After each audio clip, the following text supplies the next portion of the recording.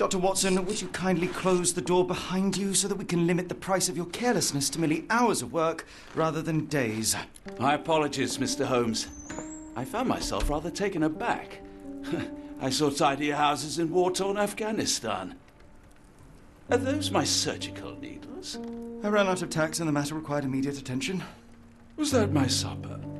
Plainly not, for I was the one who ate it. I set it aside for this evening. And for that I am grateful. Is that my bed? Watson, since you've proven yourself a master of observation, might I ask you to apply your skills to a more pertinent question? Namely, the whereabouts of today's newspapers. They are the key to everything. The newsboy is usually reliable. Medically speaking, I often find that the key to everything is good sleep. In a bed. Your papers are here, on the table. Let us see what the postman brought today.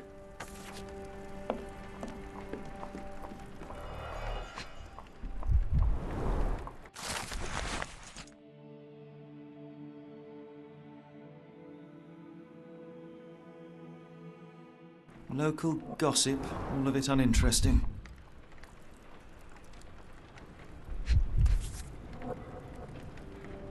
Your order from Barnes' bookshop has arrived, Doctor. Barnes insists on delivering the books to our door, even though we could easily walk to his shop. That's good service. Another letter from Werner. I never reply, but they keep coming.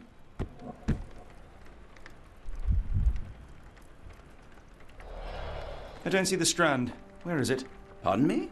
I am on the precipice of uncovering a pattern of crime across London spanning many months and involving many men. The missing paper cannot be a coincidence. That's preposterous. My dear fellow, life is infinitely stranger than anything which the mind of man can invent. Well, life used your newspaper to wipe its posterior, so after that unpleasant discovery this morning, I disposed of it. But in lieu of the Strand, perhaps I can deliver you something equally tantalizing. I have just returned from a patient of mine, Captain Stemwick, who... No, that will not do. Grab your coat, Dr. Watson. Let us hope nobody has collected the dustbin.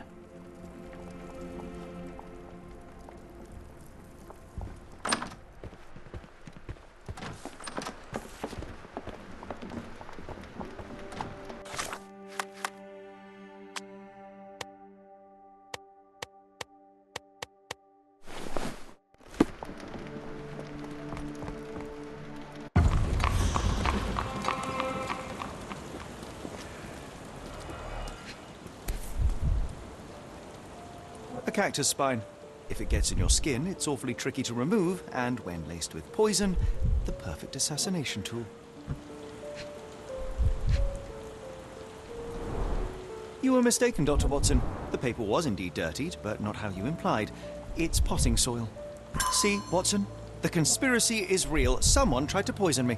Poison? You? That's madness. Get the Strand! Get your copy of the Strand here! Sorry, Mr. Holmes. I just sold my last paper. Blast. Then why are you still here? Boss pays by the hour. No sense in returning early. Any breaking news today? The dock accident. It's the talk of the town. Yes. Besides the tripe on the front page, anything about burglaries? I'm not sure, sir. You're a bright child. I presume you see everything that goes on around here? Nothing gets past me, mister. Then tell me, did you notice anyone suspicious at my door this morning? Like the man with your newspaper? Precisely. What do you know? I know the value of a shilling. Dr. Watson. Cool, now I can take the day off. Did you see what he was up to? Nah, not really. I saw him approaching your house, but I had a customer. Then there's a loud bang. I ducked down. Not because I was scared, because I wasn't. I had to protect the merchandise, and all I could see was him kneeling at your door. Which way did he go? Not sure. I was distracted by customers. Sorry. Can you describe the man you saw? He was carrying a lot of books. Up to his chin they were. Never heard of a well-read assassin. Looks can deceive. Hence the appeal of disguises. All right. You earned your shilling. That'll be all. Thanks, Mr. Holmes. Maybe I could be your eyes and ears, if you have more shillings.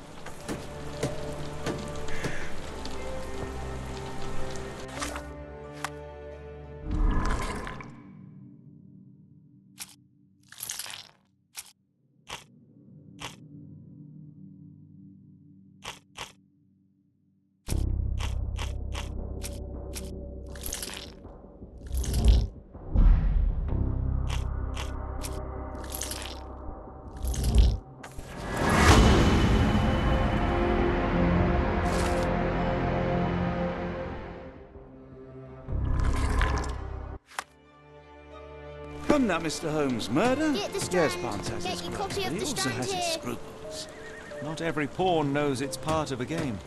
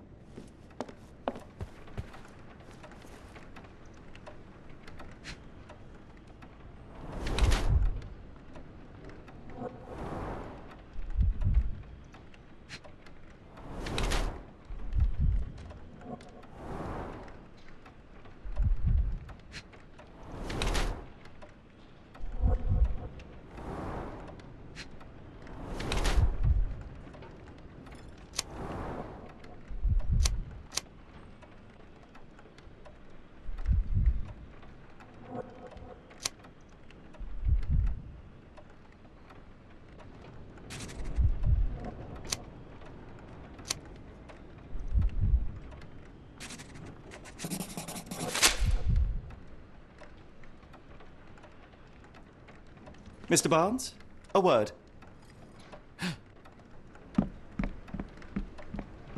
Ah, for goodness sake.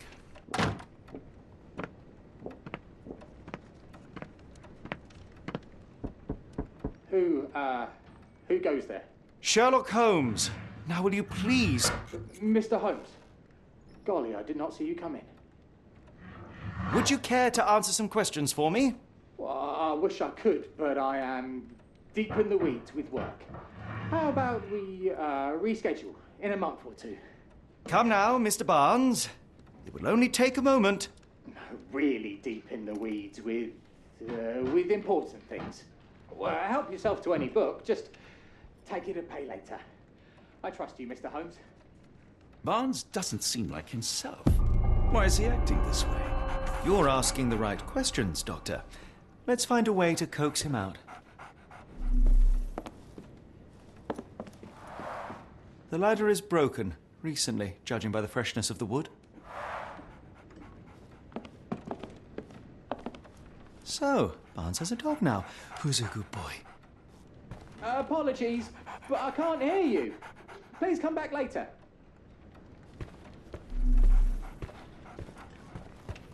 I could hardly imagine anything more macabre.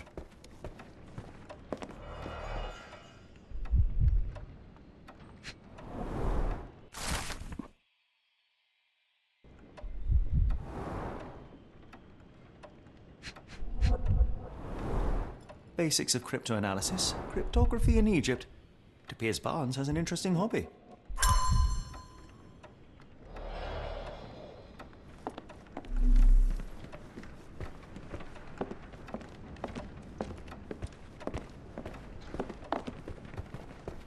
Barnes has always been a little odd, but this is uncharacteristic even for him.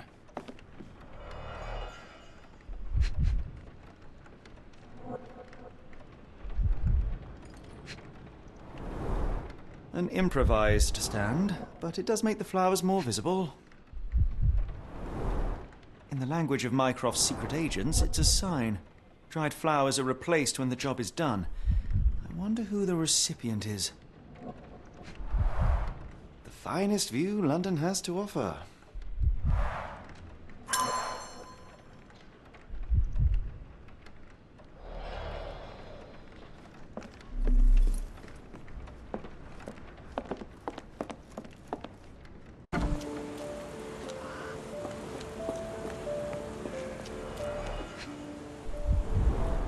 Encouraging people to stop and smell the roses? Our national emblem. God save the Queen.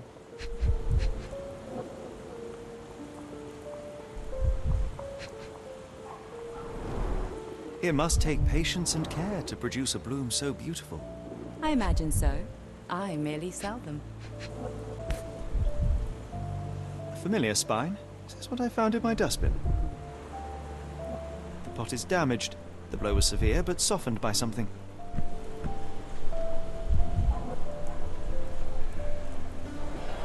Anything tickle your fancy, Mr. Holmes?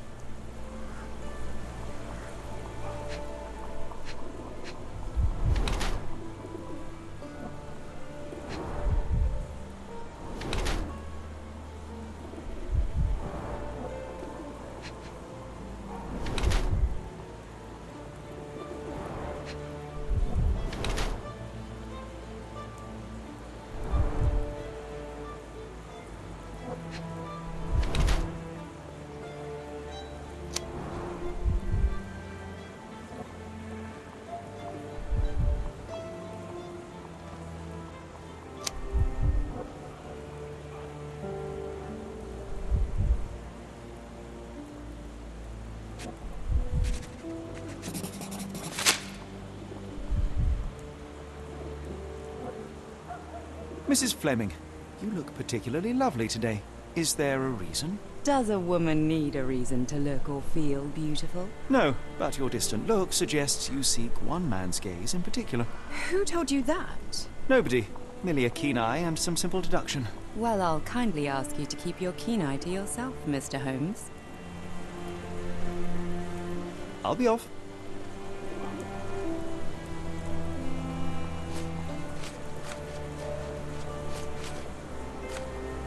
One of these things is not like the other. Come again? The cactus. Those fearsome spines can prove a devil to remove, and the sap is often toxic. And a rose thorn can give you tetanus, but we still grow them. The cactus seems comparatively harmless, though you have me thinking it must be valuable. I was under the impression that you knew its price already. Your guess is as good as mine. The first time I saw this cactus was when I came back from my break. Are you familiar with Mr. Barnes? Yes. No, not really. Well, in a way. What on earth does that mean? I know who he is, of course, but we haven't shared much more than a look. A look? Yes. Each morning I go for a walk in the park with my dog, and most days I spot Mr. Barnes there with his new puppy, so we see each other. Actually, we once met briefly while our dogs played.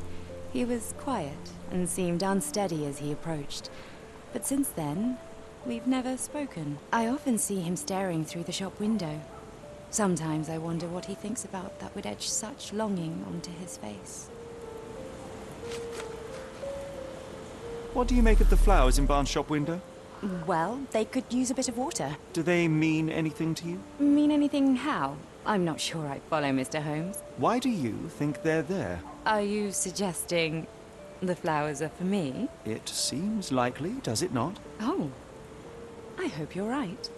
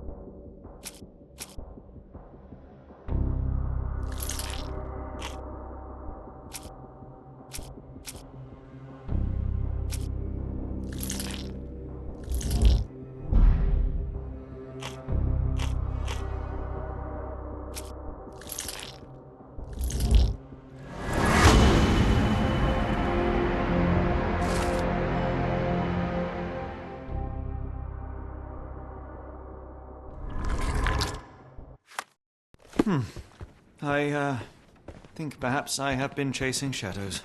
Do not despair, Mr. Holmes. Even the best of us make mistakes.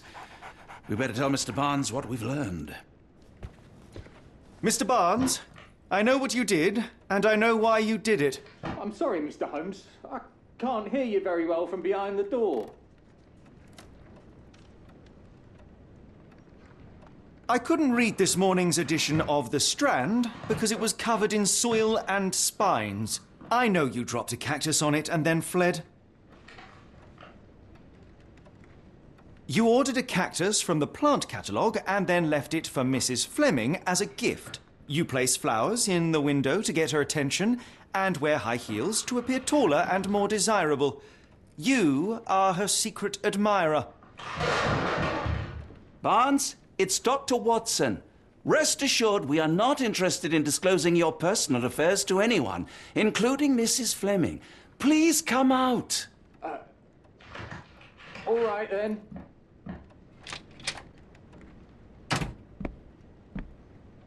So, you know what happened then? I was on my way back from the post office, having picked up the cactus and some books. It was quite an awkward package, heavy too, and when I got to your door, I dropped the cactus and your paper. Forgive me. I needed that paper to prove a theory and prevent a crime. Your actions were rather disruptive. Your clumsiness carrying the post is matched only by the clumsiness of your romantic gesture. Oh, it's true. I am useless with this sort of thing. I'm not even sure if Mrs. Fleming noticed.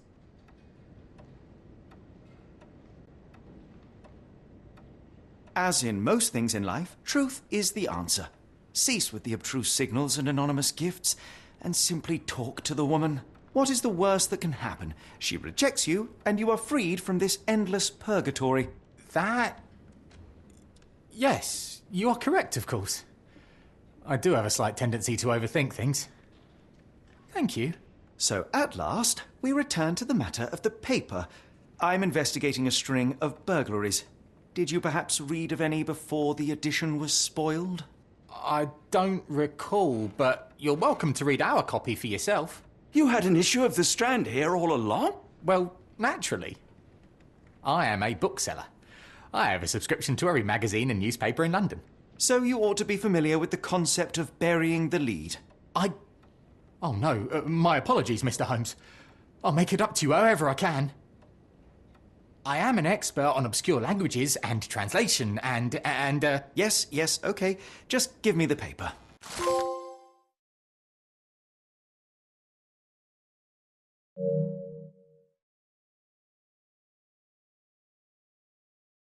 Come, Dr. Watson. Let us put this matter behind us. Farewell, Mr. Barnes. I hope to hear good news about you and Mrs. Fleming. Well, that was an utter waste of time. An assassination did seem rather unlikely. There was supposed to be another burglary. I was certain of it. Something you wish to say, Doctor? No? Well, only that you have a remarkable faculty for deduction and pattern recognition. And that perhaps, if ill-applied... I see things that are not there. Yes. It is London. There will always be burglaries. Doesn't have to mean anything. So it seems. Forgive me. Without something to occupy my mind, I turn into an entirely different animal. Which brings us back to my news from earlier. I think I have a case for you, a real one. Truly? Indeed. Though perhaps not as thrilling as your stories from Cordona. A patient of mine, Captain Stenwick, told me that his servant disappeared. I said I knew just the man to help. What do you say? Oh, Watson. Yes, I know it's not the most tantalizing mystery, nor the story to launch my writing career. But... it's brilliant. Let's go. Oh, good. Well, his house is nearby. Come.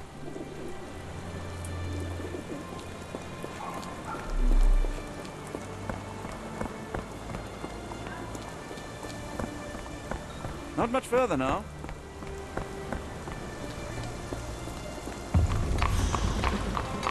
Is this lousy attitude of yours because of my altercation with Inspector Lockhart?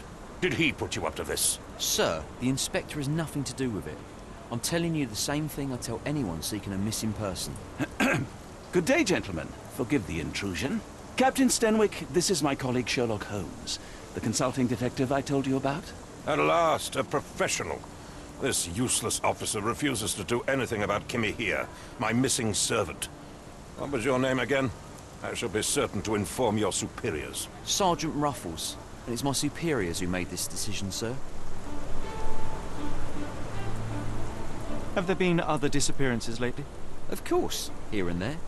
But when life is tough and opportunity comes knocking, you can't blame those who answer. Why has the police department decided not to help? We investigate murders, thefts, fraud, arson, real crimes. A servant walking away from his master is not our highest priority. That said, if we find Kimahia breaking the law, we'll be sure to notify Captain Stenwick. Now, I must be off. Best of luck in your search. You heard that, didn't you? The way that man spoke to me. I shall need your written testimony, then we can lodge a complaint. Captain, perhaps Mr. Holmes' time is better spent learning about your servant, so that he may begin his investigation. Ah, yes. Quite right.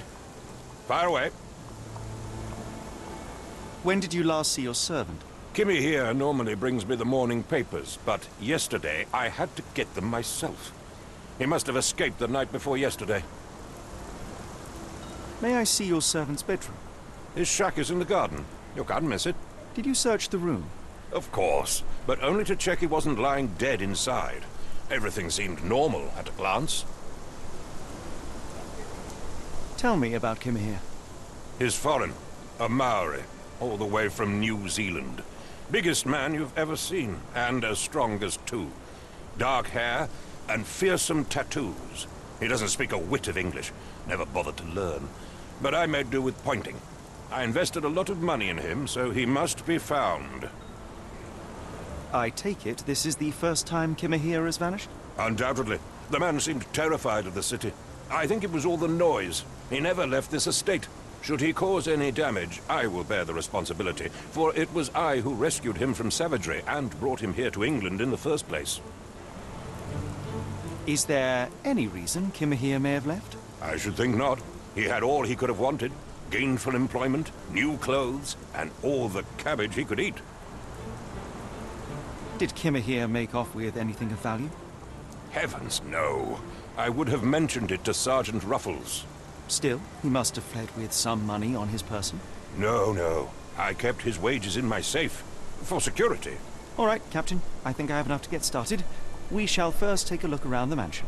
Go ahead. I'll be here, mentally drafting my complaint.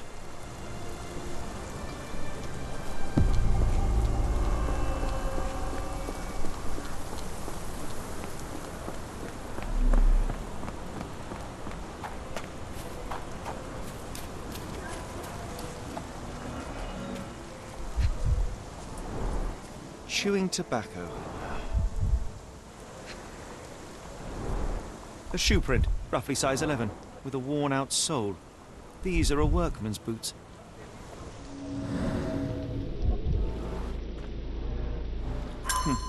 Looks like a knee print. Someone knelt here. The amount of chewing tobacco suggests they were waiting a while. Amazing, Mr. Holmes. To read the ground like an open book.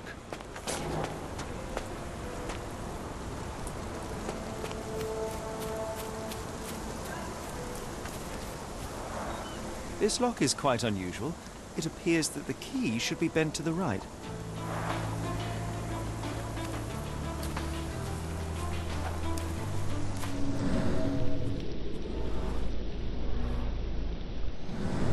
Could have left these tracks. They seem fresh.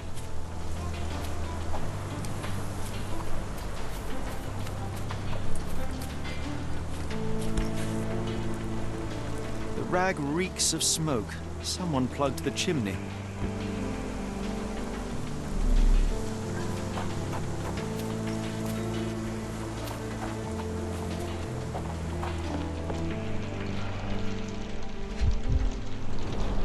A scrap of Hessian.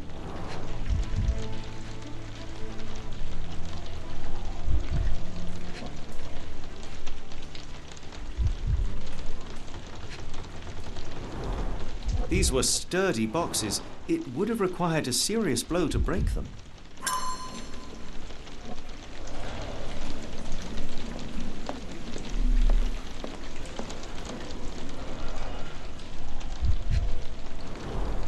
Impressive. The sack of grain retained the shape of an impact. Someone hit their head here.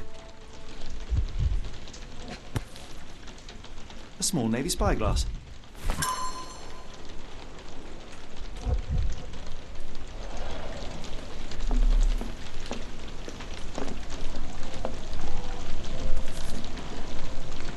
A Maori nose flute. Ngurus, they're called. Clothes made of Hessian. Is Stenwick really so miserly? Is this a Taniwha, a Maori water spirit? Or something else? Either way, it's giving me chills. No air coming through it. No air coming through it. Button jobs. The remains of a meal. The ashes are long since cold.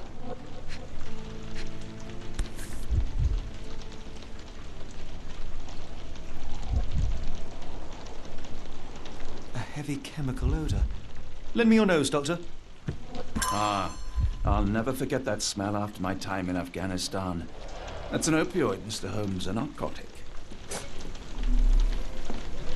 Stenwick makes his servant live in a tool shed. You think you know someone.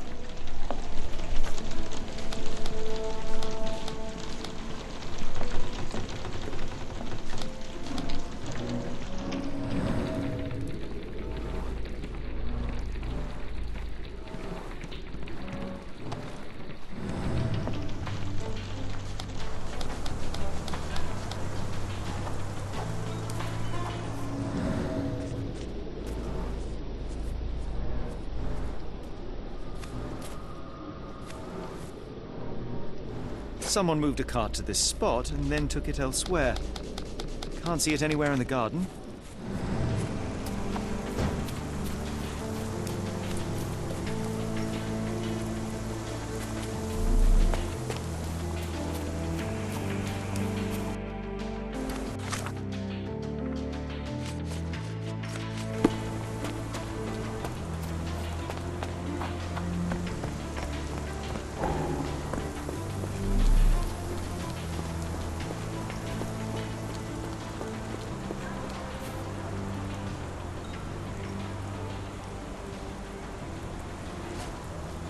The door to your garden has an interesting lock. Yes, I have uncommon locks on every door of my mansion.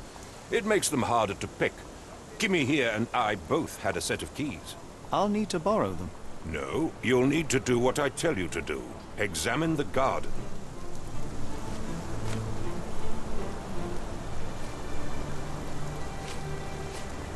Is this spyglass familiar?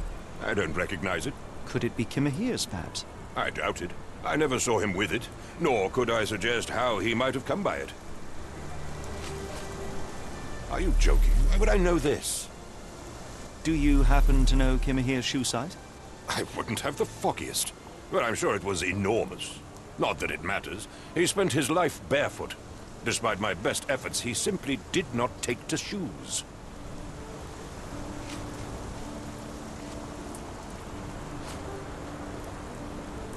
I thought you were meant to be intelligent. I came across a pile of Hessian clothes in the shack. Are they Kimahir's? Yes. I had to give him something to clothe himself.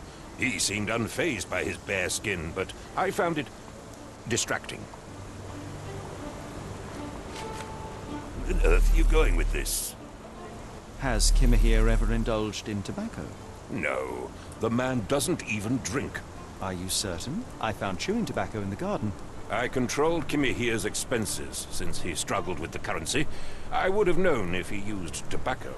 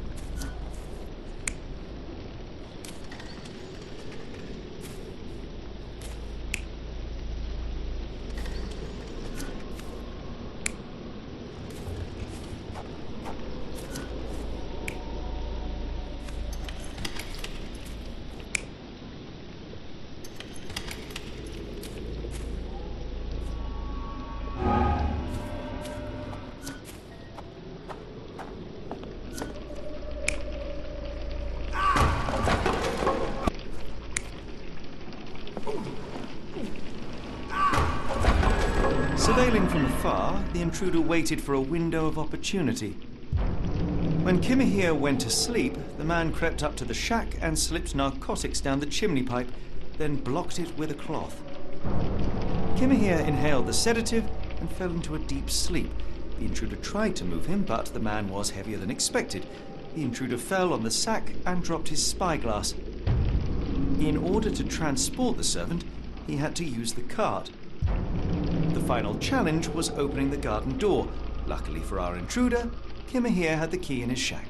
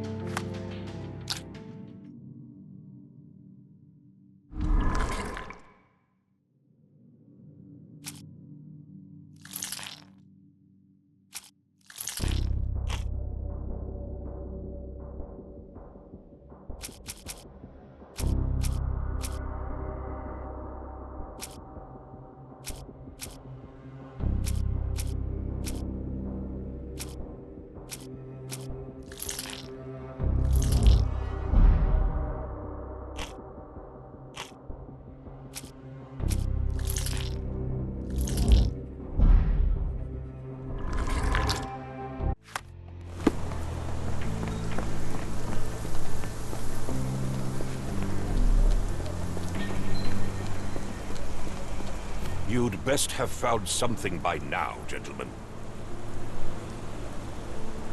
I found the residue of narcotics in Kimahir's brazier.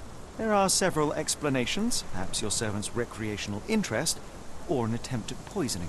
Cut to the chase, Mr. Holmes. I fear that someone may have spied upon Kimahir, likely the owner of the spyglass I found earlier. It appears they were watching for some time, as there was an impressive amount of chewing tobacco on the ground. And your point? You said that you checked the shack earlier. Did you notice the cart tracks near it? Now, one ought to expect a servant to make regular use of such a thing. Indeed, I would have overlooked the detail were it not for the cart's absence. If, as you say, Kimahir never leaves your estate, then where did it go? I expect answers from you, Mr. Holmes, not questions. I won't keep you in suspense any longer, Captain. Kimahir was abducted by the owner of the spyglass. When your servant fell asleep, he slipped a narcotic into Kimahir's brazier to make him sleep even more soundly. In order to carry a man as large as Kimahir, the intruder stole the cart and rolled him right out of your garden. Now, hold on. All this simply to tell me what I already know. Why haven't you found him yet? I only arrived a moment ago. It is, frankly, incredible that I have already deduced so much. Every second you dawdle here, waiting for me to stroke your ego, is another second wasted. I'm not interested in the how, the why, or the who. I am only interested in recovering my investment. Spare me the claptrap, boy, and go and fetch my servant.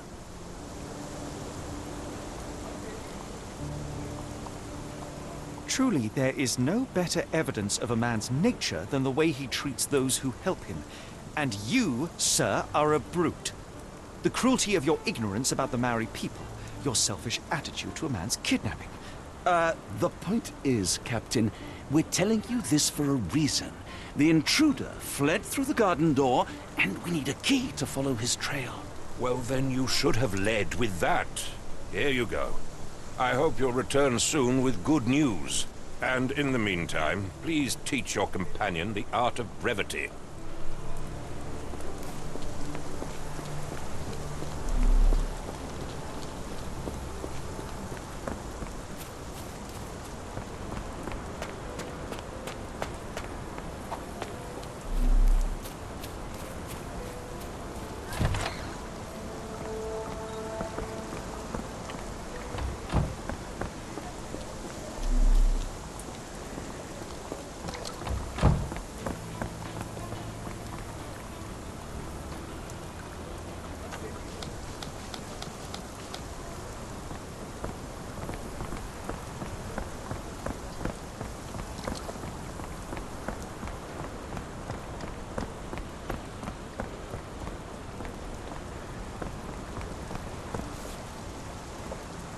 What does it say? No seams or torn fabric on this doll. Likely one-legged by design.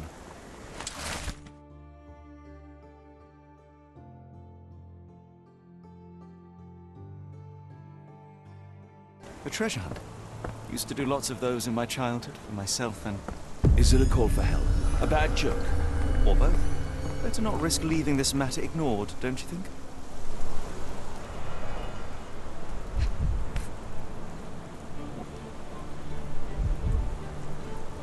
Roy Soulsby. Could that be the name of our man? A strange substance. I have my suspicions based on the color and consistency, but would you care to hazard a guess, Doctor? Well, it's odorless, but from the way it absorbs water, I'd say saltpeter. Then we're in agreement. Well done. Wheels picked up grass along the way. Kimahir's cart, I gather.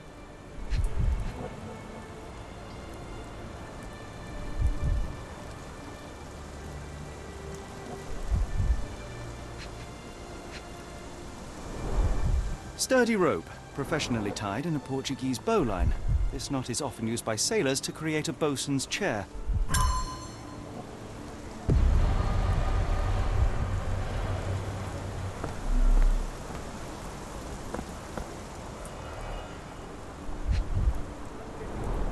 A large pile of horse droppings.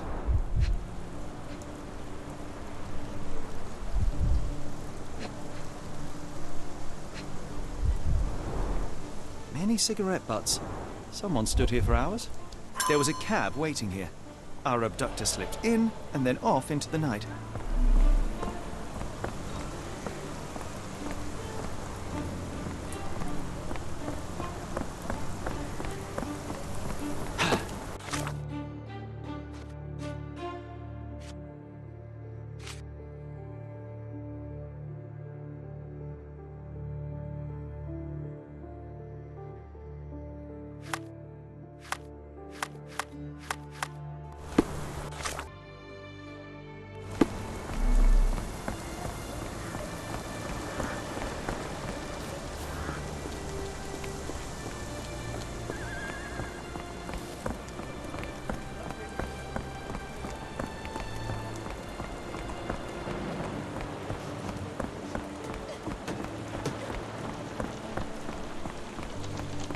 Get the Strand! Get your copy of the Strand here!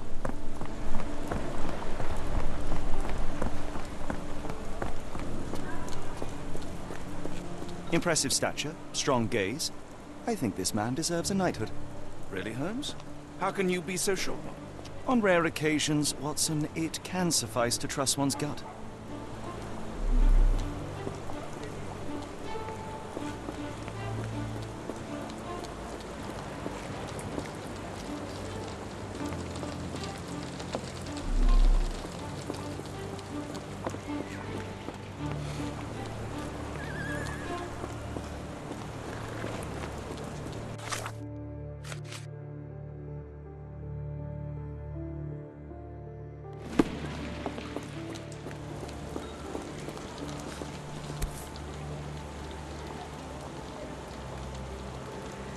What's this?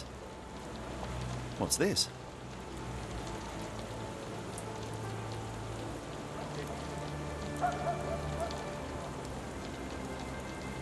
What's this?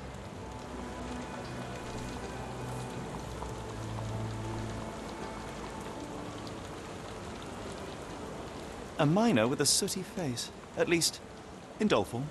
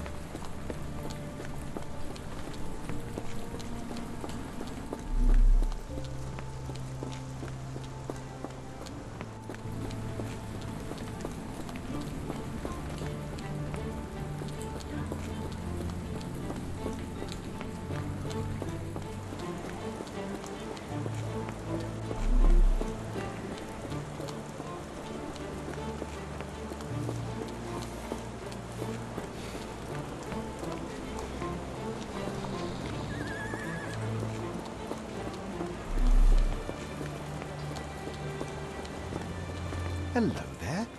What's your name? Lily, I know, not very original. The weather is dreary, isn't it?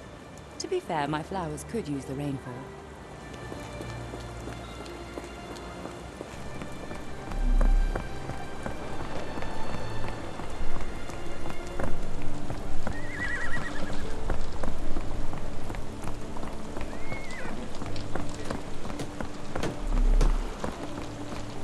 I'll stand watch, just in case the strange man comes back.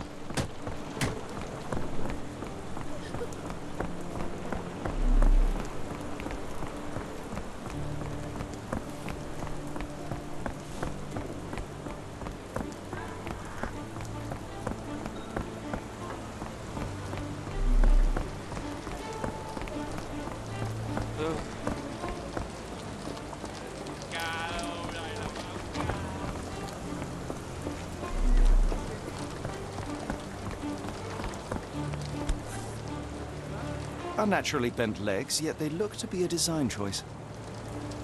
Seems to be for me.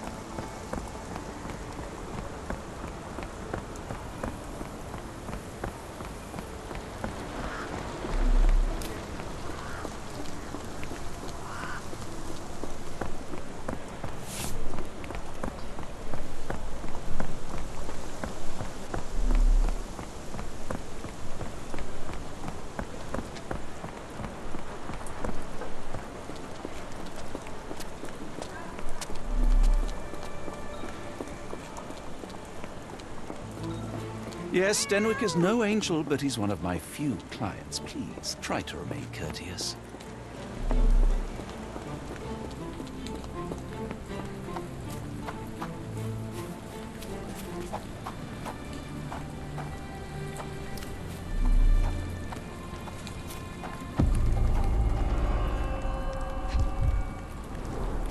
A model of a homely room and fireplace.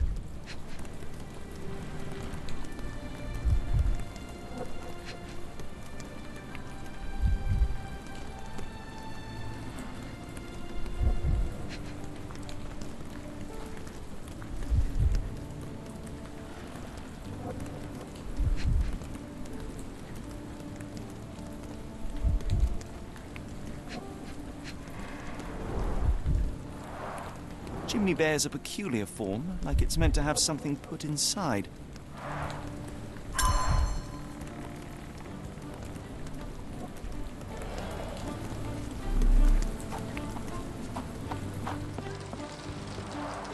Children's clothes, judging by the size. Padlocks have names etched onto them. Anne, Tom, Charles.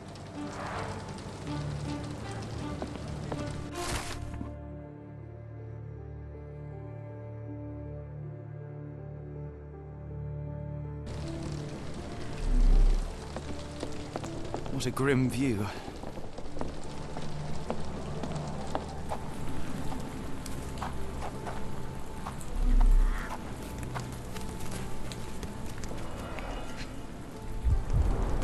Looks like a factory to me.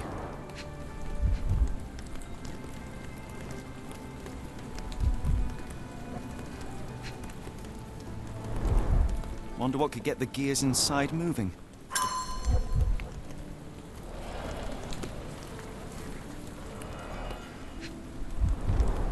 A small minecart. Endearing, if disturbing. Looks like putting something in the slot may get the gears inside to move.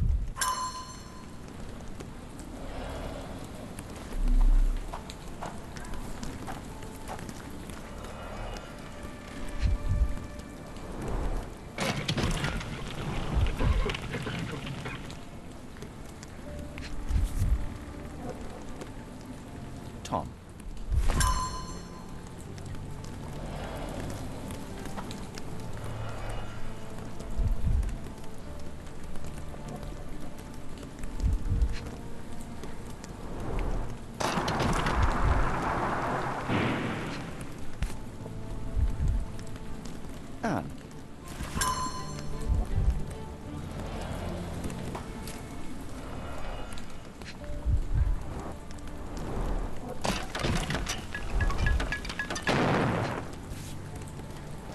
Charles.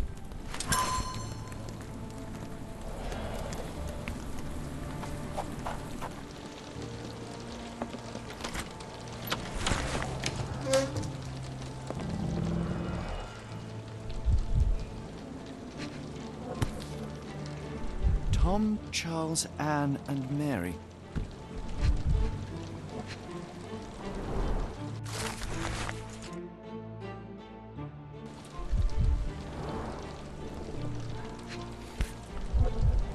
Last doll seems recently made.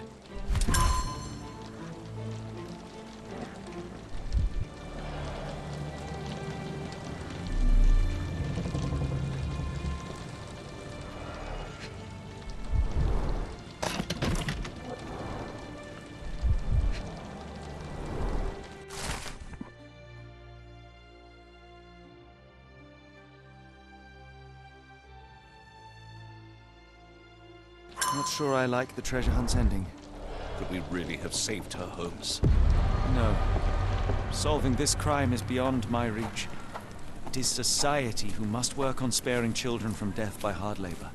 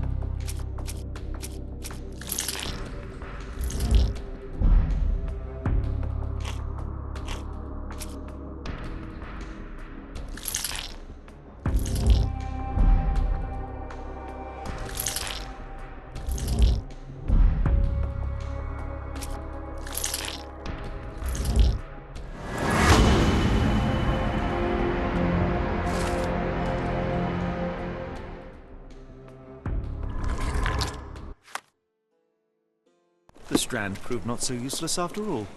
The saltpeter accident. Doctor, do you recall? The Port of London, of course. The footwear, the spyglass. Indeed. We shall need to take a cab there.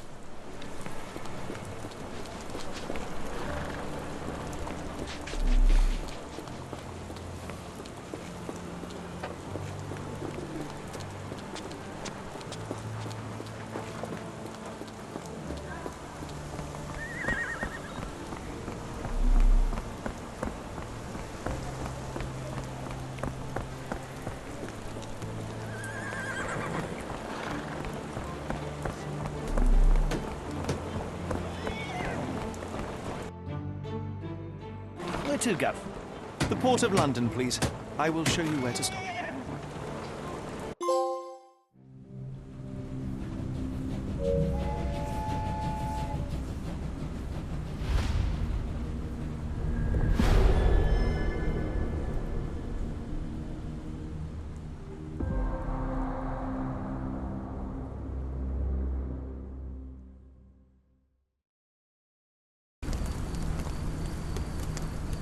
Mr. Holmes, what a compelling mystery we have stumbled upon. Perhaps I have the premise of my next novel. One kidnapping does not a story make. Stop! A black cat crossed before us. It's a bad omen. I do not take you for the superstitious type, Doctor. Such things are mere fantasies, tricks of a feeble mind. One imagines a physician would keep a surer footing in reality. Perhaps. Before the war, my time abroad was difficult. Once, I came across an Afghan, bleeding, who I could not save. He pressed a rosary into my hand. A gift, he said, so as to gain God's favor. After that... Dr. Watson? Yes, well, I shan't get into details, but Sometime later, I found myself lost in the desert. Dehydration set in, and things grew ever more dire. The man's words came to me. I said a prayer and placed the rosary on a rock. A gift to gain God's favor. And you were rescued. Yes. A detachment of British soldiers found me. To whom I'm grateful. Without their diligence, you would not be standing here and I would not have this case. I'm sure you have another explanation prepared, Mr. Holmes, but I think I shall cling to the occasional superstition all the same. To each his own, Dr. Watson. So long as it does not interfere with my methods, do it. We must press on, cat or no cat. The question remains, why abduct Kimahir?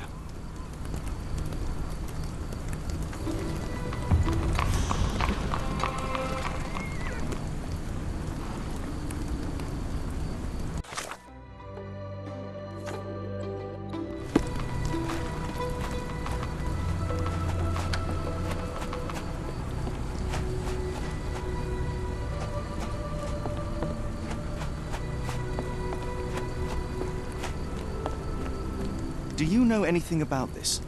I think I can help you.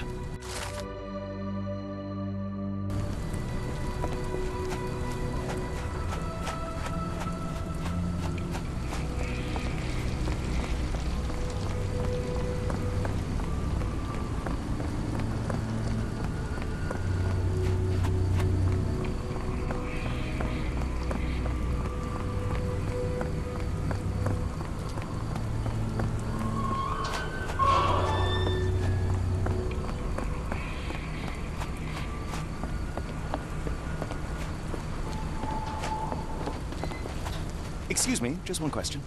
No, sir. I never heard of it.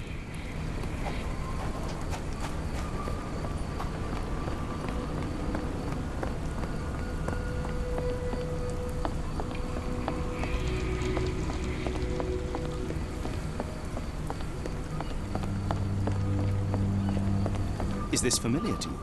Sorry, sir, I can't help you.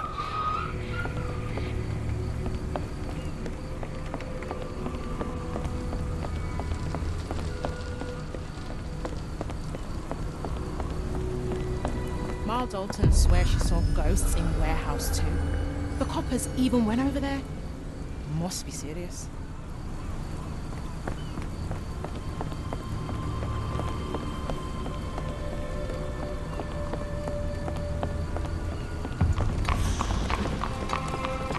May I ask you something? Of course I know. To cut a long story short.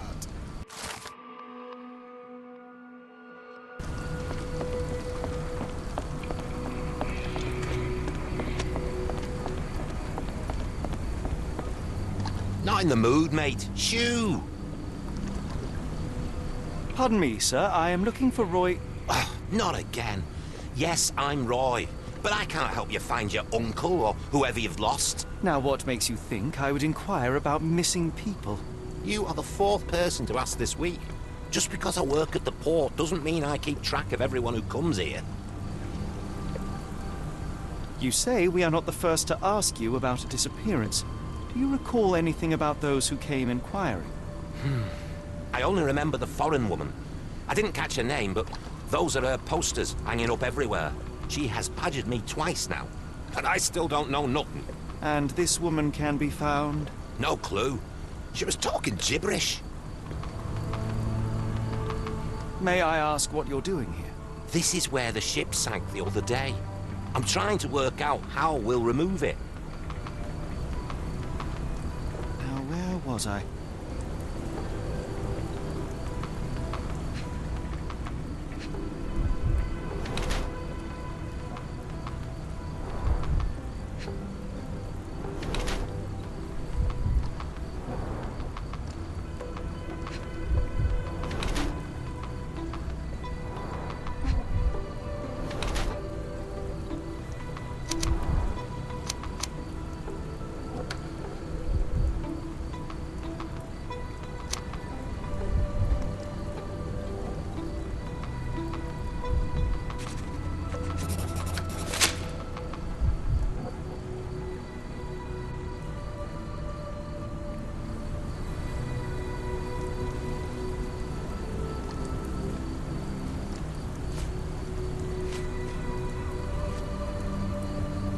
Have you seen this before?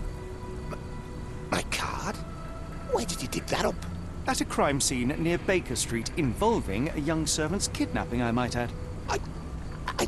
No. Someone used it without my consent. How else would it end up there?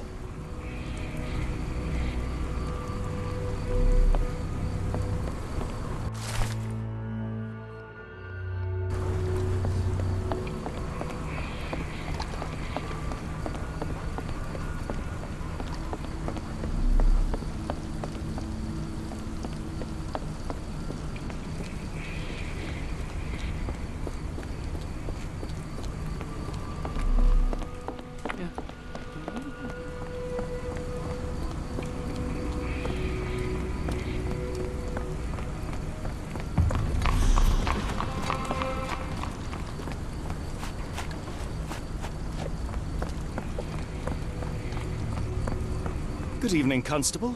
I heard some people talking of ghosts in this warehouse. Gossips, all of them. An old lady neighbour saw some lights and ghostly shapes in the middle of the night. She heard music too. Turns out this was the warehouse of Grandpa Kujak. He owned a business with theatre props for scary shows. I went in and... well, it is a bit creepy. But I think it was probably just some kids fooling around. Do you mind if I take a look inside? Not at all. It's like Madame Tussauds, only worse. I'll be on the beat round the pub for the rest of the night. Damned explosion. Good night, sir.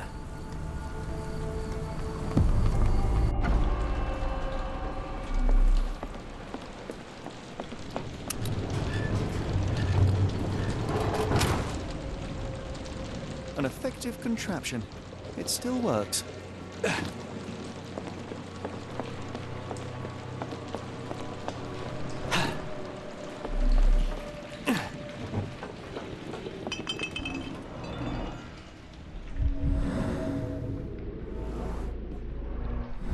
There was a box in the coffin. It was removed quite recently.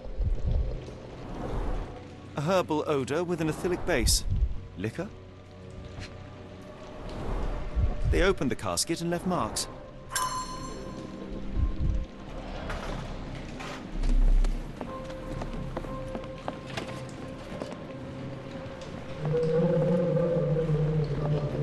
Who is this intended to scare?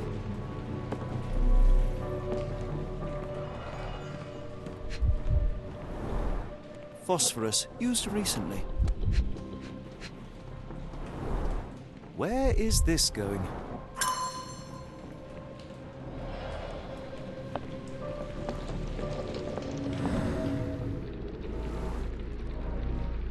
Several crates are missing. Somebody had fun.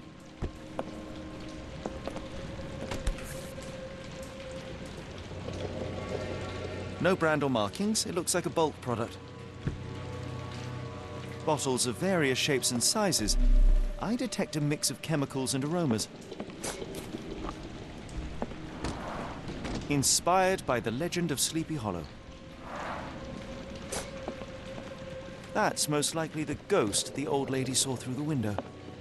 A small cart left those tracks. Who is this intended to scare?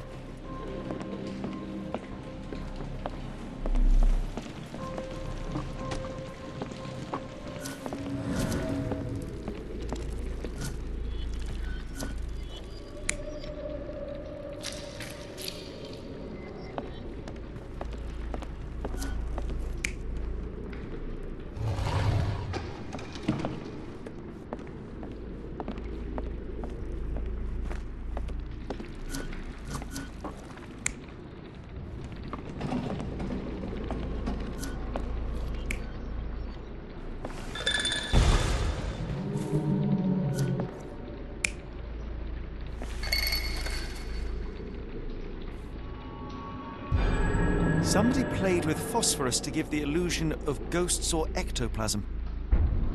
In reality, they were here to mix a few ingredients and prepare a solution of some sort. Then they took a box hidden inside the casket.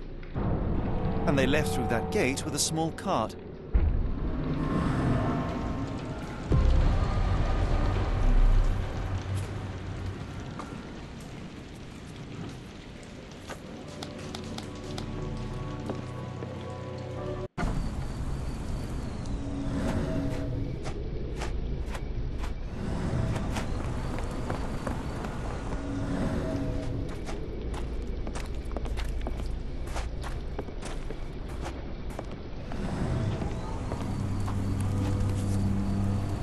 Dr. Tippett's electric pectobrain.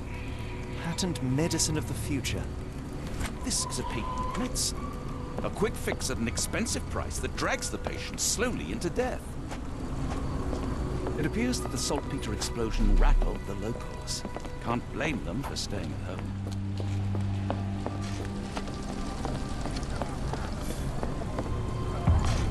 Coffee might go away. The doctor's too pricey. Is there a doctor? The man is very sick here. It sounds as though those people will need my help. Hello, this is Dr. Watson. We'll take a look at your friend.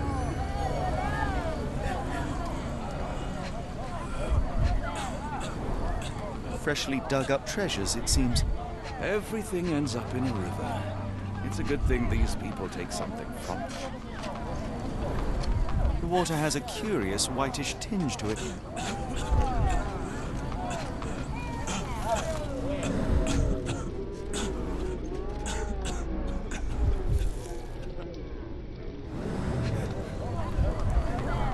The subject is hyperventilating.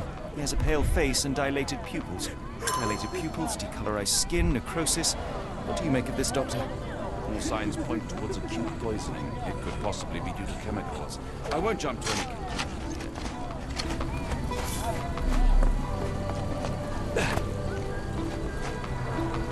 Pile of rotten food. It carries danger, but not of the kind that we witnessed.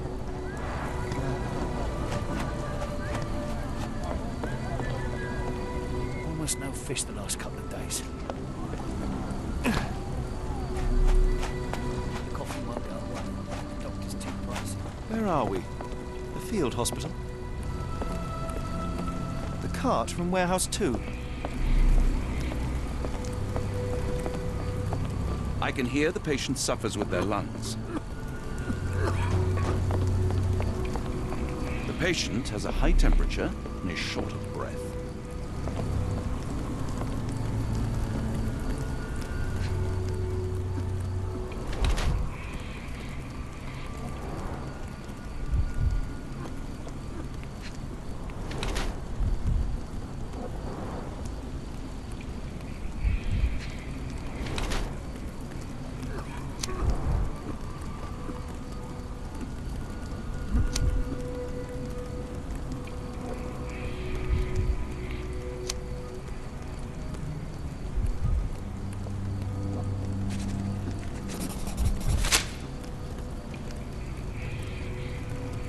Good evening, sir. Are you the gentleman who sells that intriguing pecto-brain beverage? Good evening, gentlemen. I'm Dr. Thomas Tippett, and yes, its proud inventor and purveyor. Are you a doctor? You seem remarkably young.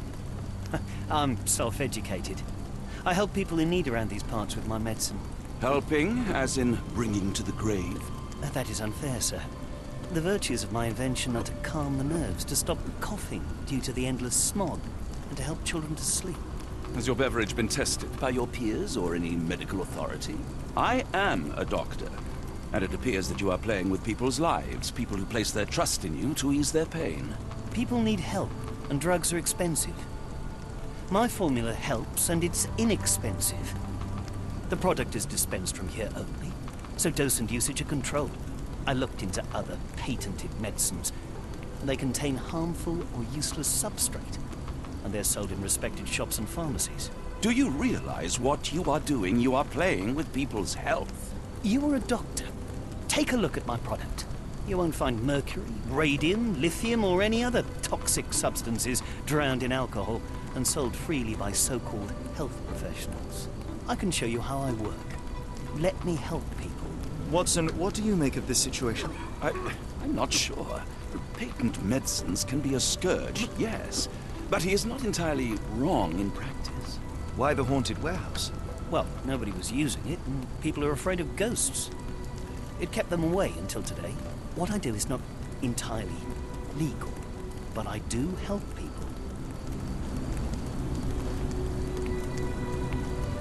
I help up to 50 people here every day. It is working. It's a large harbor. If our kidnapper is hiding here, finding him won't be easy.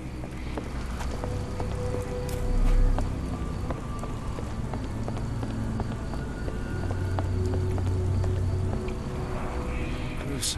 It's been decomposing for weeks.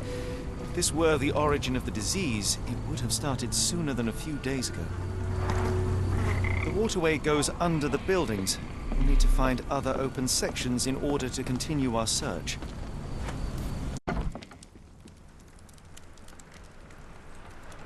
Hello, lad. Is this where I may find Dea? You read the poster? Yes? You know where my brother Girves is? Sadly, no. Well, not yet. I want to speak to Dea. Is she around? Amma, my mother. She got sick after the fire. Big red smoke. She couldn't breathe, so I took her to the doctor. Now I am in charge. Where did you last see Girves? He worked at a, warehouse. This man, Roy Solby, gave him the job. He paid him a necklace. Do you still have the necklace that Solsby gave to Girves? Girves left it near the, shrine. I tried to sell it to buy Amma medicine, but no one wanted to buy. How would you describe this Solsby? He was big and strong. He had a big scary eye. Scary, you say? Yes, like it was made of metal. Don't go anywhere.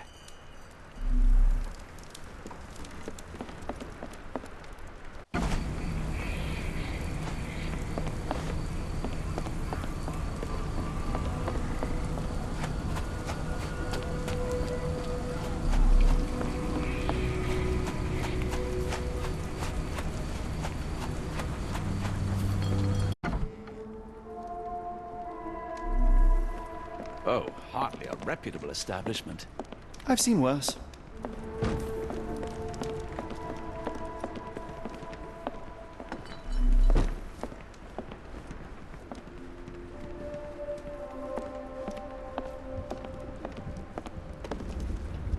Greetings, miss.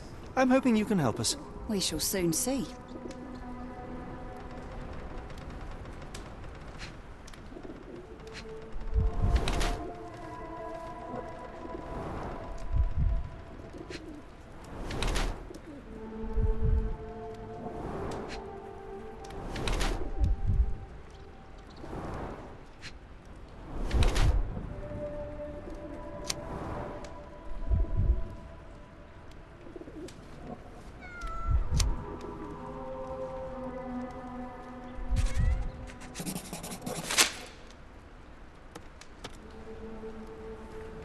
I heard tell of a recent explosion in the port. What do you know of it? Ah, yes. Something exploded in a ship's cargo hold. Caused a terrible blaze. The sky was red with smoke till morning. Where precisely did it occur? The ship sank near the third pier, next to the dockyard. Have you ever heard of a man with a metallic eye? I've seen him even. Dirty Summers is the name. A nasty lout, with a silver ball in place of a missing eye. I shudder to ask, but where does one find a Dirty Summers? He likely signed on with a ship. I am not one to spy on others, let alone him. I see. My advice, keep away from him. Your clothes are already tight and soon they won't fit at all. How far along you? I thought I'd hidden it better. How did you know? Are you a doctor? In a manner of speaking. He's not. He merely has the ego of one. I apologize, miss. Mr. Holmes is fond of his observations, but I am the doctor here, not him. Do you need any help? I'm fine, thank you. I would rather not discuss my condition, nor let word of it spread.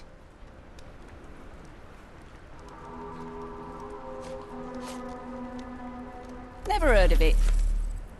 Never heard of it. What do you know about this poster? A foreign woman asked to put it up. She's plastered them all over the port. Any clues as to her whereabouts? None. It was hard to understand what she was saying.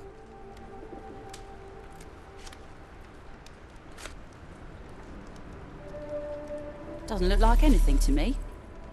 Never heard of it. Are you familiar with a Roy Soulsby? Roy Soulsby?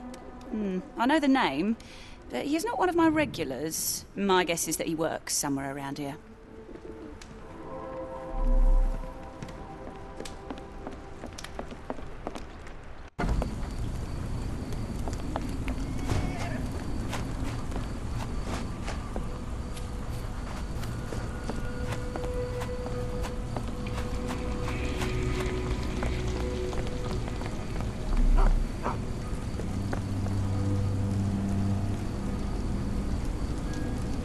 Constable, I'm afraid we saw some troubling signs, unnatural even, inside the warehouse. Dr. Watson here can confirm it, and he's a specialist.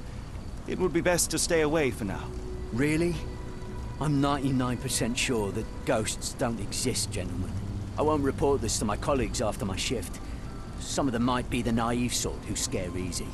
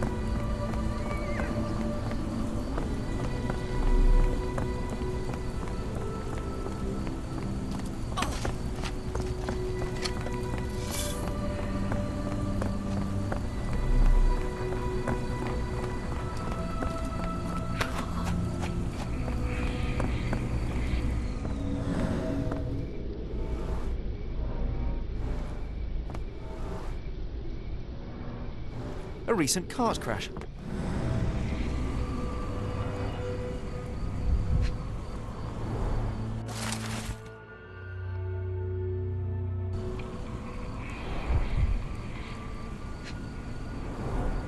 Phenol, a dangerous substance often used as a sanitizer, coming from Spade Chemicals.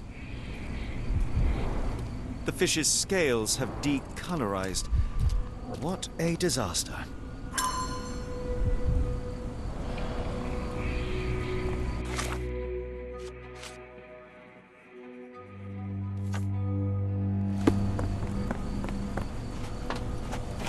May I ask you something? Of course I know. To cut a long story short.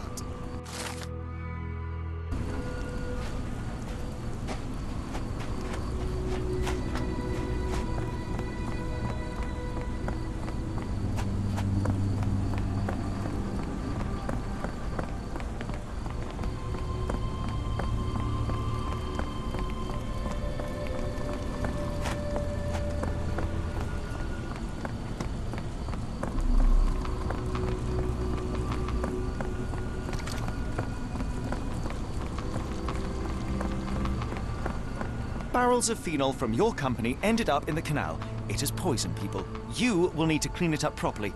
Otherwise, we will inform the authorities. What the? We will call the cleaning brigade immediately. I hope this can stay between us.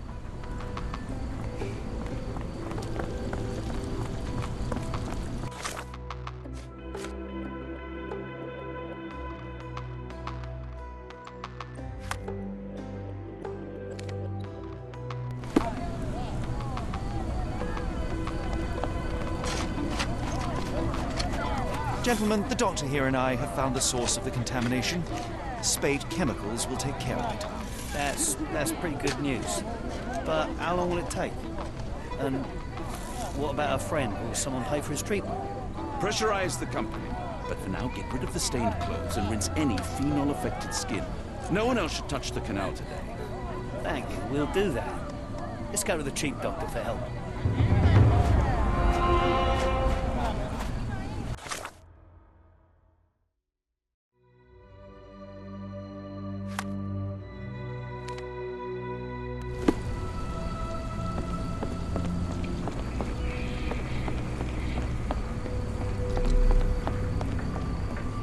What are you gawping at?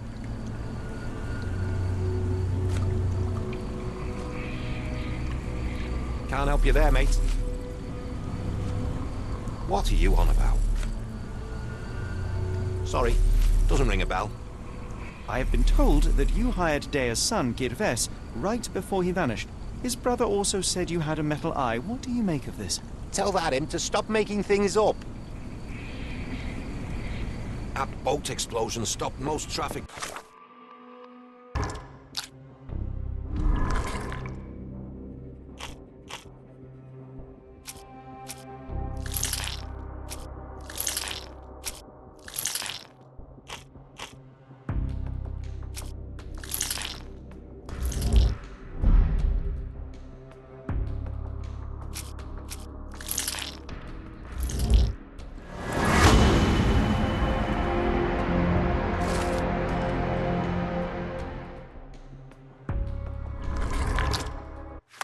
Coming into the port.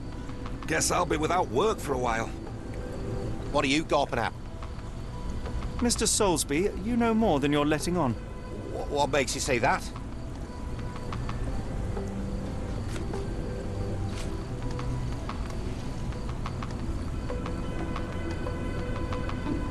A man named Dirty Summers was involved in some recent kidnappings across London. He used your name as a cover for his deeds. What? Really? That doesn't mean I'm involved, though.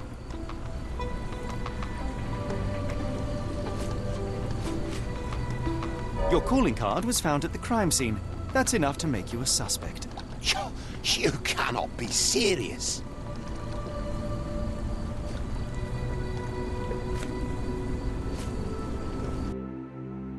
It's true. And that's before mentioning your gold watch. It's brand new and awfully expensive for a customs officer. Clearly you have found yourself another source of income. I'm sure Scotland Yard will be delighted to investigate further. All right, stop. Look, it's not as it seems. I did not partake in the kidnappings. I'm all ears, Mr. Soulsby. Yes, I know Summers.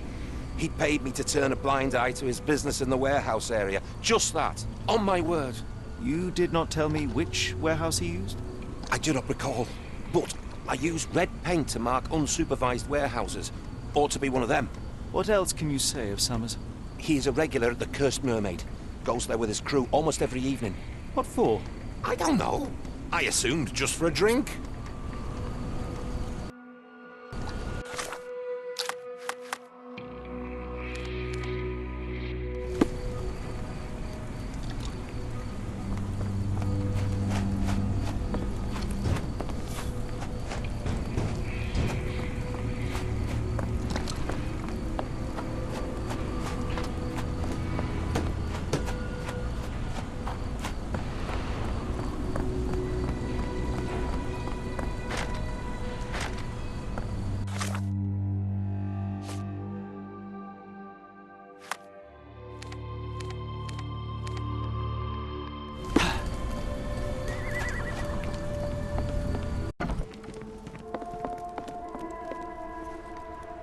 Why do I have the feeling that you know more about Dirty Summers than you're letting on? I have nothing more to add, sir.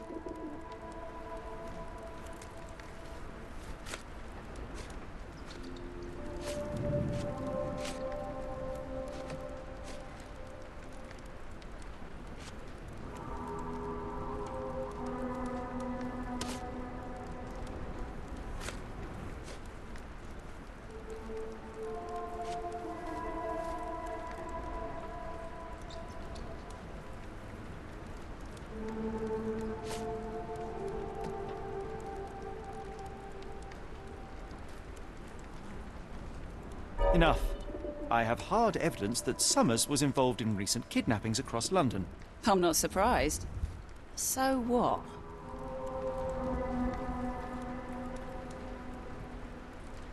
A customs officer, Roy Soulsby, testified that Summers was a regular here. You must know something about his business. All I know is his drinks order.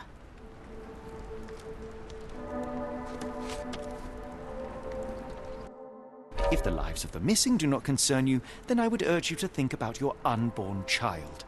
Are you threatening me? Nothing of the sort, but that doesn't mean that there won't be consequences for your silence. Everyone knows you happily served Summers and his crew. Should the police come knocking, you'll be the one going away. And none of us wish to see you raise a child behind bars. Now, spare yourself the trouble and tell me all you know. Okay. Summers hired my private room. I think he used it to recruit people, but I haven't seen him in a few days. He paid me cash, so I paid him no attention. Nor did I touch anything inside. Here's the key, go and do what you will. Just leave me out of it.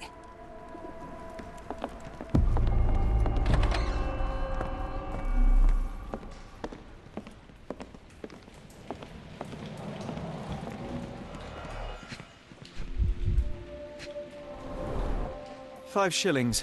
That won't go far.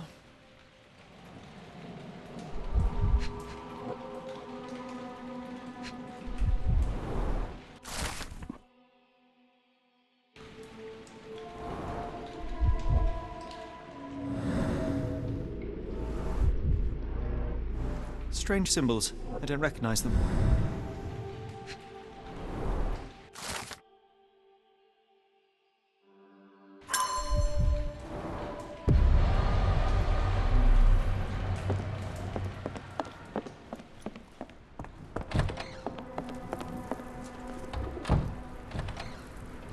What did you see of Summers' work here? He was recruiting people? It was like the whole world came through my door. People of all creeds and colours, but always strong, always tall. They seemed like workers or journeymen. Beyond that, there's not much more to tell. I took his money and let him be. And this lasted how long? Several weeks, I wager.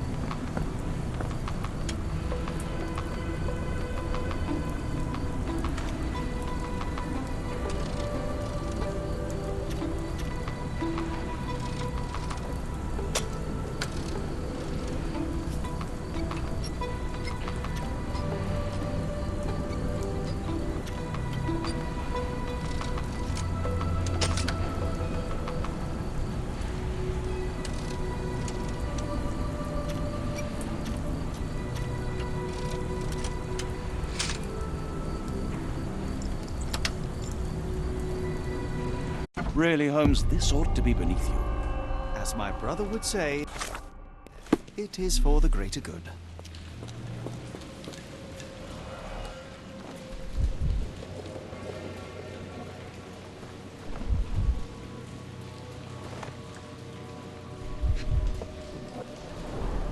Mold. That's why you don't leave sailcloth lying out. Good quality, but torn in many spots.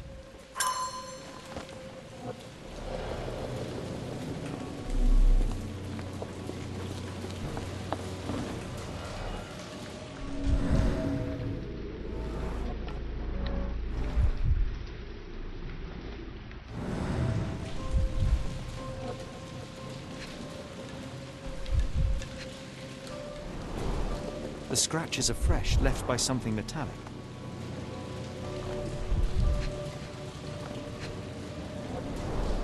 There are a couple of marks on this end.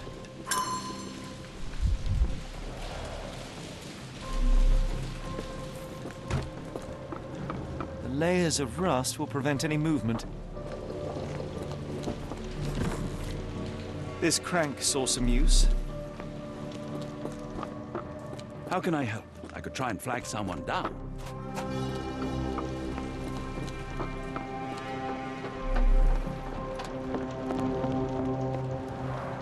It's stuck. No one's used it in a very long time.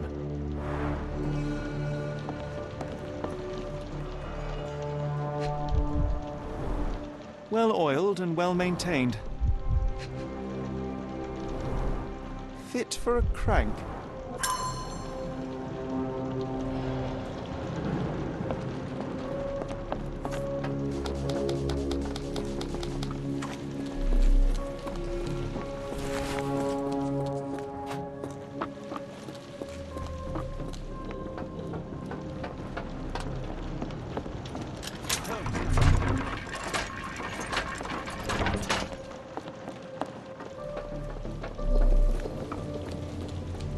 A hidden passage, just as I expected.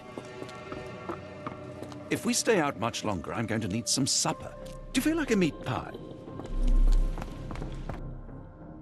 Wait here, Watson, and keep an eye on the doors. I'll scout the premises. Will do. Be careful down there.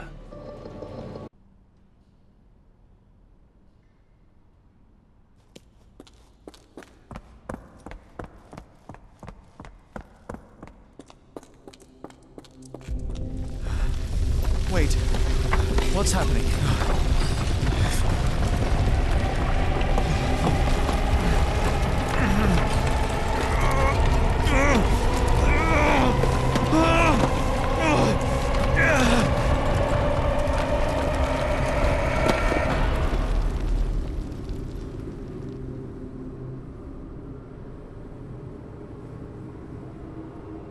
What is this place? Where am I?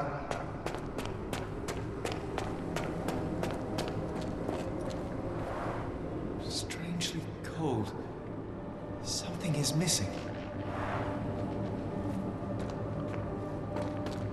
This cannot have been under the port of London all along. Is it an illusion? The only way forward is the abyss.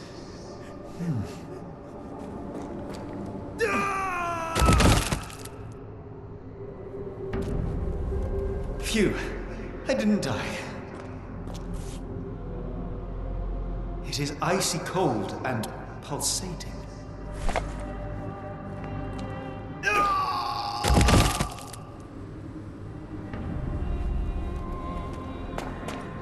My heart, be calm.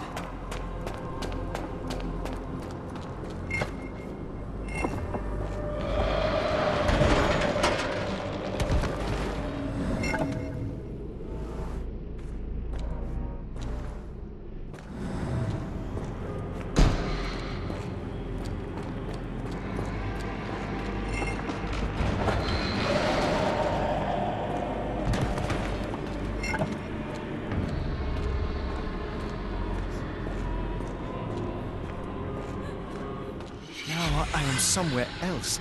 How? It's harder to breathe here. What is that?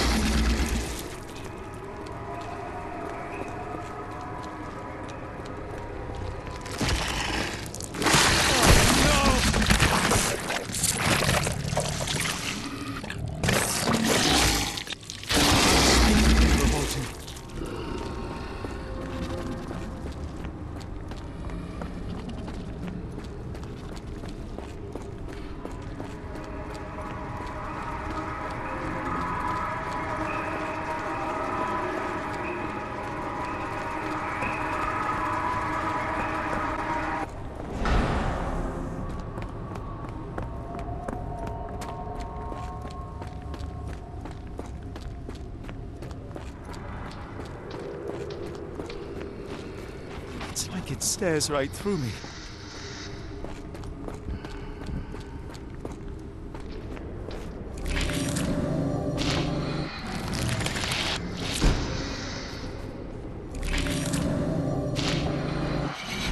Head is already spinning. When will this end?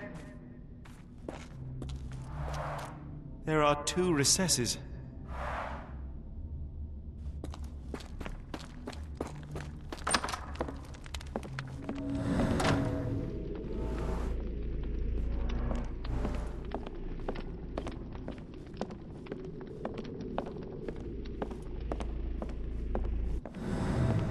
Oh, that is truly revolting. Frozen and pulsing, almost like it has a heart.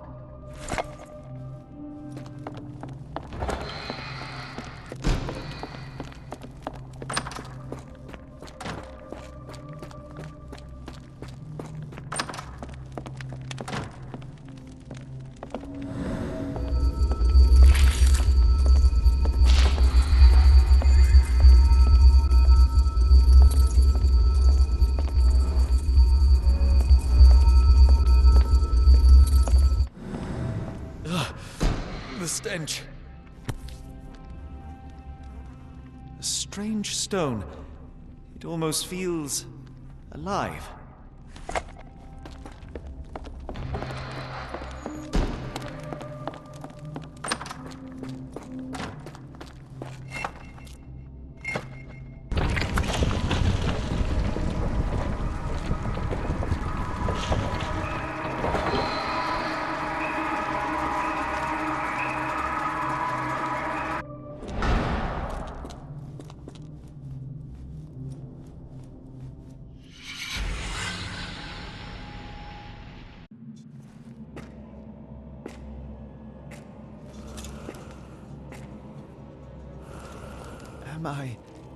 Did I get out?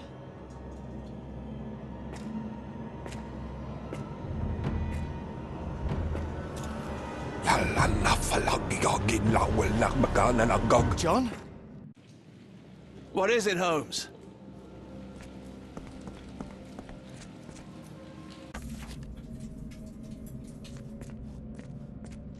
Watson? Holmes, where are you?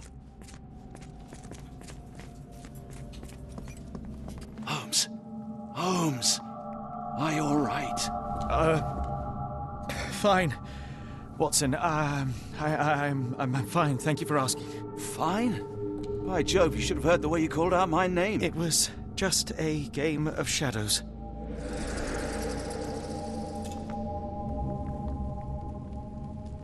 I'm glad.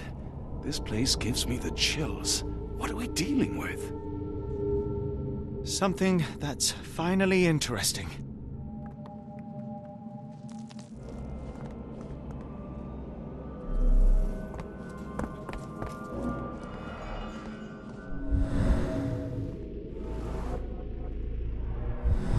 Someone used mud to draw a cross in a rectangle. Why? Fine rope work. Cut by a finer blade. These clothes were crudely cut off someone. An American, judging by the style.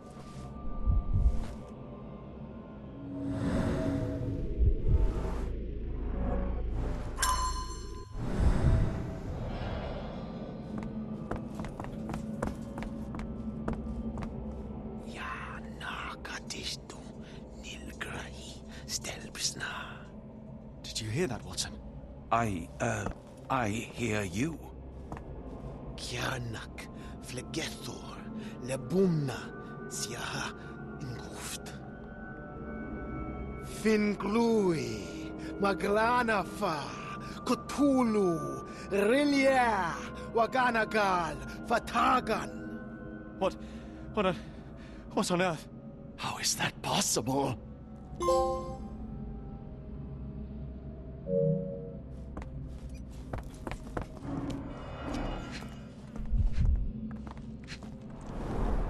His abdomen is severely bloated.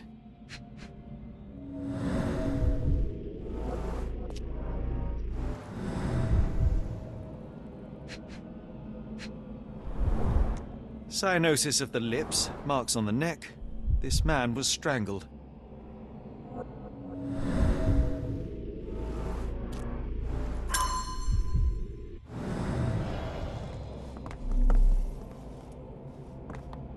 I hope we're close to finding our answers. This place is unsettling.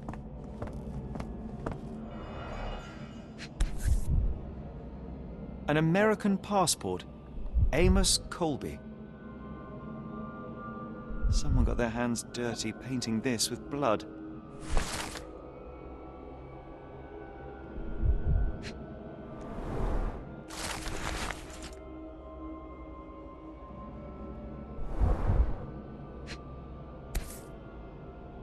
Old bloodstains. I've never seen a pattern like this before. At least 24 pendants, all identical and made of tin.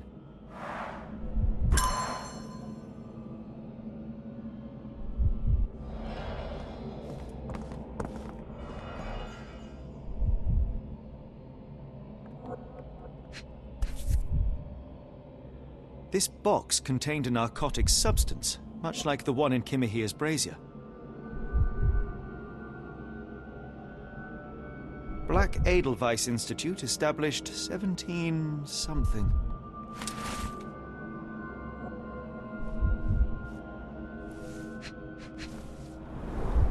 It seems made for simple experiments. I wager they could not afford a better set.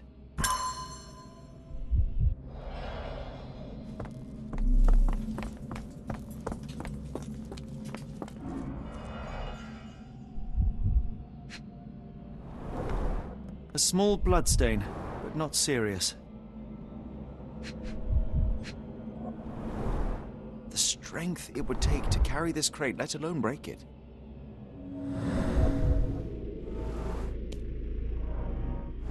Deep scratches left in a frenzy.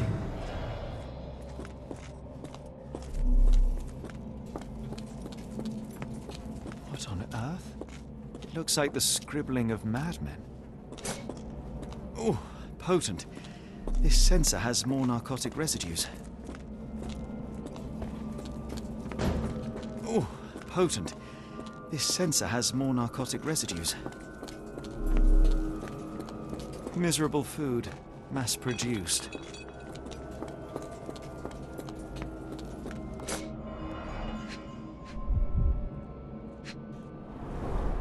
These clothes are missing buttons. They were forcefully removed.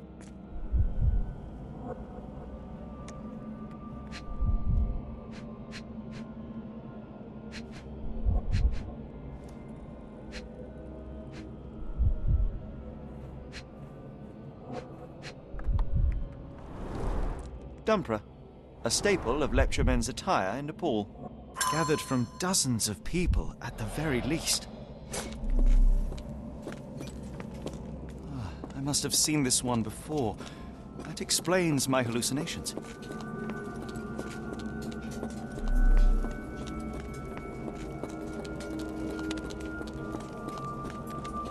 Who are these people?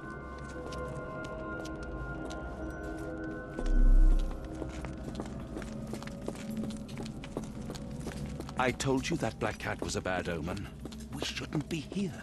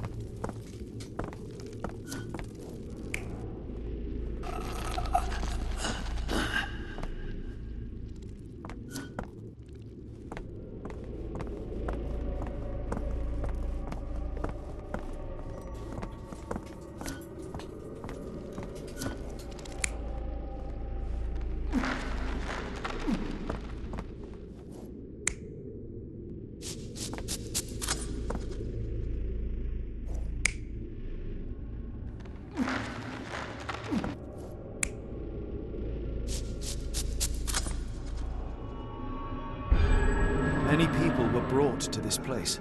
Their abductors stripped off their clothes and discarded them in a pile. The prisoners were kept in a soporific trance by the use of narcotics.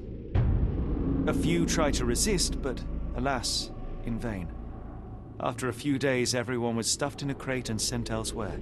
Only one captive was left behind. He was strangled to death on this altar.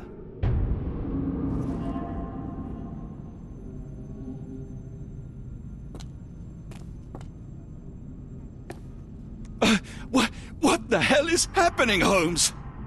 Calm yourself.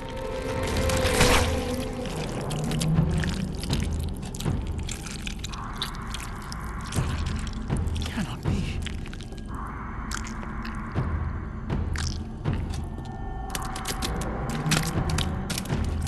What is it? Oh my God.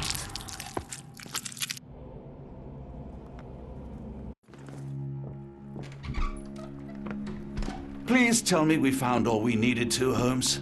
I think we found a bit more than that. Yet we have no clue as to where those people have been taken. And that's where you're wrong, Watson. We have more than enough. I just need to connect the dots. How about you pack your suitcase in the meantime, my dear fellow?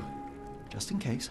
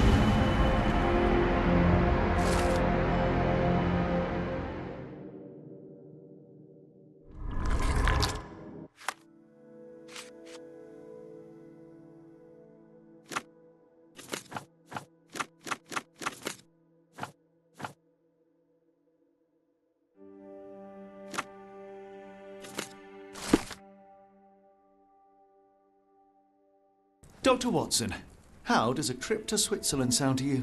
It sounds unexpected. What makes you think we should head there? It's all about the box with narcotics and Mr. Colby's clue, the cross inside a rectangle. Put two and two together, add a dash of research, and what do you get? The Black Edelweiss Institute in Interlaken, Switzerland. If we hurry, we can still catch tonight's train.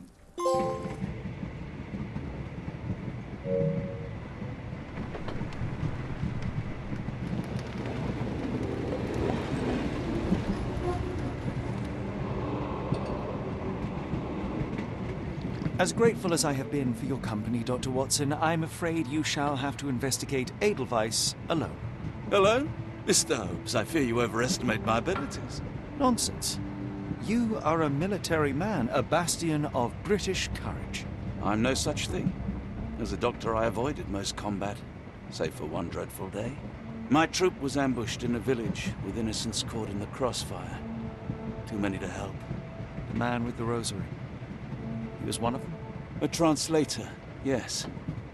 We were trapped. 6 soldiers and myself. I thought it was the end. But Lieutenant Paget refused to go quietly. The men prepared for a final stand. I rose to follow, but Paget shook his head. He told me to run, that I had other men to save. They charged, and I fled through the rear. So you see, Mr. Holmes, I am a coward. The logic seems inescapable. Yes. You, a surgeon by trade, would have been perfectly useless in that conflict. What? No. And how many men have you helped since? Ailments eased, troubles tended? No more than a handful. Truth be told, I have become somewhat of a recluse. How many people could you help with 30 years ahead of you? Dozens? Hundreds? Paget was correct. You can cease your self-recrimination. Holmes, I don't know what to say. I would start with, I am Dr. John Watson, may I look around?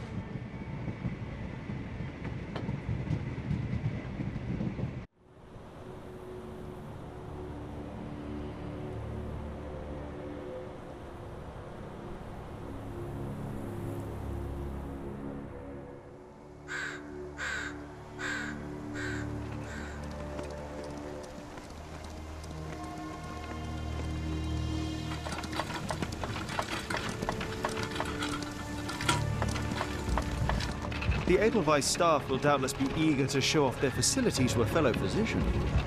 I have already taken the liberty of sending a letter on your behalf to request a visit. And what of you? I shall be pursuing other avenues. Should you see anything troublesome or improper, simply notify the local authorities. Otherwise, try a little analysis yourself. You know my methods. Apply them.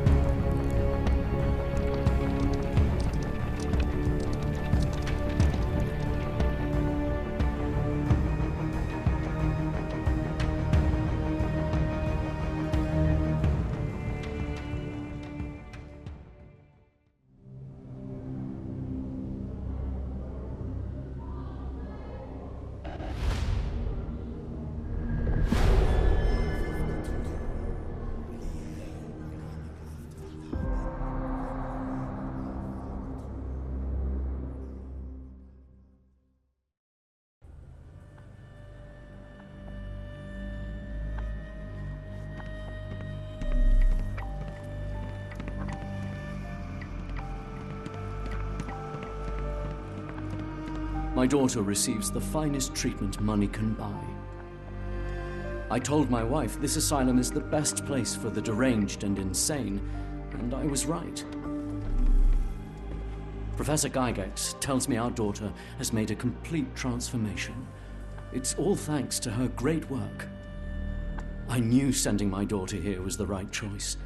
This facility is what's best for her. I knew sending my daughter here was the right choice. This facility is what's best for her. I cannot wait to see her. I just know my little girl will be so happy to see us. She'll be ready to come home soon, I'm sure. The professor will bring us some good news.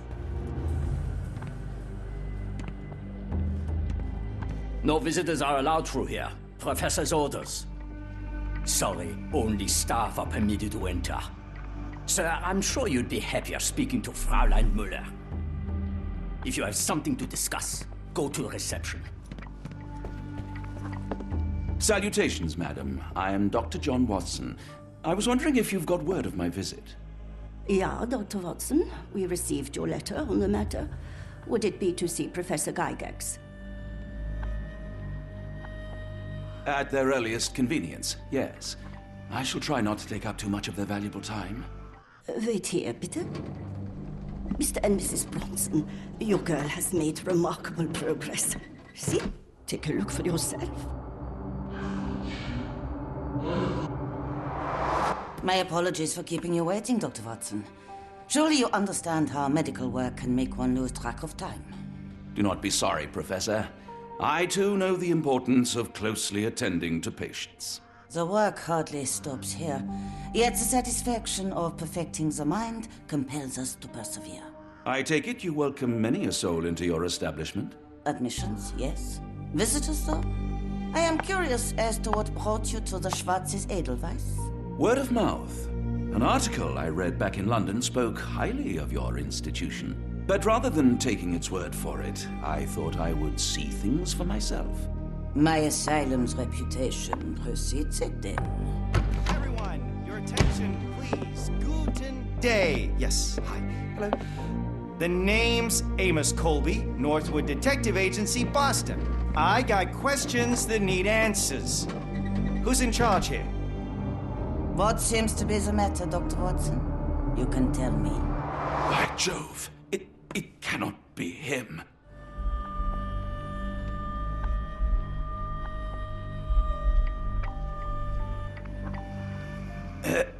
Right. Yes. I was surprised because that man is a celebrity. Yes, that's it. Very famous, Mr. Colby. I couldn't believe my eyes. No.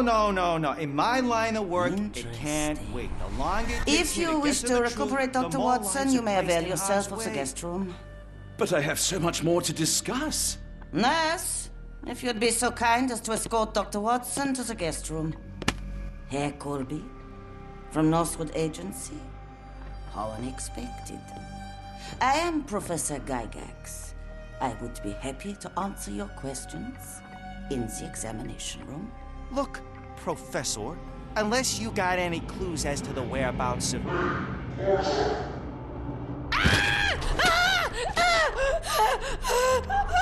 There is no need to be alarmed. No one gets neglected in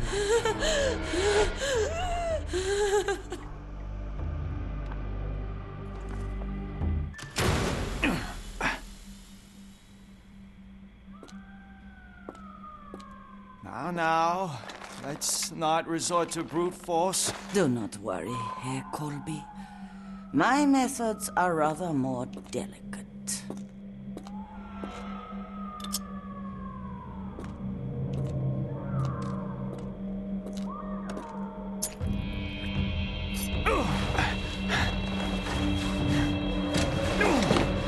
Search him thoroughly. Then take him to the holding chamber. I need to decide precisely what to do with our guest.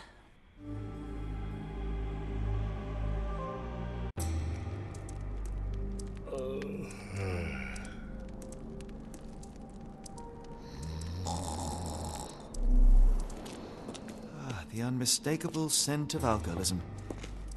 Did you walk through their doors as I did, or did they collect you off the streets?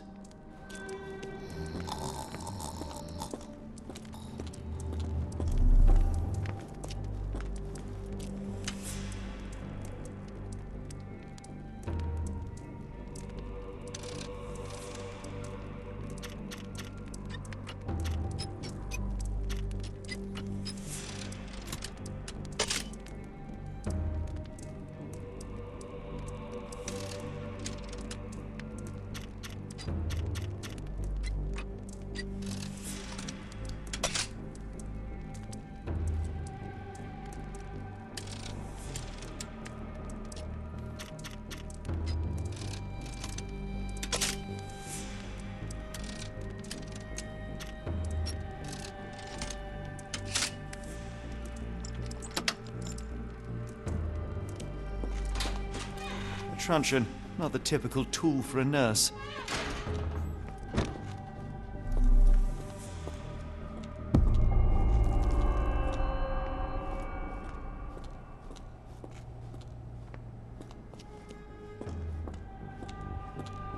You there! I command you to free me at once. I'm not sure that's a great idea at the moment. How dare you deny me? I must have my revenge against the lickspittles upstairs. Fortunately for you, I'm here to stop the very same people. You are? Indeed. But first, I must discover all I can about this institution. Tell me, have you witnessed the arrival of any foreign patients? Tell me? The gall! The impertinence to bark such orders! Please, we don't have time for this. Do you know with whom you speak? I am the great Napoleon!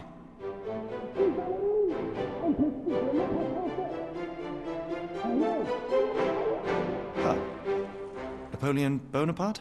The one and only. Emperor of the French, First Consul of the Republic, leader of La Grande Armée.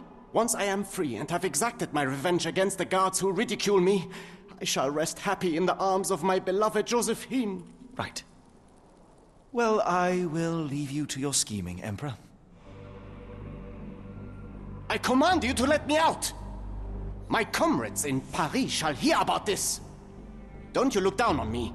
Open the door. They haven't yet made a bullet that can hit me. They haven't yet made a bullet that can hit me. My heart is pierced by Cupid. I disdain all glittering gold. There is nothing can console me but my jolly sailor bold.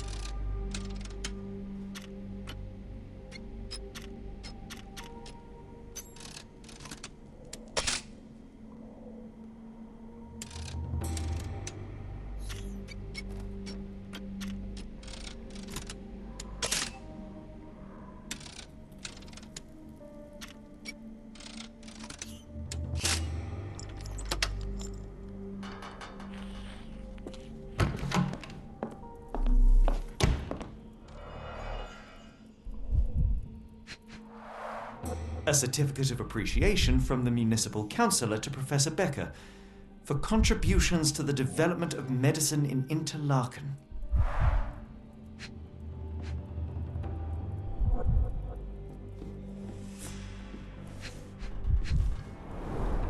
A simple toolbox, yet capable of repairing anything.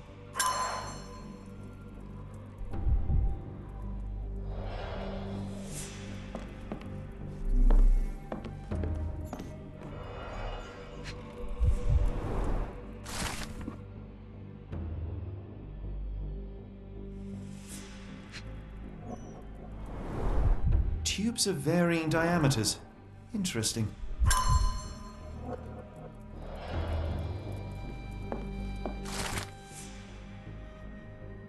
It sounds sinister, even for a place like this. R.G. Hill, Dr. Connolly, it appears that all the psychiatric classics were banished here. John Sallow, the Tulpa phenomenon. I'm somewhat of an expert already. Speech and the Cerebellum by S.A. Becker.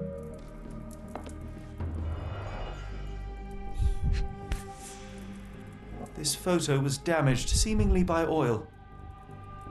I can make out the names listed here.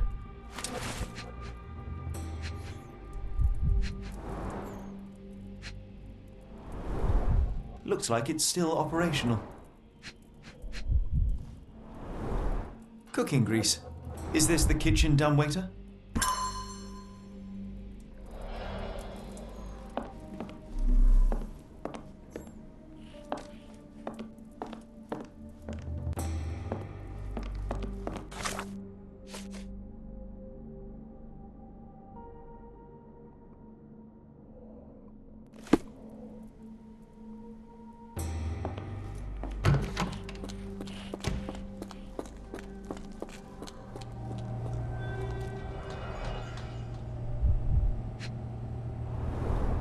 The final product, ready to cure madness, or to push one deeper into its grasp. Any chemist would envy the quality of this equipment.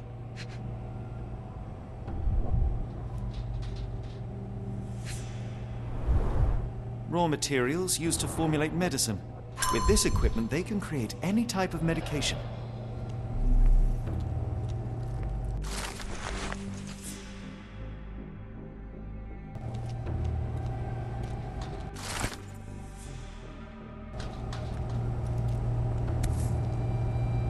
Very sturdy.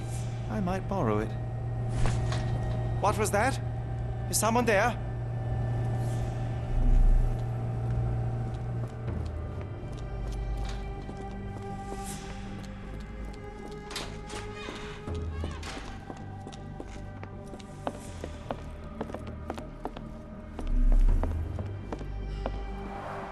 There's the guest room. I wonder if Watson was able to speak to Gygax. Darn. No way I can get past him without being noticed.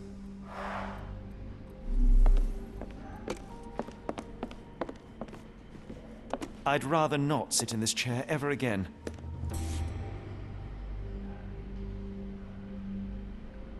This sedative worked faster than I expected.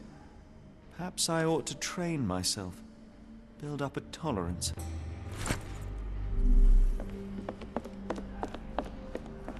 Locked. I suppose the reception will be guarded anyway.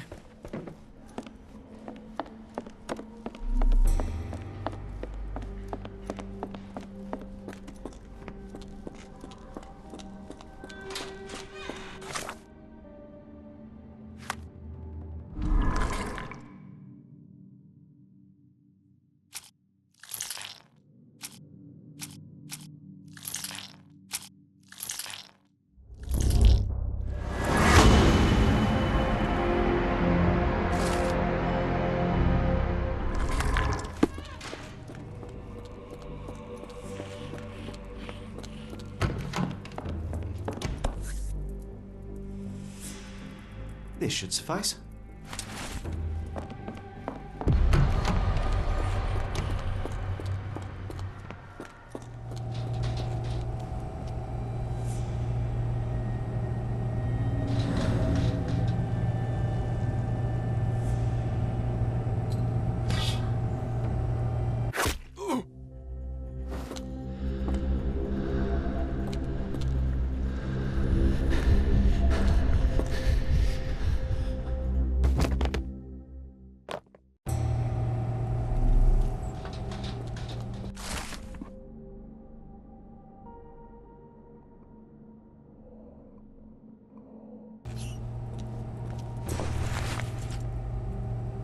This should be enough to avoid unwanted attention, at least from a distance.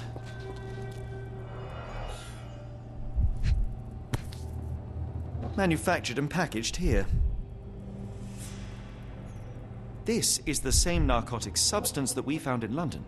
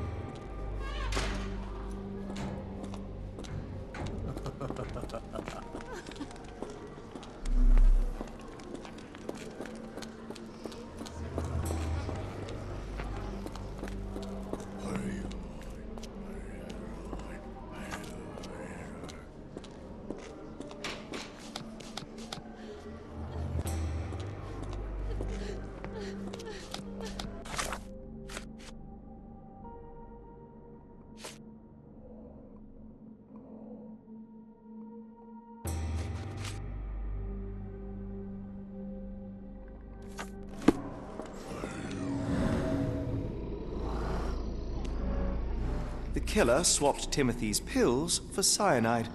The faint almond scent is unmistakable.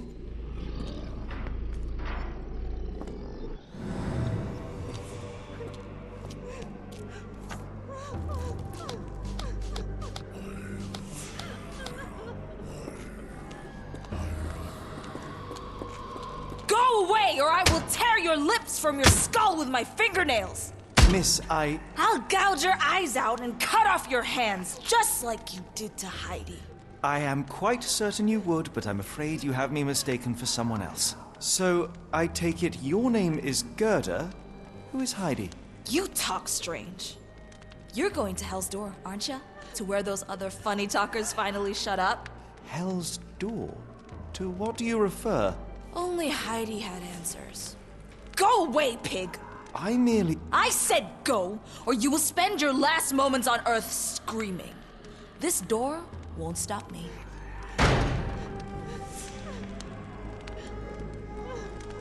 They took you away, and I'll never forgive them. Why did they hurt you, Heidi? I wish I could hear your voice again. They'll regret what they did to you, Heidi. I promise. They'll regret what they did to you, Heidi. I promise. The murderer used his left hand to kill Hannah with a brick.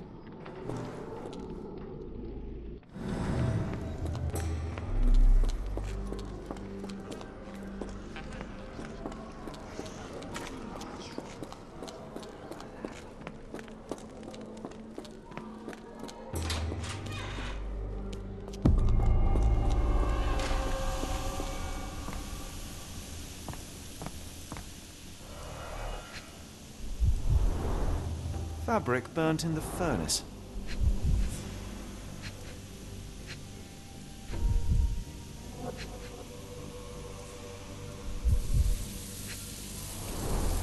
A jalabia, a traditional garment from northern Africa. The garments of several dozen people at least.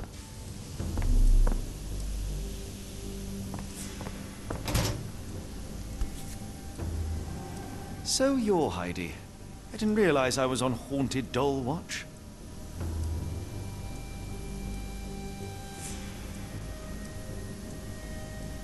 Good Lord, how unsettling. The damage seems intentional.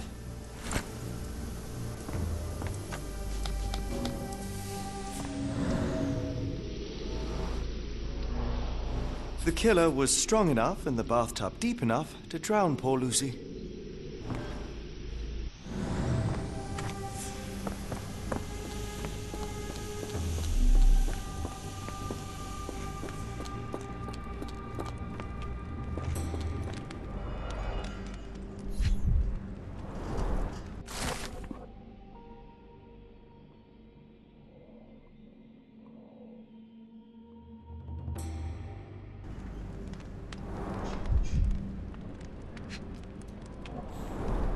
So this is how they kept the prisoners docile and harmless.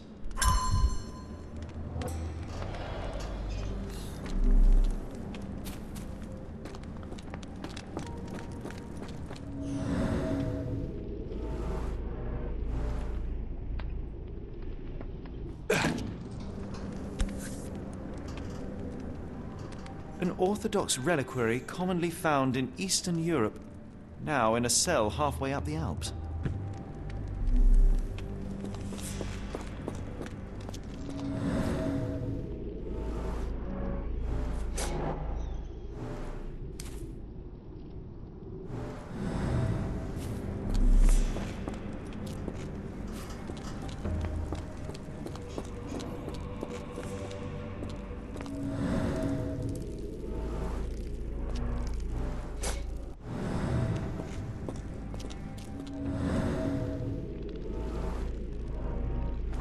This stretcher was disinfected frequently. These are the same crates we found in London. I should take a closer look.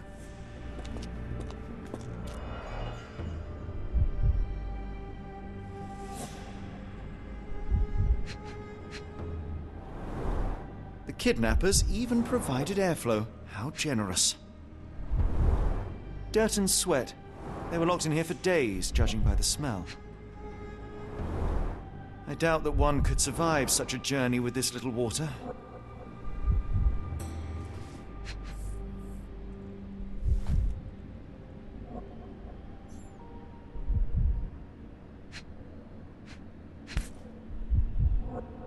This is the same design as the one from London. This trip was prolonged and perilous.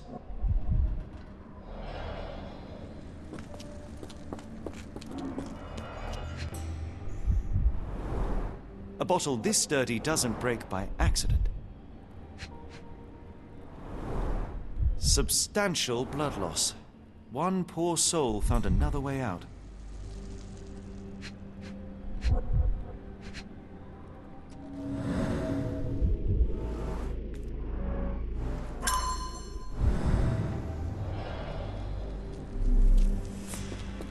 The doors can be opened for deliveries. The stamp on this crate confirms it came from America. That's quite a distance to travel.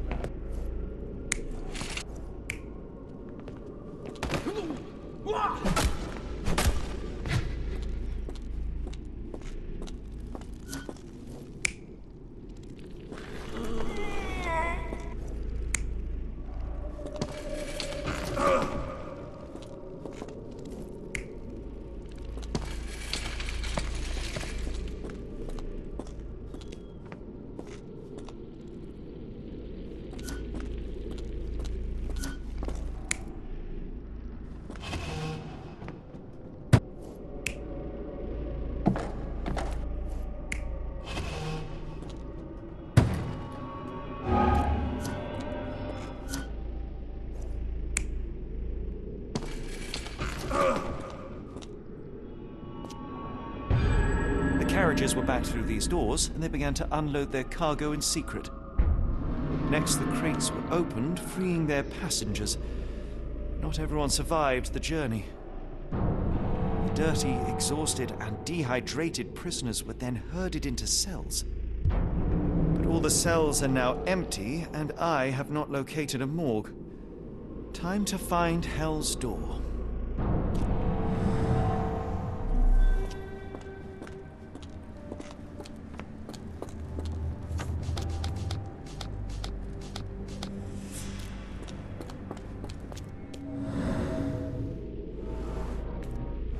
Scratches. Something has been moved through here. This seems to be a locking mechanism. The whole thing must be a door.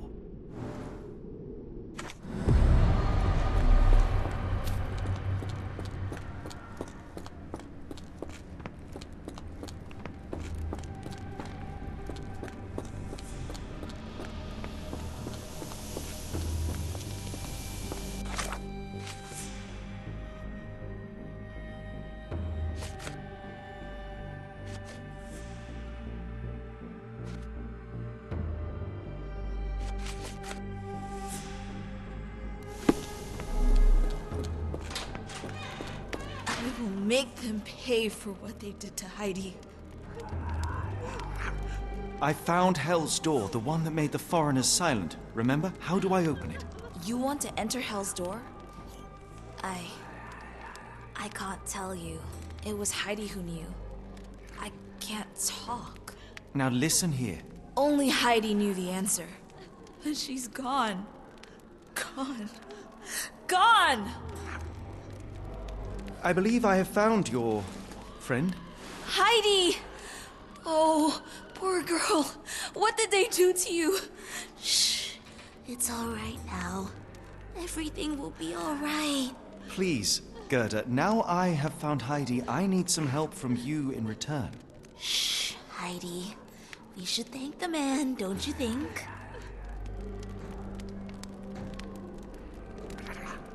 How did you end up in Block B? The nurses say I'm prone to violent outbursts, but they're wrong.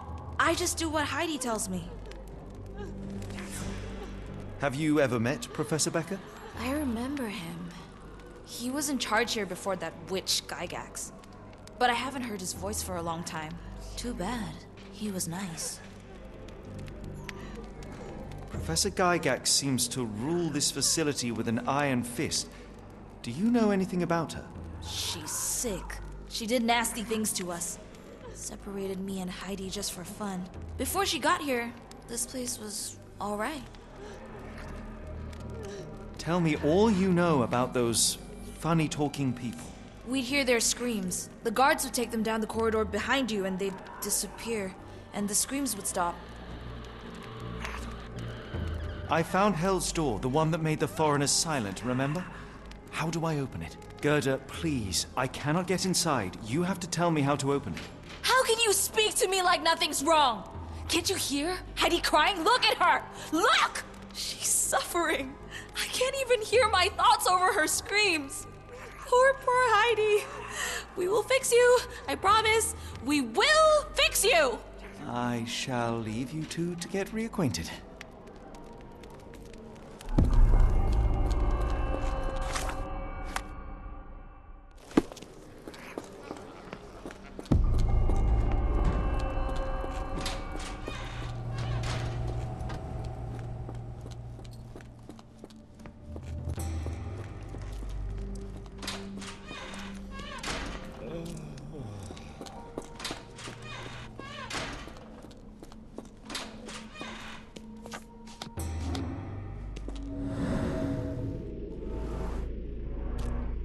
The killer was limping, but Abigail couldn't escape.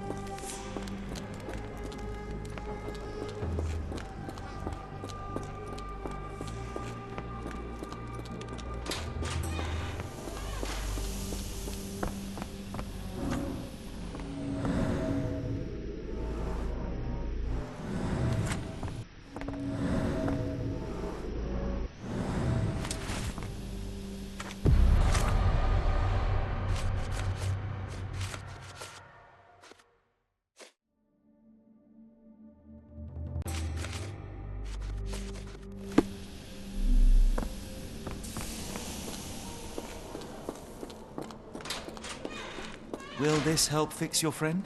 Give it to me. How is she feeling? Everything will be all right, Heidi. Everything.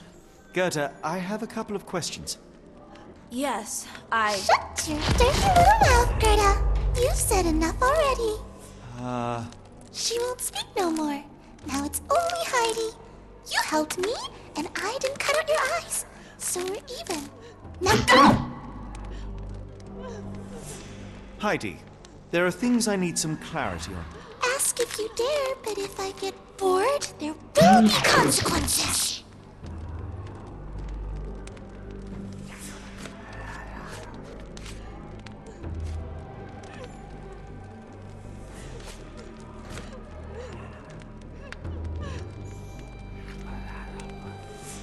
I found Hell's Door, but it's locked. Is there a way to get in? Hell's Door? Never heard of it.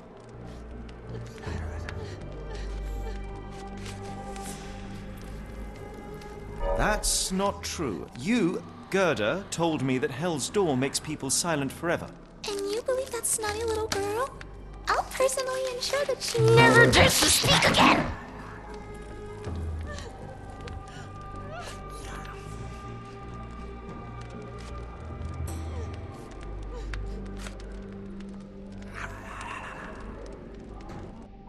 Professor Gygax hurt you repeatedly, scarred your body and mind. You are not protecting Hell's Door. You are simply afraid of the consequences were I to enter. I could tap your teeth out with a hammer until you choked on the blood in bits. You could. But then you would live the rest of your life in fear of Professor Gygax. I can make that feeling go away. How? I can stop her. But the key, Heidi, the key to Hell's Door is critical to stopping Professor Gygax. And I think you know where it is. Tell him! But you said... And now I say tell him! The professor. She has a special key. Keeps it close and only brings it down when new people go through. Behind those closed doors, those people start to sing. Oh, they sing in so much pain. Gygax. Of course. Thank you, Gerda. Heidi. I must leave. Leave? You joke. Nobody leaves the Edelweiss. Now you will be with us forever!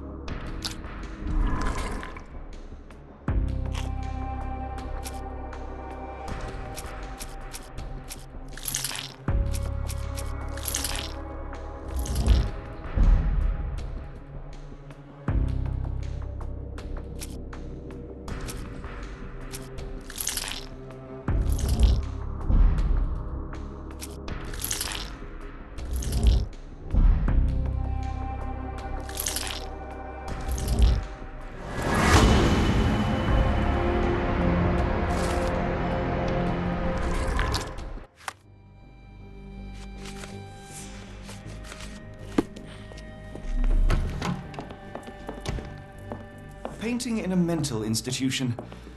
Vogel would be delighted.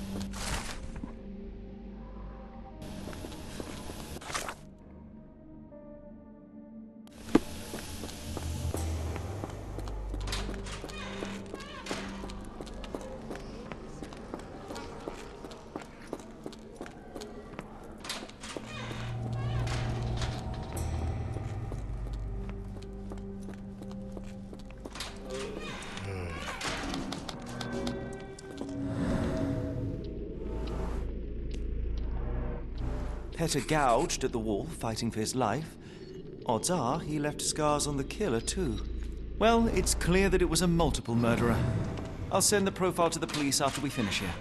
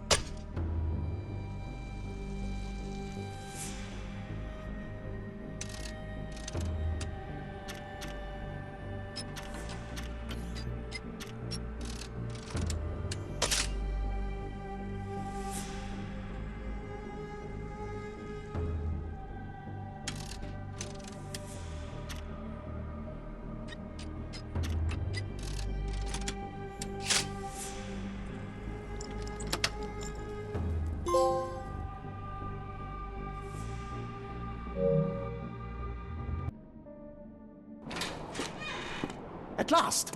You came to your senses. My humble apologies, Emperor. Spare me your groveling, Englishman. Of course. You are right as ever, for you see, time is of the essence. The Royalists have risen again, and your darling Josephine needs you. Paris needs you. Mon amour.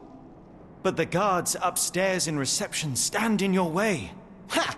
They will pose no problem for the likes of me. Merci, Englishman. When I return to Les Tuileries, I shall make you a general. Oh, you are too kind, Emperor. Now go. Your freedom awaits. I am coming, Josephine. Josephine, le voilà. Catch him!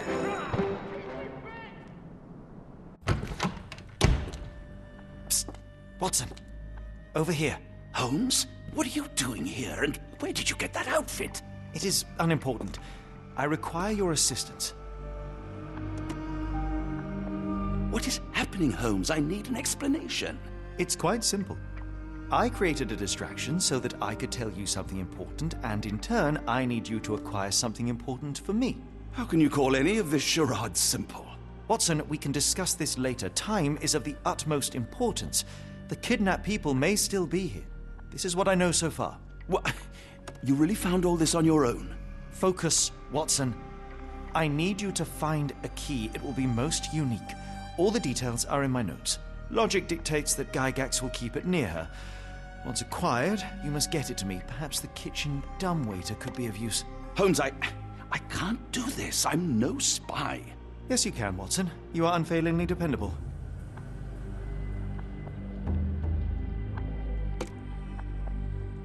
Dr. Watson, visitors are not permitted back here. I'm terribly sorry, Mr. Kuntz. After the war, my nerves, I fled all that commotion. It is nothing. A patient attempted to escape. He will not get far. Now, if you would like to follow me.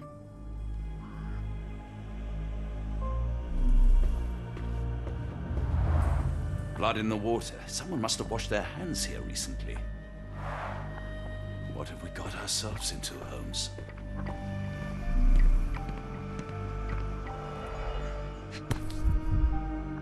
Perhaps I should take this. For all I hope it won't be needed.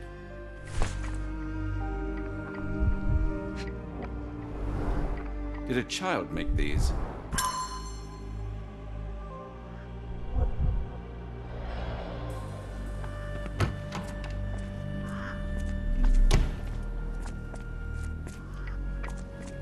A visitor? No, you shouldn't have come here. Get out while you can. If you linger too long, the professor will keep you forever. No one escapes the Edelweiss. No one. Give it to me. No, I don't want to. Why not? You're mean. That's rude. And I'm not. You're lying. Shh, a stranger.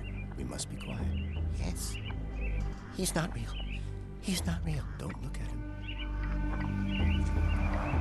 Minor birds, if I'm not mistaken. Beautiful creatures. How sad that they're caged here.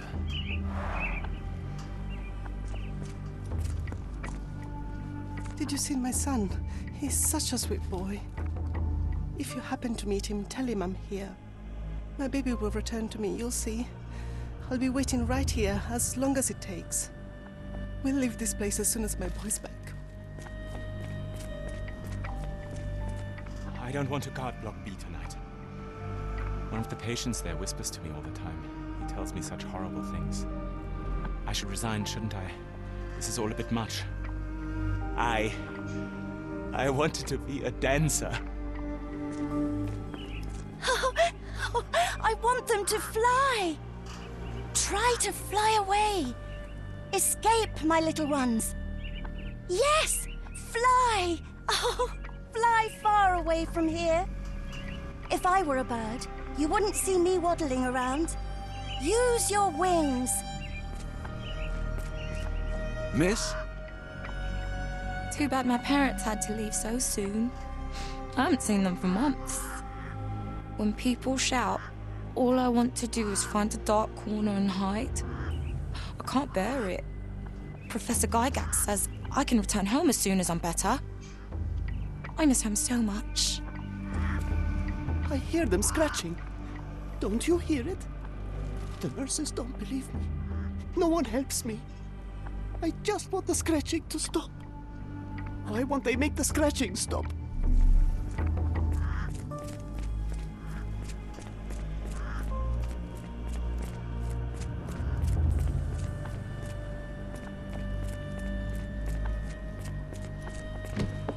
Ah, Dr. Watson.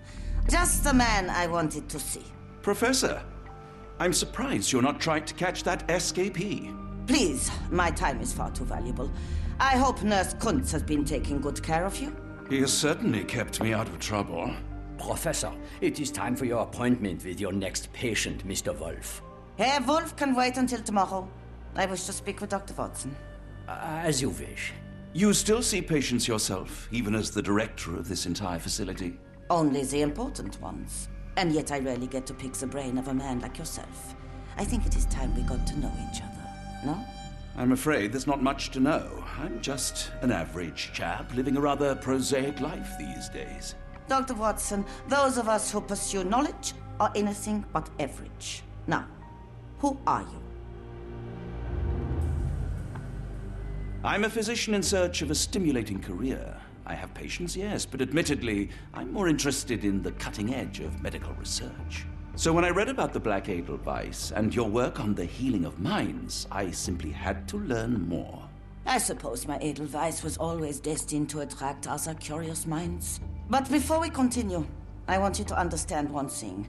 A broken mind can never be truly healed. Ah, I see.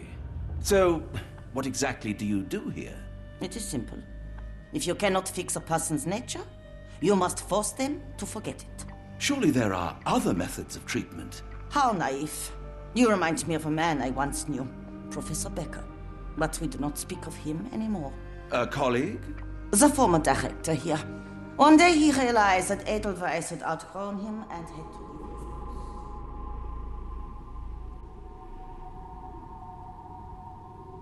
Do you grow weary of me already, Doctor? I was simply admiring your office, Professor. Apologies. While I am pleased you appreciate its practicality and appearance, we were discussing bigger things. Was my conversation boring you? No, not at all. I merely... No, I understand full well. You're not seeking conversation. What do you mean? It is obvious. Your mind craves truth, but not in this form. You must witness a practical demonstration if you are to learn. I'm certainly intrigued. Would that be possible? Of course. I propose a journey between the jury of the human brain. You will not leave without being truly enlightened. Kuntz, take Dr. Watson back to the courtyard. Then tell the nurses to prepare the operation room and the girl with the doll. Yes, Professor. Our preparations will take a little time. I will come for you soon, Doctor. I hope everything is to your liking, Dr. Watson. We rarely have visitors here. I wonder how Edelweiss compares to your clinics in England. Feel free to explore the courtyard, Dr. Watson. I'm sure it will enlighten you.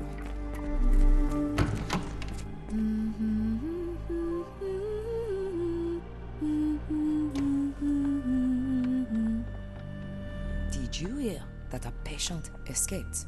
All the guards rushed off to find him. I suppose it will be one less ungrateful mouth to feed if he dies out there. One time, it took them 5 days to find the patient. They found him frozen in the snow. I heard his arm snapped right off. If anything else goes wrong tonight, we'll be all out of stuff. Looks dusty but functional. Oh, we never use that. I think it connects somewhere downstairs.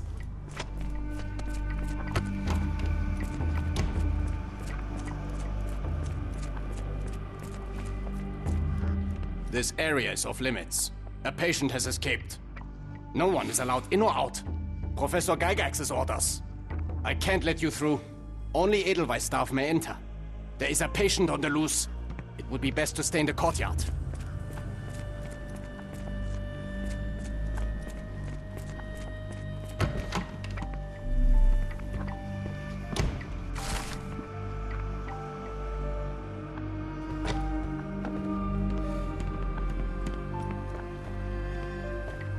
struggling to remember something. It's something familiar. If only I could place it. I must think. Maybe if I write another poem, I will remember. Why does my mind play such tricks on me?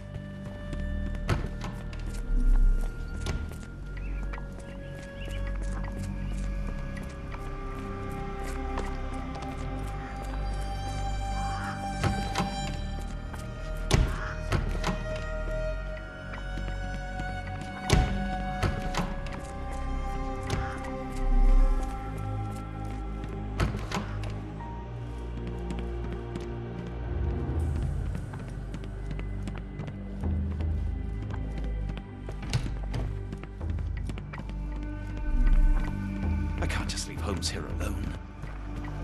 I hope you're finding your room comfortable, Dr. Watson.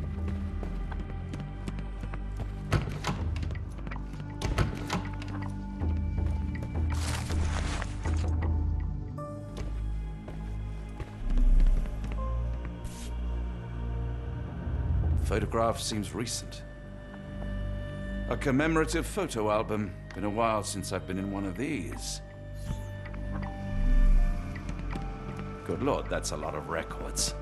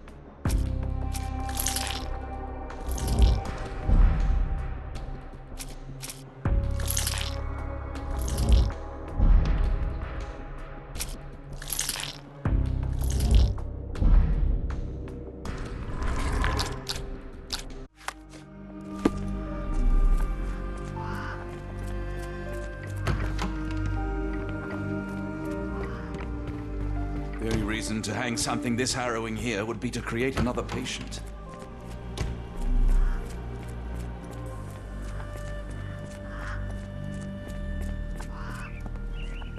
I miss him so much.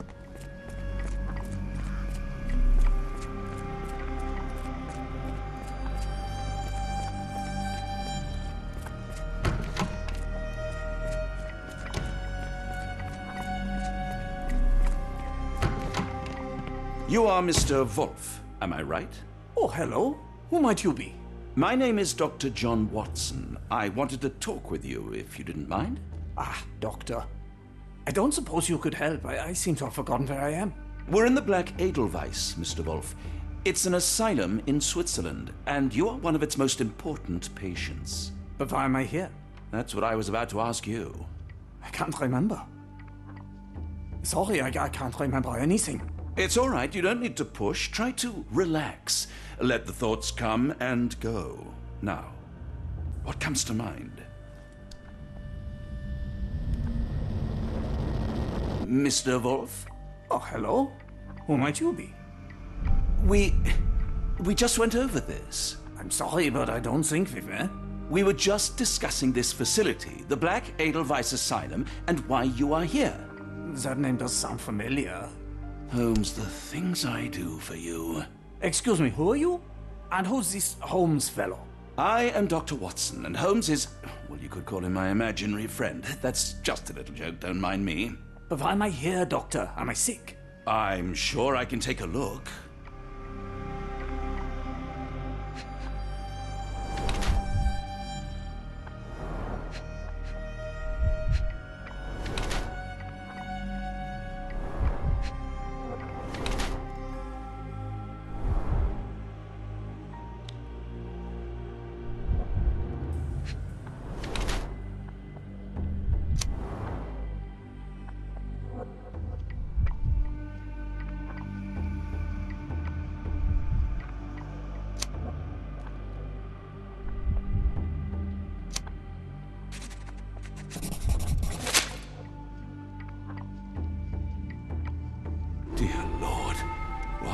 Gygax do to you?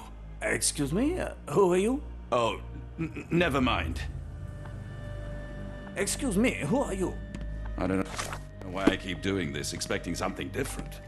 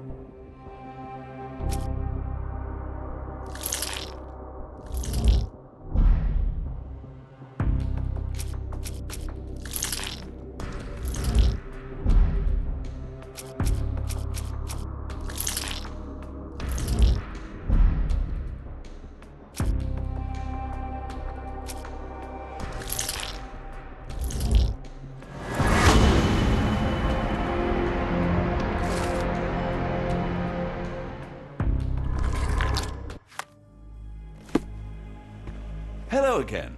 You won't remember me, but we've met before. I am Dr. John Watson, and you are Professor Becker. You were the previous director of this facility, the Black Edelweiss. Professor, really? Actually, that name does sound familiar. Wait. Let me write it down. I try to recall memories through writing, but they always feel just out of reach. As a matter of fact, I have more for you to jot down. Oh, yes. Yes, please, anything. Professor Gygax did this to you. She made you forget everything, even who you are. But we will play a trick on her. We will write a letter so that she learns her lesson. Put down what I dictate. Dear Professor Gygax, your vile work has ruined countless lives through needless suffering. Your methods serve nothing but to show your own sick emotional state.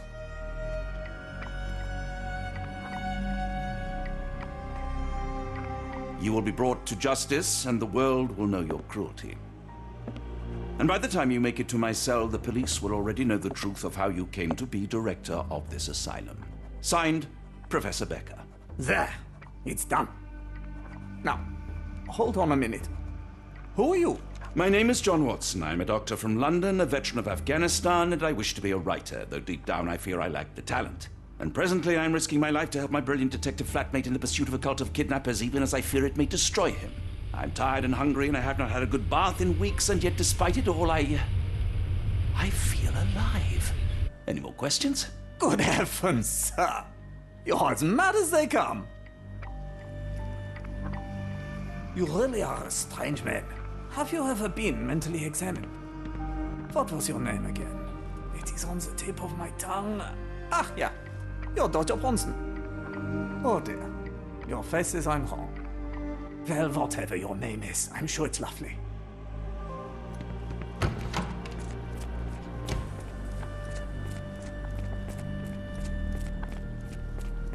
One of the patients asked me to deliver this note. It's for Professor Gygax. Thank you, Doctor. Leave it with me.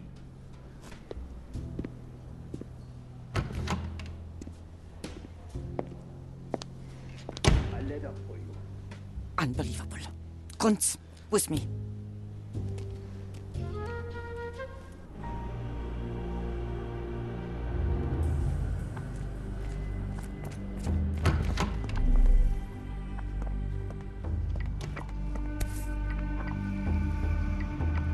Nothing special about this.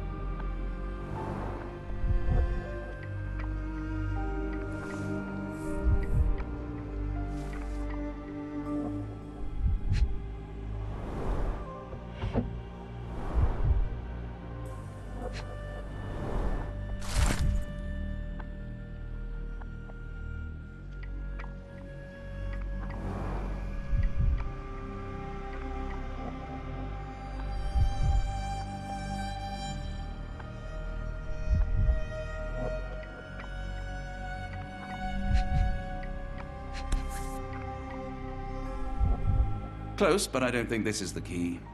This is too small to be what Holmes asked for.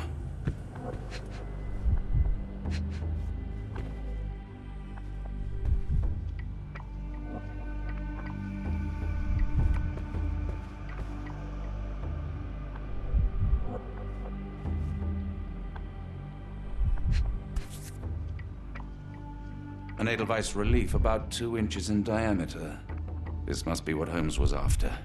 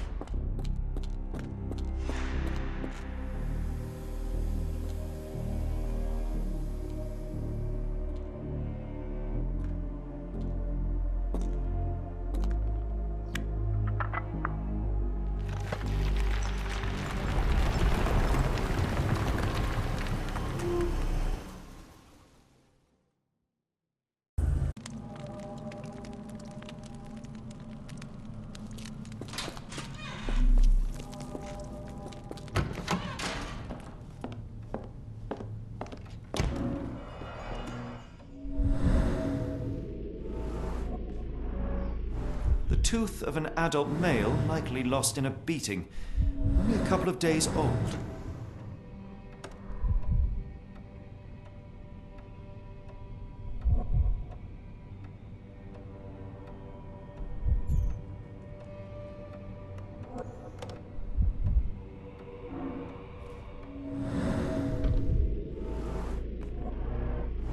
The inside of the cuff is worn. It's been used often.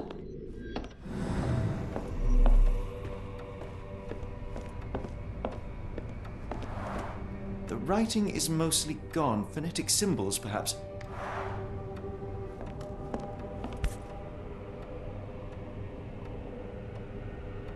A wax cylinder. There is something recorded on it.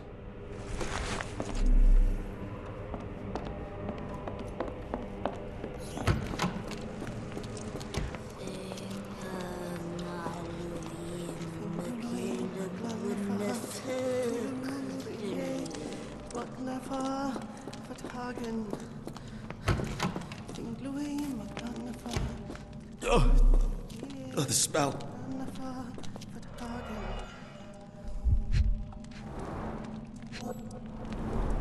Judging by the remnants of blood and flesh, these instruments were used for dismemberment. Dear God, is that body parts? Utterly inhuman.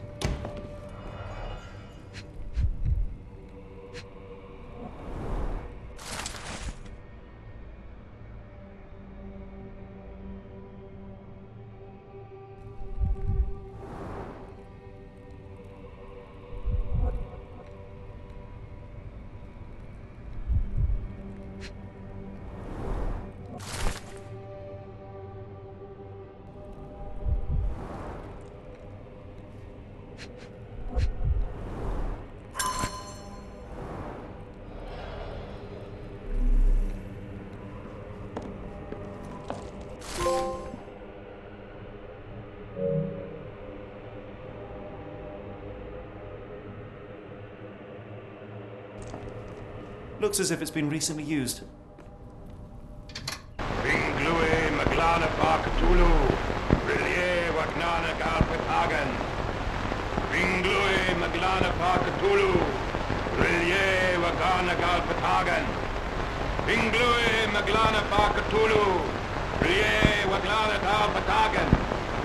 Ringlui Maglana Cthulhu, Relie Wagana Galpatagan.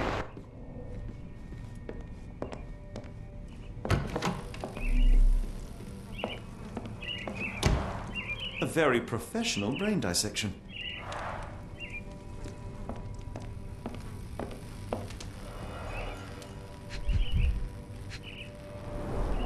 Dynamo machine.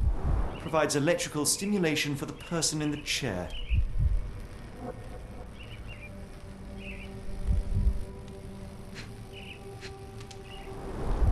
Full grain leather straps. Impossible to escape.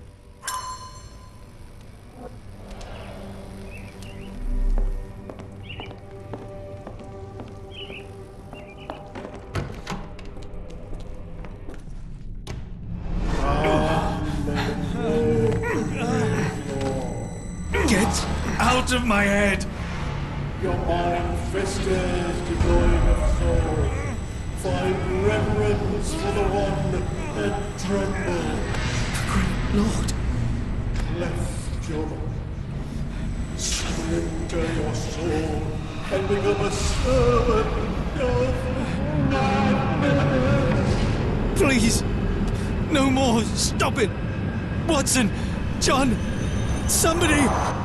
Wretched mortal, do not fear what is to come. Let him rupture our world anew. Awaken! And let the... Awaken! And...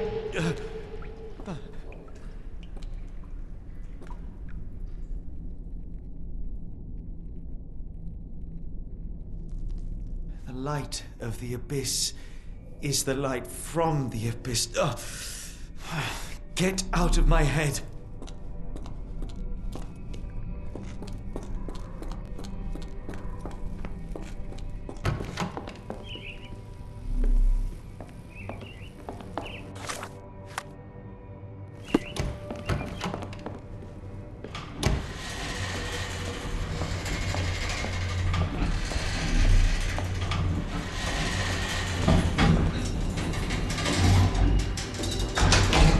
Hydraulic elevator. How ingenious.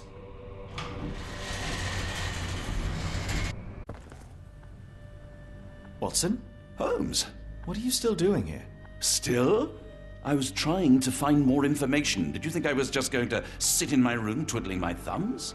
I only asked you to find the key. I had everything else under control. Says the man who looks like he saw a ghost. I'm fine, Watson. You're hardly fine. You reek of congealed blood and chemicals. What did you see down there? Never mind me. Where's Gygax? I'm afraid she's over there. I found her like that when I entered, on my word. What?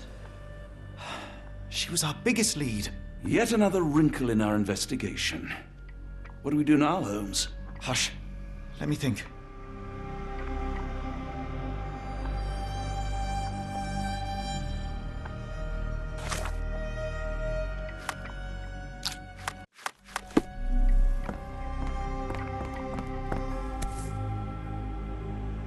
Heidi, how did it end up here?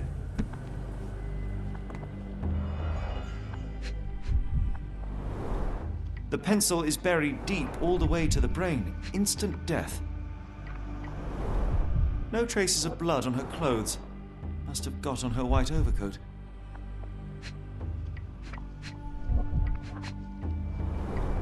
The patients here wear the same robes. We'd better inform the local police about this. You're right, Watson. But first, we need to determine where our case goes next.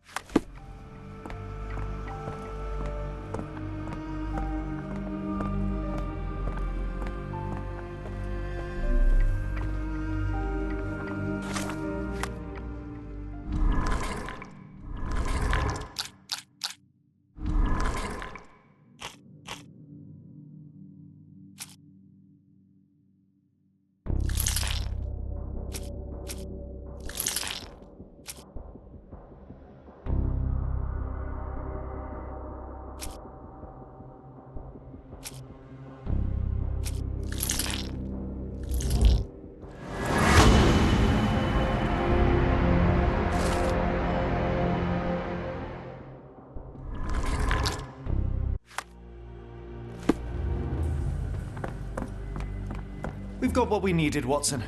This conspiracy reaches further than we thought. I don't suppose you've ever been to New Orleans? You are joking. I seldom do. Let's go. There's no time to waste.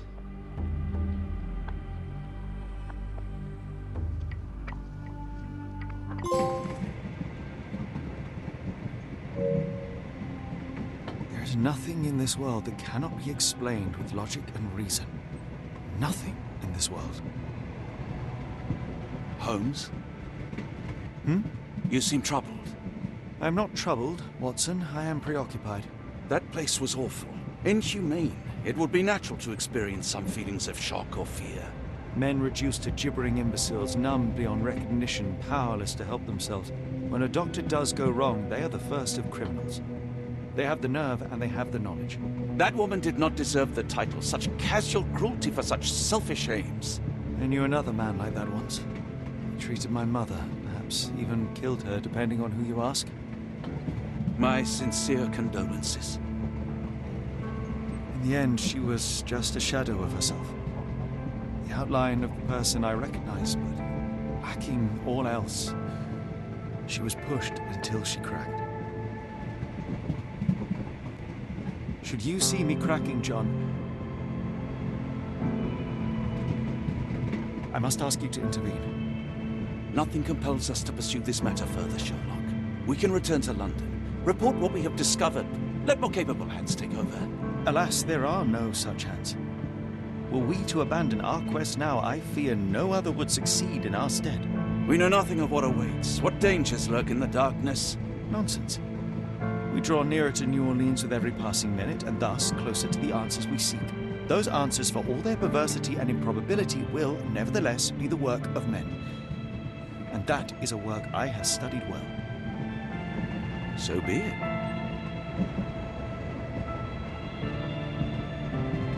I know you to be a diligent author, but if I may make one request. Kindly omit my mother and her suffering from your tale. Of course. Thank you, John.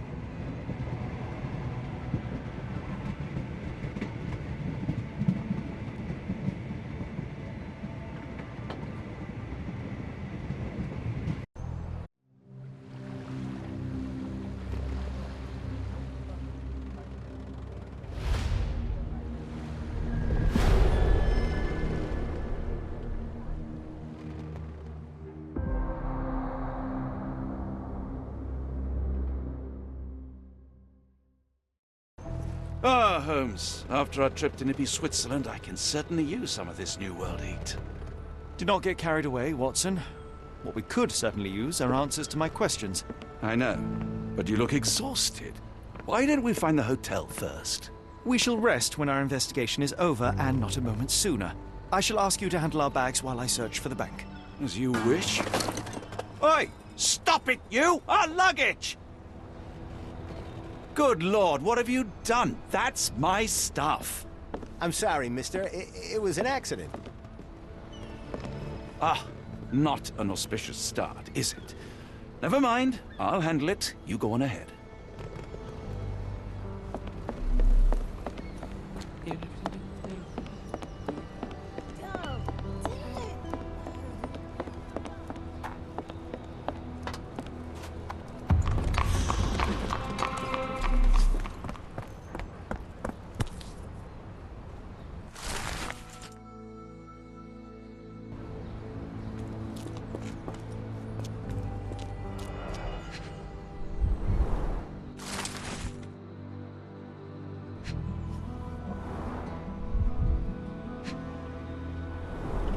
Black opals being auctioned at the banking house of E.W. Gray.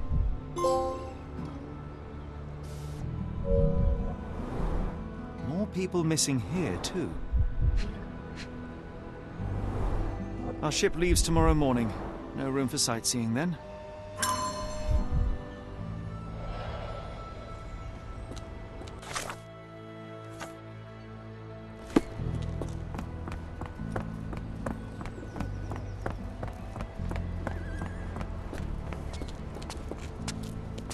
May I ask for your assistance?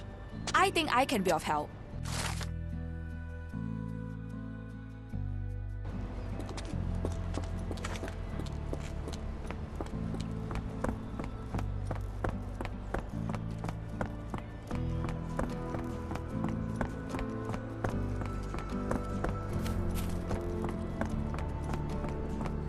Mr. Frank Barnaby, right? Auction's about to start.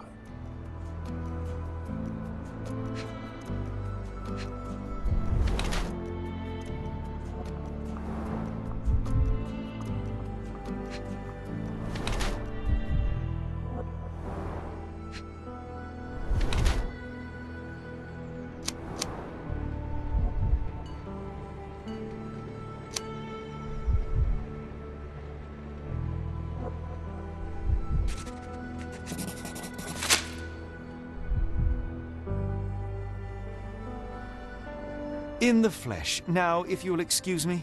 Well, hold up. Written invitation first. Can I present another piece of identification? Nope. That's why we send the invitation.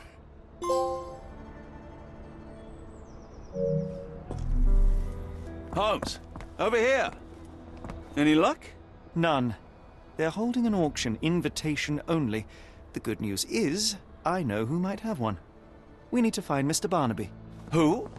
Frank Barnaby, most likely a local. And you think Mr. Barnaby will be happy to share his invitation? Let us first find him, then we can see if he is the generous type.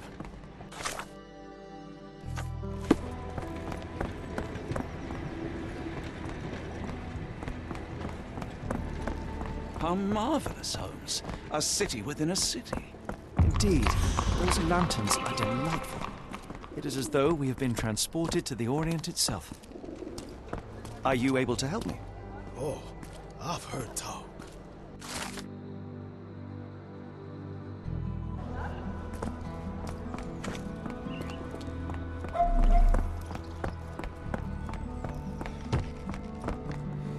Locked. No one's here.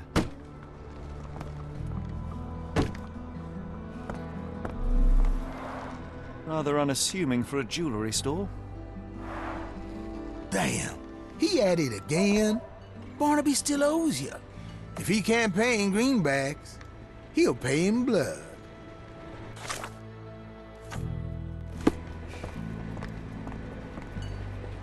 Help me, please. I'm bone-tied, but yeah, I'll help you.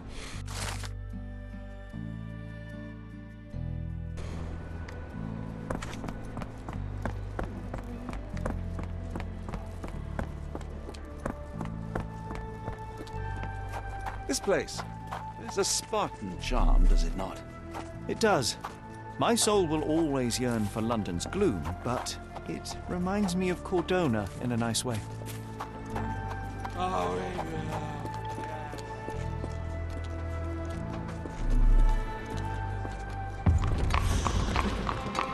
Barnaby, unconscious but with his eyes open. Look, Watson, the two of you are just alike. Oh, great. So I look like a haggard alcoholic.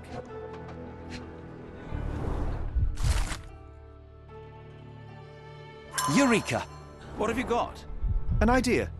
First, we'll need Mr. Barnaby's clothes. Holmes. Watson, time is of the essence. You will go to the bank, not as yourself, but as Frank Barnaby. Holmes, we look nothing alike. The hat and coat will do the heavy lifting. Just stay cool, play the part, and no one will notice the difference. Trust me. Holmes, must we really indulge in this farce? It worked in Switzerland, didn't it? Sure, if you redefine the word worked.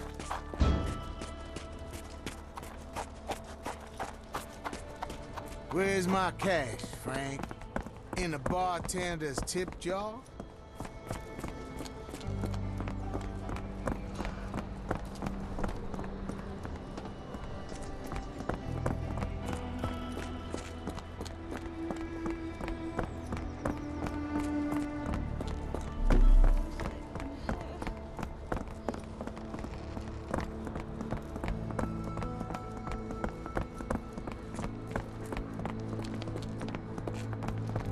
Where's the money, Barnaby? I'll wait here so as not to arouse suspicion.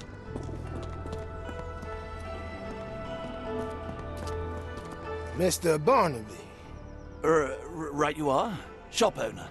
Right. Your invitation, sir? Here you go. You okay, sir? Seem to have the jumps.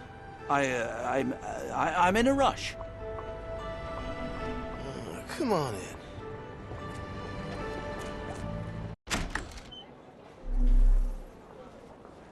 Heavens, I never seen gems so big. I simply must have them.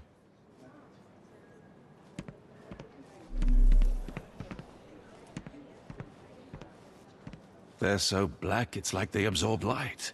Rather hypnotic. This might be useful. I'll make a note.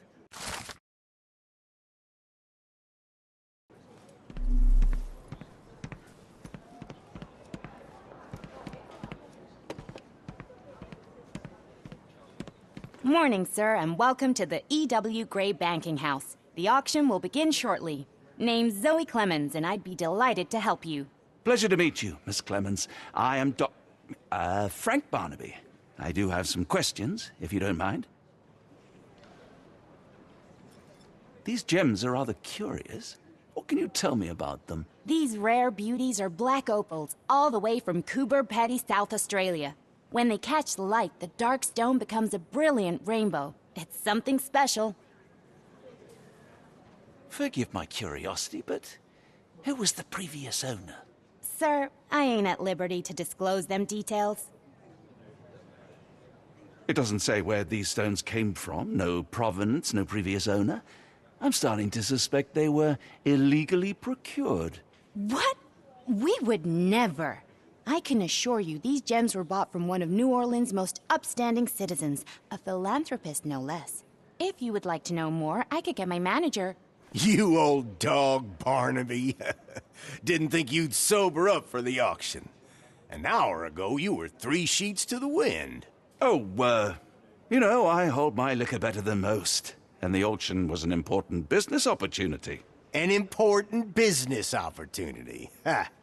What have you done with the real Barnaby? Well, maybe I'm drunker than I thought, mister. Mister? What's wrong, Frank? You're looking pale. Don't you recognize your old pal, Grub?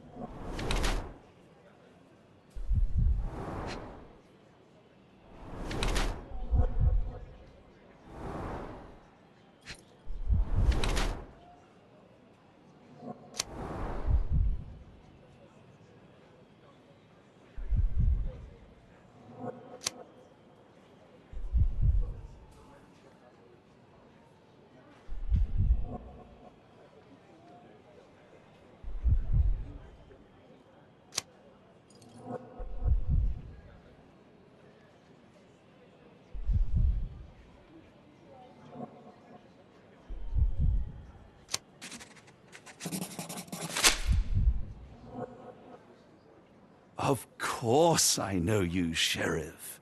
Good. Now, while I have you, there's the matter of your outstanding fines. I've been more than reasonable, but I'm afraid the bills come due. Fines? Right. I'm afraid I don't have anything on me. That's funny. Ain't you at the auction? I weren't born yesterday, Frank. Now, assault, battery, disorderly conduct, that's serious stuff. You got off easy, but if you don't pay up, things get a whole lot worse. Look, Sheriff, I'm not actually... Whoa. Think careful now, 'cause Frank Barnaby only owes us cash. But fraud, impersonation, that's weasel behavior. And you know what we do to weasels round these parts. Feed 'em to the gators. So, Frank, what's it gonna be? Here's all I have. Mighty fine of you. The people of this parish deserve peace. They don't take kindly to visitors. Don't miss that boat tomorrow morning, Doctor.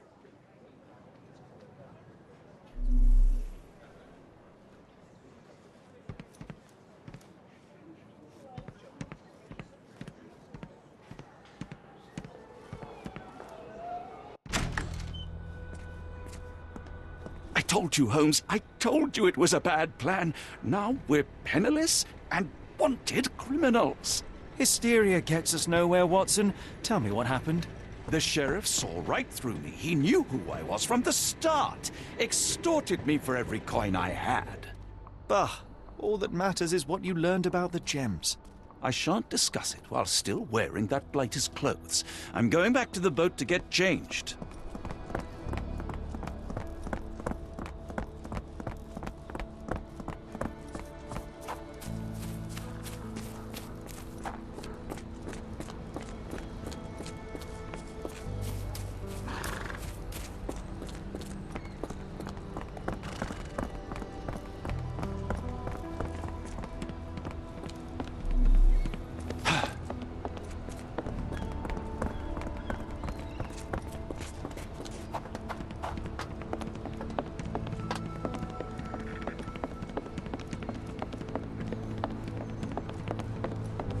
Oh, bollocks, now our clothes are in the bloomin' water.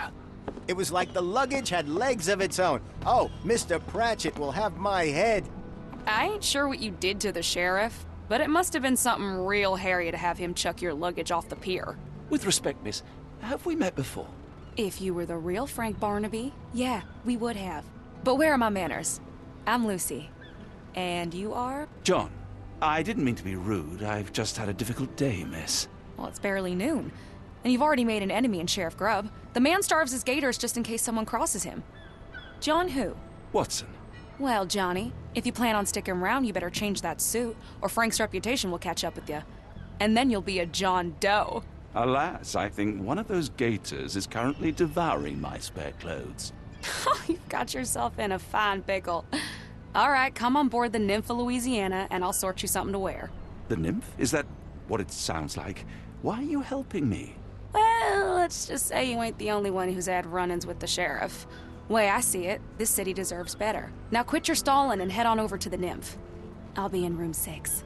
This Mr. Barnaby is proving rather useful. Perhaps you're not so different after all. One more word, Holmes, and I'll hand you over to the sheriff. Sorry, was that John talking or Frank? Oh, go annoy someone else while I visit the Nymph.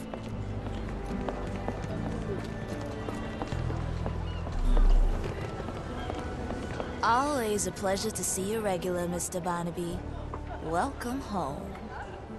Perhaps you'd like someone new today, Frank. How about Miss Trixie or Joni? Frank, darling, I'm flattered, but you know I'm out of the game. So it seems you're after Lucy. She's in room 6, as you well know.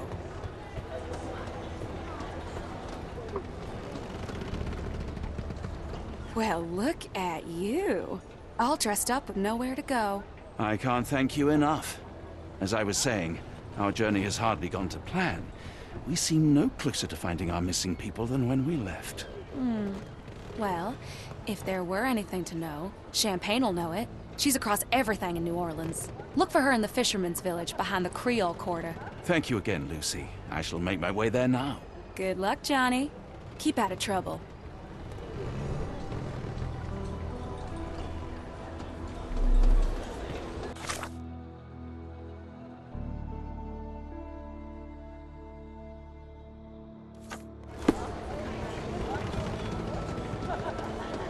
Could you help me? No, I've never heard of it. But I can help you with something else. Ah, forgive me, Watson. The difference is plain as day. What a remarkable transformation from Barnaby.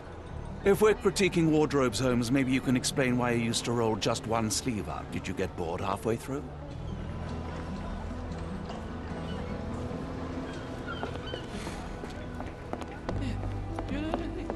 Can I ask you a question? Can't say I've heard about that.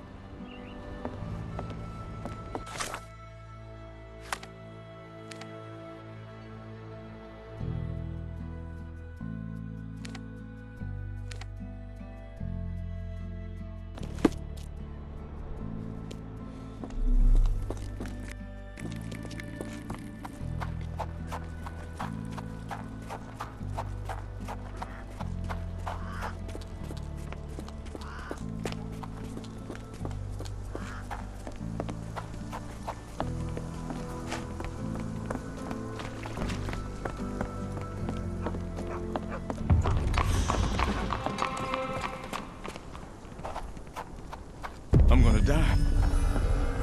Gonna die. Do you know anything about this? I've heard about that. Let me tell you.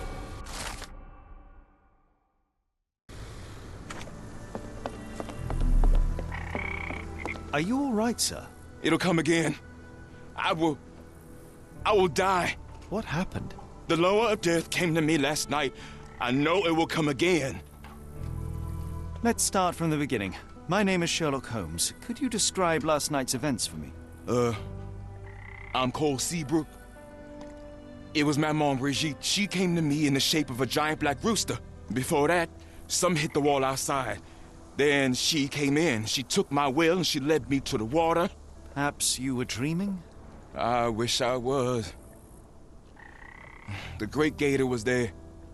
It called me and I couldn't resist, but then the spell broke and I managed to crawl ashore. Interesting. I know how it sounds to an outsider, but it was the lower of death and it ain't finished with me.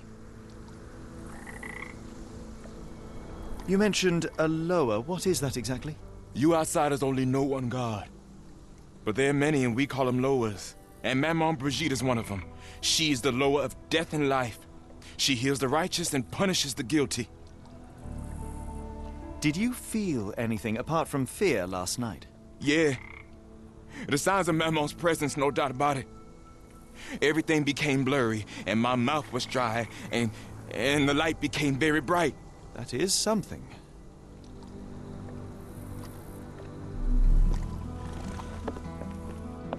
He dropped a cup here.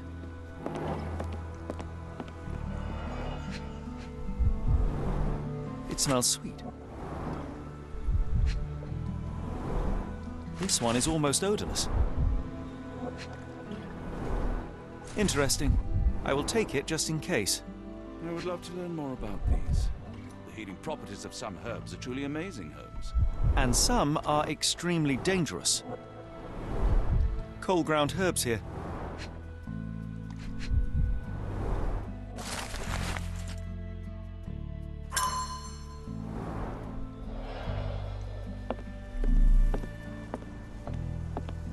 Cheap and strong brew. Some chewing tobacco leaves.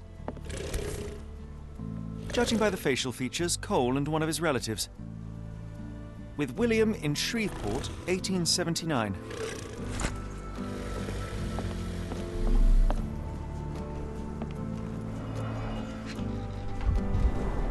Supper leftovers.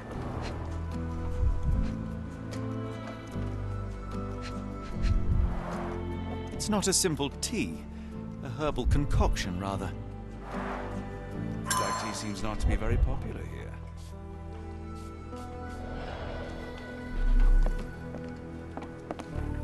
There are too many imprints here. It's hard to say where he did or didn't go. We have a feathered friend in the case.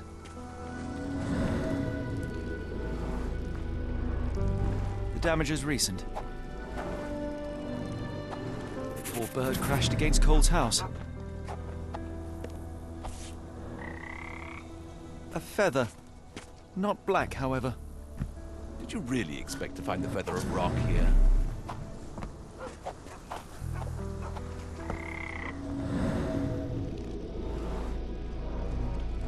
More boot prints here.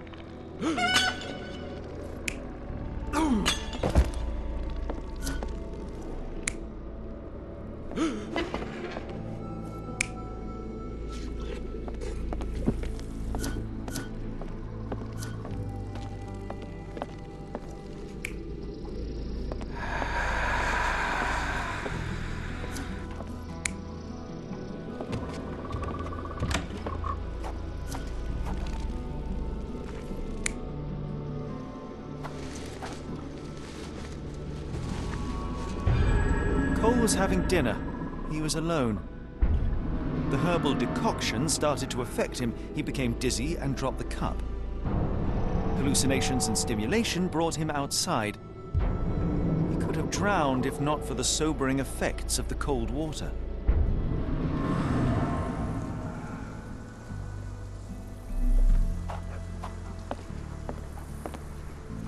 Sir? I must ask you, did you have a drink last night? No, sir, I didn't take a sip. It all happened before I went to bed, and I only drink to fall asleep. That's just how it is lately. Your boat is wrecked. What happened? Well, I stumbled over a cypress root. You'd need some force to cause that damage. Yeah, and to be really down on your luck.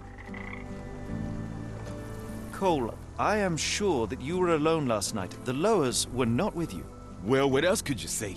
I didn't say that I disbelieve you. I'm wondering about this recipe.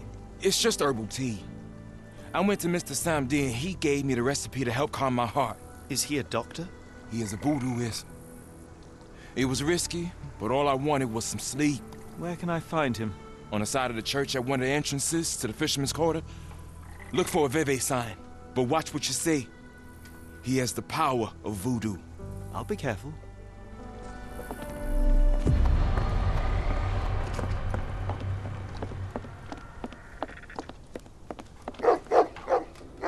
Tocqueville? Lafayette! Hush now. No offense, Sheriff. Them two don't take kindly to gents. Especially foreigners. How can champagne help you? Trip to the bayou? Feeding a huge crocodile? Some other time, perhaps. Word has it, you know everything that goes on round these parts. Maybe. Maybe not. What you want to know? The bank in town recently purchased a valuable collection of gemstones from a wealthy man. What do you know of it? Sure. I hear everything. This time I tell you for free. Next time, you pay. Thank you. May have been 2 weeks ago. Rich man's butler sold him some black opals. And this rich man is? Don't know his name, only that he from the French Quarter. Folk back in town could take you there. That's all I know. You need a boat? I hire him out for dollars. Or a bottle of you-know-what. Thank you for the offer and the help.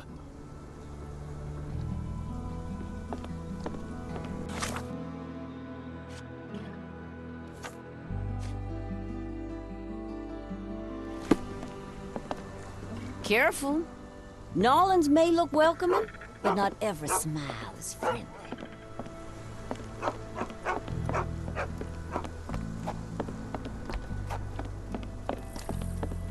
Can you satisfy my curiosity?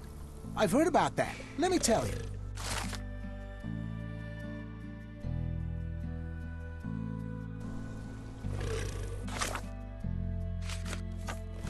Can you satisfy my curiosity? I've heard about that. Let me tell you.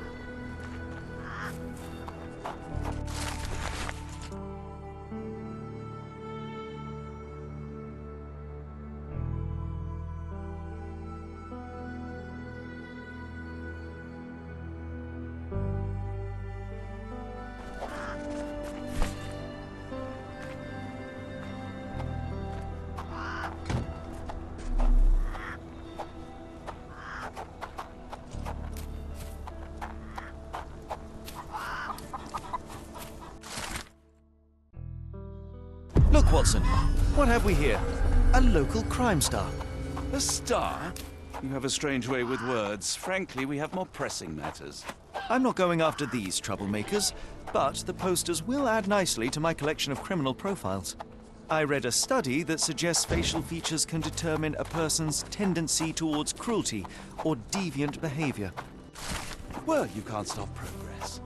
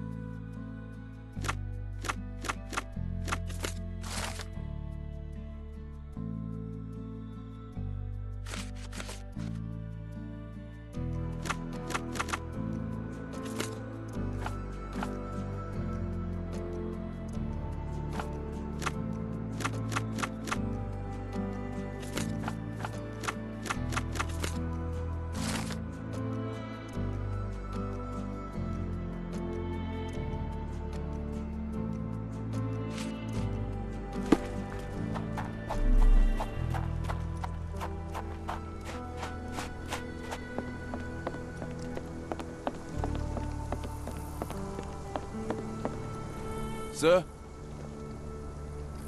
Cole, where are these herbs from? I bought them from Zora. Her stall is at the market near the port.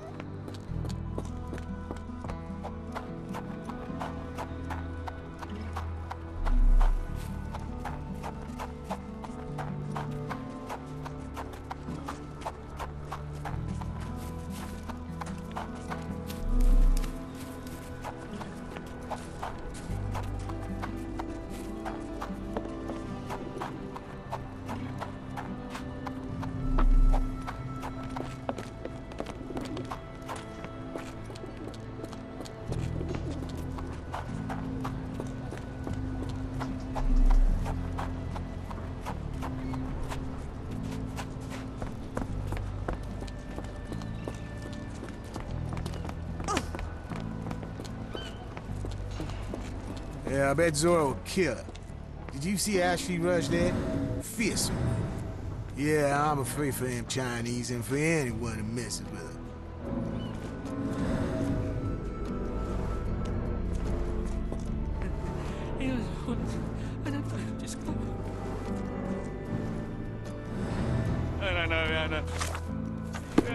Do you know anything about this?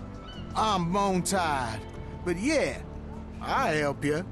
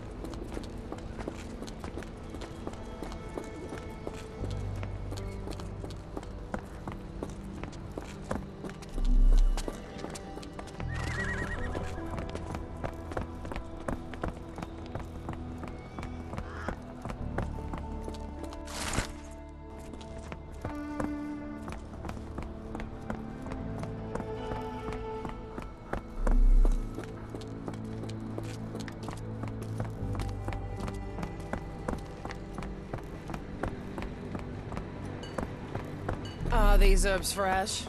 And you dare call my product substandard? Excuse me, are you Zora? I am. What do you want? My name is Sherlock Holmes. I have several questions, if you don't mind. You are selling herbs, is that right? Do you want to buy something? Not really. I wanted to ask if you have the herbs from this list. Goldenrod, jasmine, strawberry. These are very common. I do sell them same as any other herb merchant. I came here because Cole Seabrook mentioned you. Do you know him? Unfortunately, yeah. He's my late husband's brother. Have you heard of Jimson weed? A poisonous plant, but it can help ease the pain if you know how to use it. Some believe you can use it to create a zombie, a willless slave. Is that what you wanted for Cole? Or did you sell it accidentally? Did Cole get what he deserved? The Loas heard my prayers. So you admit it was on purpose? I admit there's a higher power maintaining order and justice in this world, and Cole got what he deserved. I'm happy that it happened, but that doesn't mean I'm to blame. Can I ask what caused such hatred? The sheriff confiscated all our weapons, and then the disappearance began. William wanted one rifle, just one, to protect us. Cole was too eager to help, and as a result, my Will got a bullet in his chest. How did Cole explain what took place? He just walked away as if nothing happened. Cole is the reason I lost my husband, and he should pay for it. Don't you want to know what really happened? For me, it's clear. An innocent man would tell everything. Only the guilty remain silent.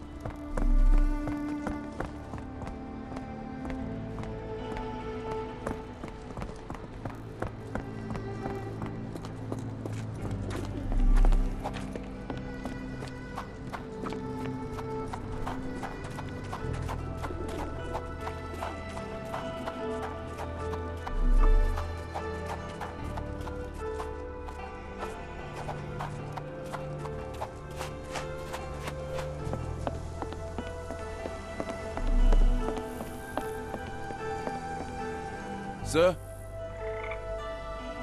I've learned about your tragedy, Cole. My condolences. Zora told you, didn't she? Can you tell me what happened and why you feel guilty? My brother died. I'm alive, and William is not. That's why. Tell me, what was the plan? William had to get into the warehouse through the eastern gate, the one not far from the market on the edge of the railroad. I hid behind the barrels. I was on the lookout. So what went wrong? William went in, then came back with a rifle. I saw him jump off the crate, and then bang! He was lying there dead. Did you see who shot him? It was the bloody sheriff. I swear I saw him smiling. What happened next? My heart stopped. I froze. Then the sheriff yelled, "See if there are more rats." And I woke up. I ran away. I had just one task, and I failed it. And for my mistake, the lower of death will come for me.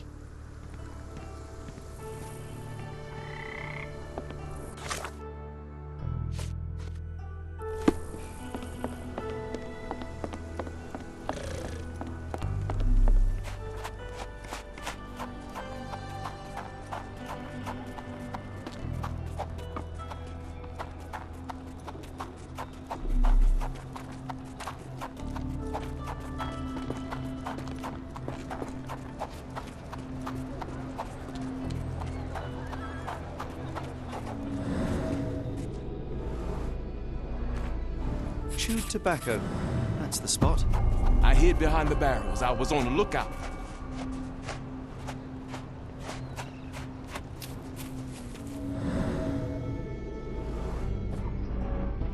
An oily handprint. The substance has solidified. I assume that this is cosmoline with which the gun was lubricated. William went in, then came back with a rifle.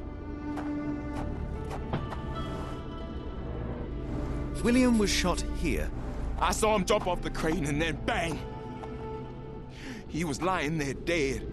The bullet went through him, and based on its velocity and mass, I would say the shooter was no more than 35 or 40 feet away. This lamp did not leave William a chance to go unnoticed.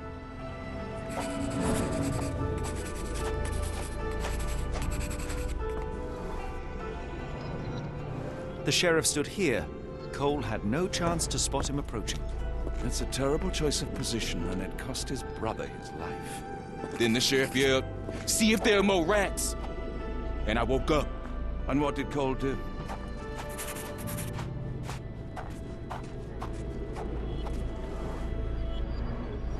My heart stopped. I froze.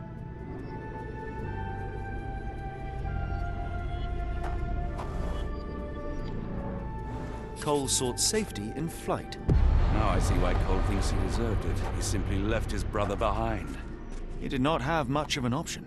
Sad. I think Zora would like to know about this.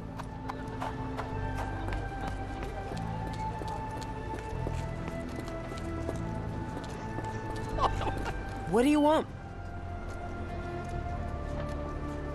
I know you are angry at Cole, but you must know that he is not guilty of your husband's death. I was at the warehouse and I saw it all myself. The sheriff shot William and Cole couldn't prevent it, not even at the cost of his life. Why did Cole survive then? And how did he return unwounded? He had no chance of stopping the sheriff, but he found himself unnoticed. All he could do was run or die. That jackal sheriff. Perhaps you're right. I didn't want to kill Cole. It's just too painful to know that he's still around while my Will's dead. You can mourn with Cole. Forgive him if you can. I'll need some time for that. I miss Will so much. And we'll try to forgive Cole. I promise. The sheriff is the real villain here. Thank you, Mr. Holmes. At least the weather is on our side.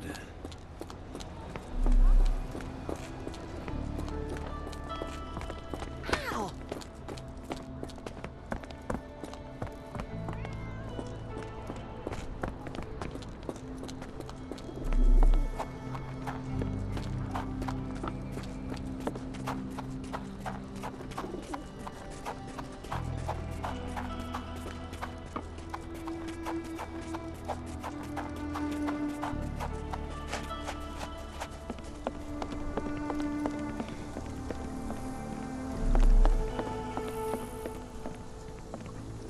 Sir? I have good news. No lowers are coming for you. You were poisoned. What? Zora sold you Jimson weed instead of jasmine. That was the cause of your hallucination. She wanted revenge. It doesn't change anything. Look, the lowers were guiding her. I deserved it. I went to the warehouse and I know what happened. You are not guilty of William's death. You had no chance of stopping the sheriff. Your only choice was to run or die. That was my purpose as a brother. But I failed William. I'm a coward. I ruined 2 lives in one evening, including Zora's. I spoke with Zora, and she forgives you. Now is the time to forgive yourself.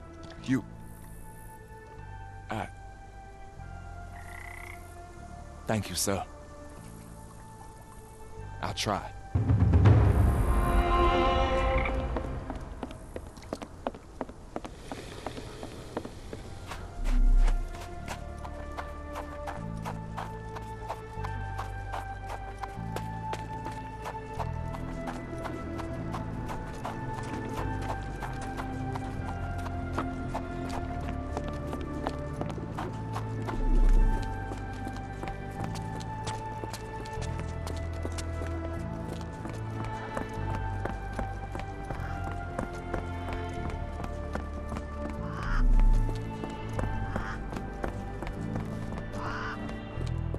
Yeah, I did.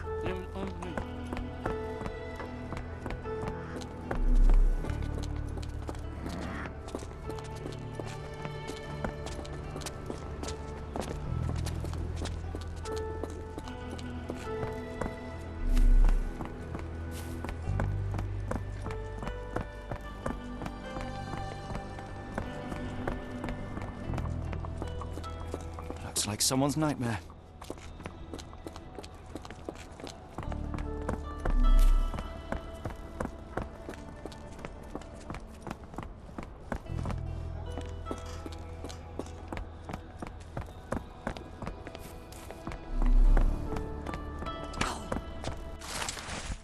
This will be enough for my collection. As long as you don't hang those ugly faces up at Baker Street.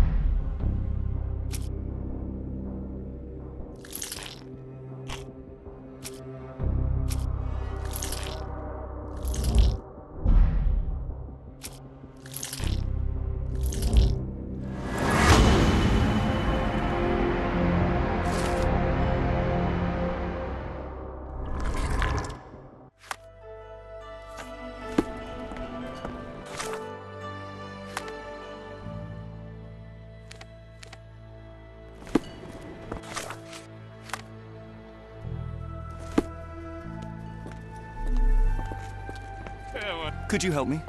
Oh, I've heard talk.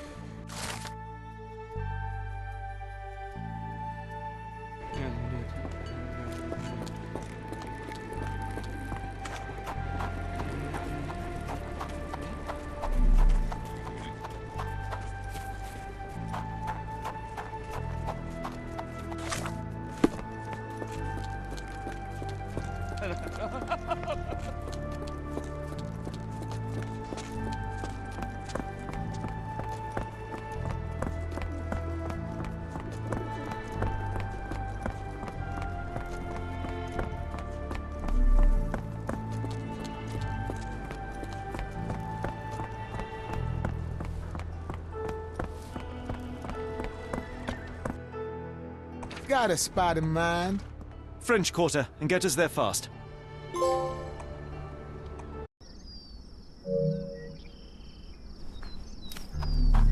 know, Watson, the opulent mansions and stifling heat remind me of my time in the Mediterranean. Corona does sound rather magical. Do you think you shall ever return? I don't know. That place was home to some of my greatest memories and some of my lowest moments.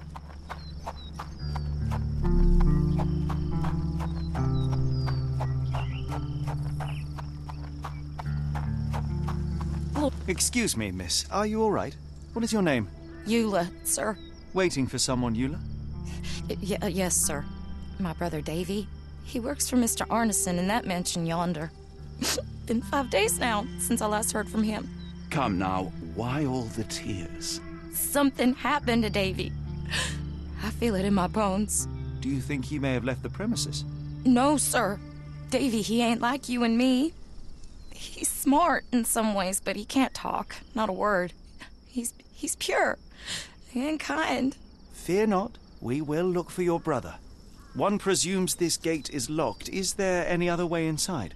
There's another entrance through the stables you could try. That's where I meet Davy normally, but I couldn't get in. See, I couldn't find the key. It wasn't in its usual spot. Please hurry, sir. Find him for me.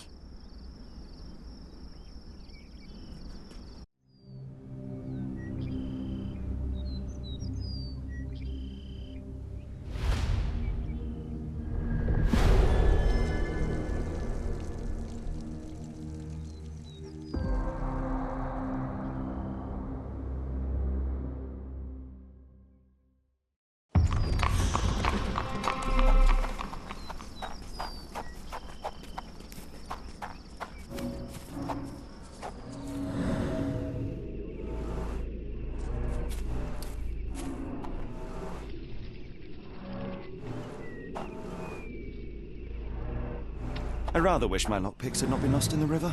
Along with all our clothes, books, tea.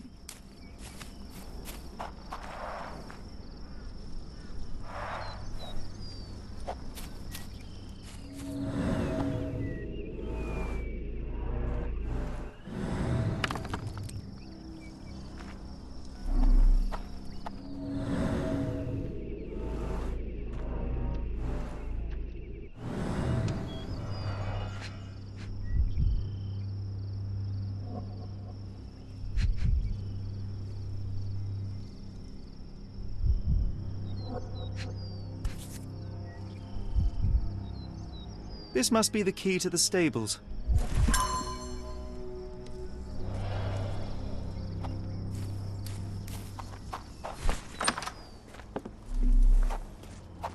Poor animal has been suffering for days. It's dehydrated, Holmes. Without water, it will die. Mr. Arneson's cab is still here. Cayenne pepper. Half empty. Or as Watson would say, half full.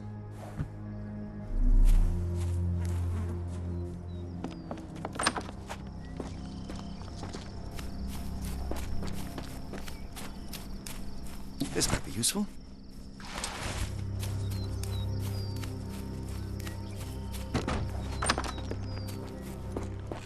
At least that's one life saved.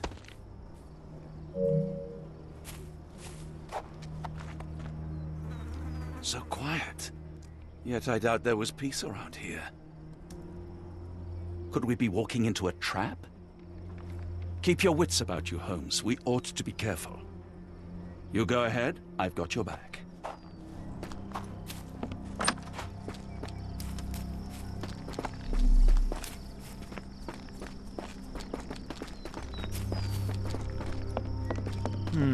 No way in.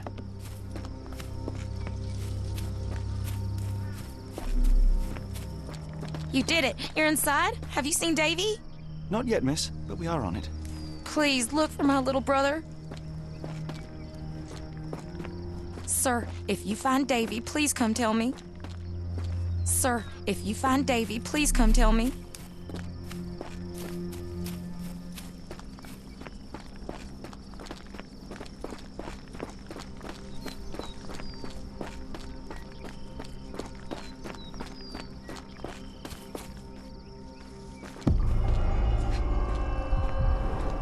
Size 10, the owner's footprints were shallow.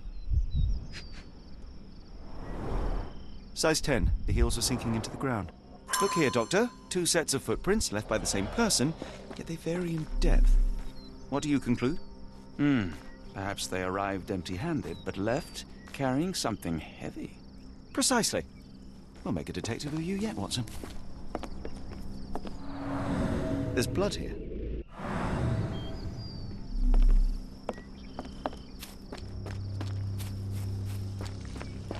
More boot prints. More boot prints.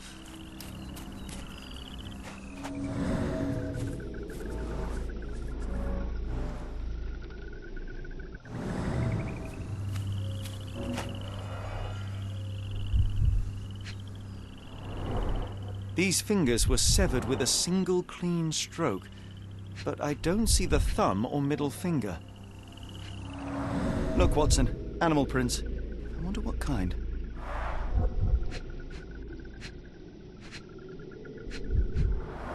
Luxurious shoes, size 9.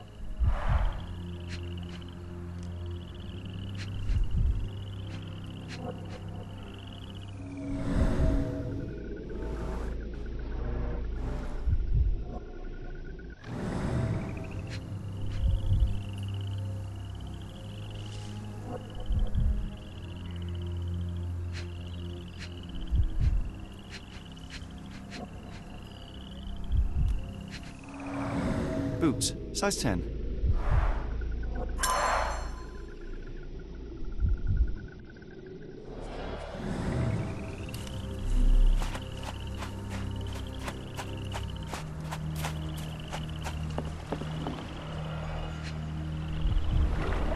A scrap of silk, soft and elegant.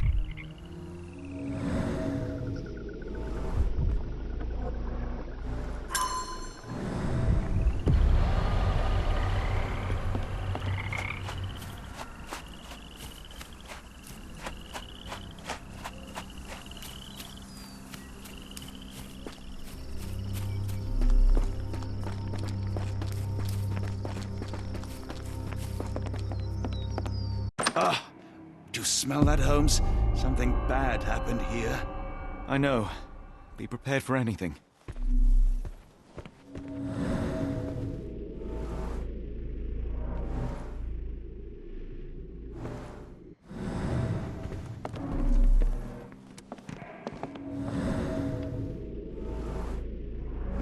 A few drops of blood, but not from a mortal wound.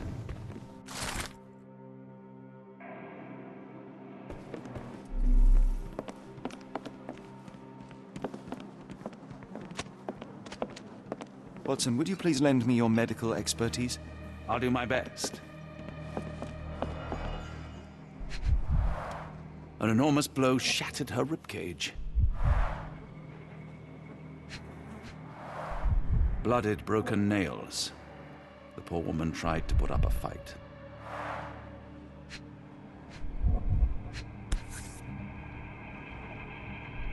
Extremely sharp and deadly. A wound like this could only be dealt by a man of incredible strength. And cruelty. Why does it look so familiar?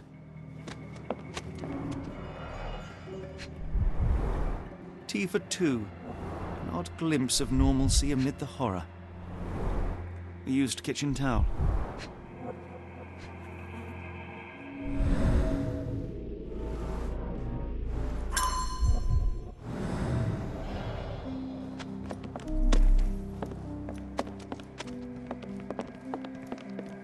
I will need your help one more time, Doctor.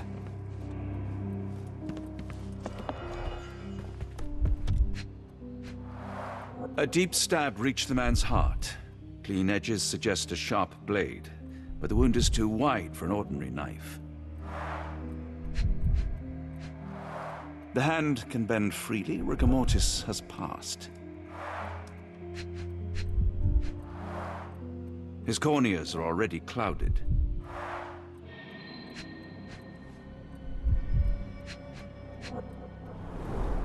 Hay on his trousers suggests a gardener or groom. This man has been dead for a week, the result of a sharp object piercing his heart. You are mostly right, but I would bet he died 5 days ago. Heat and humidity will have accelerated the decomposition. Someone was bleeding, but it doesn't look lethal.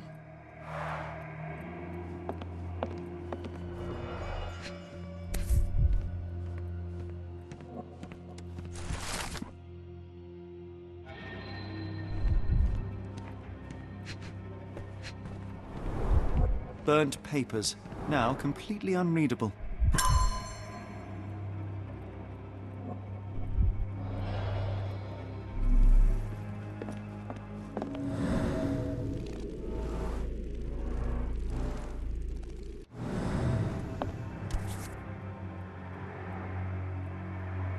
The bent end of this candlestick has blood on it.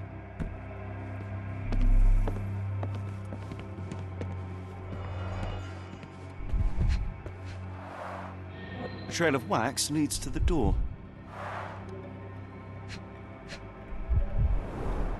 The candle was burning when it fell.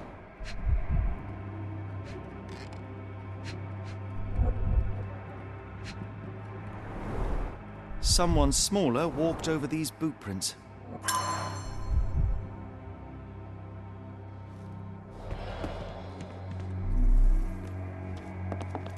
What horrors happened here?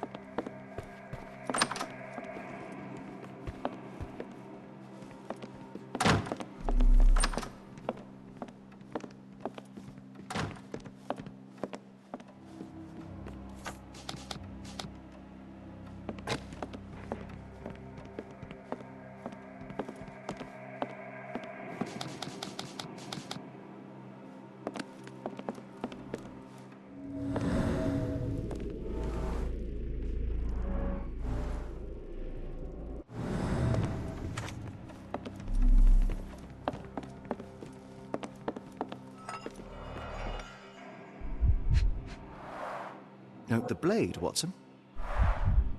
A curved dagger, probably of Persian or Indian origin.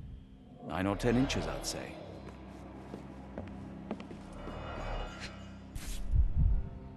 Arneson and Davy seem to have got along well. He looks more like a son than a servant. Arneson and Davy, 1881.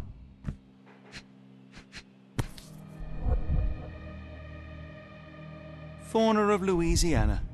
Full of things that bite, no doubt. New Pied Piper. Foreigners missing in New Orleans.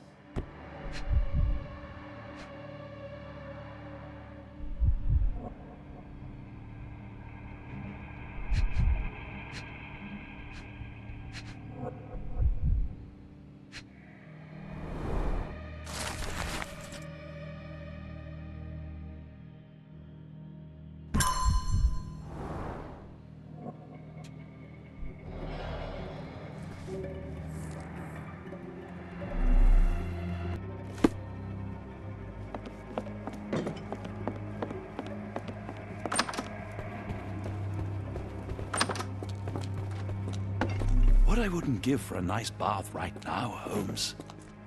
This place sets my teeth on edge, Holmes. Today started poorly and went downhill from there. The sooner we get what we need, the sooner we can leave this horrible place.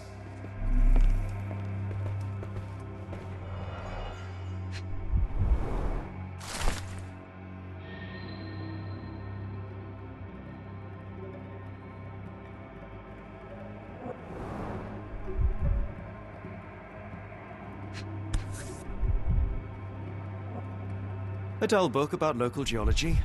Even I'd struggle.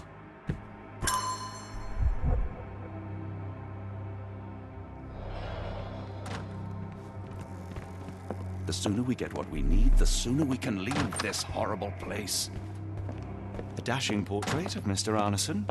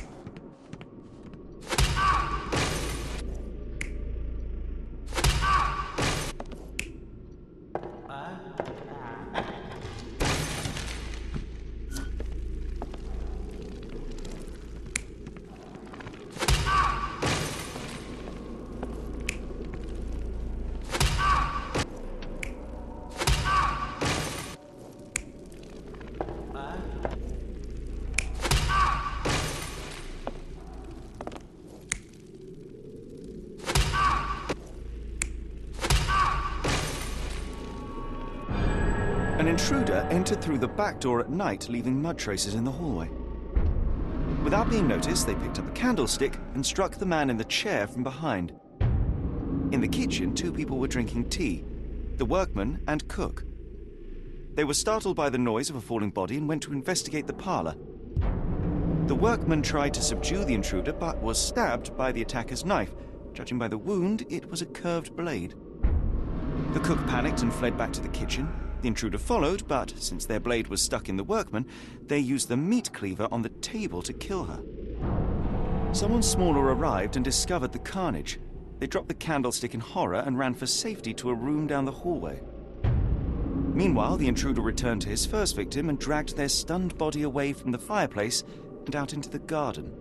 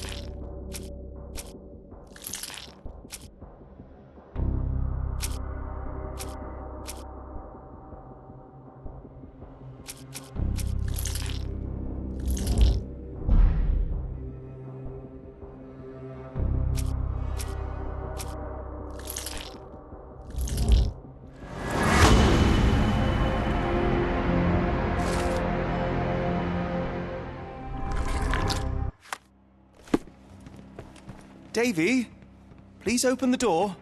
After all this, Holmes, I doubt the young man would open the door to a stranger.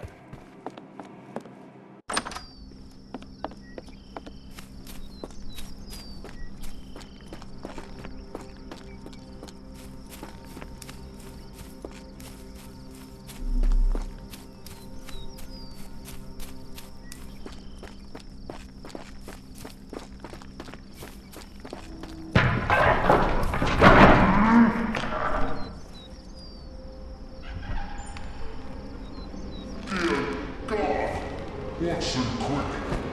Get her down.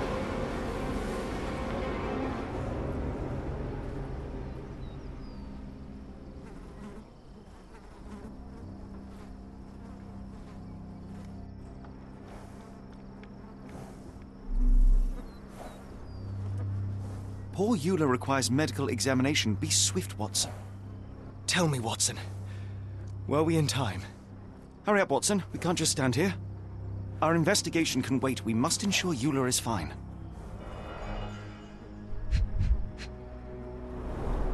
Ligature marks on her neck. There'll be a bruise, but she should be okay.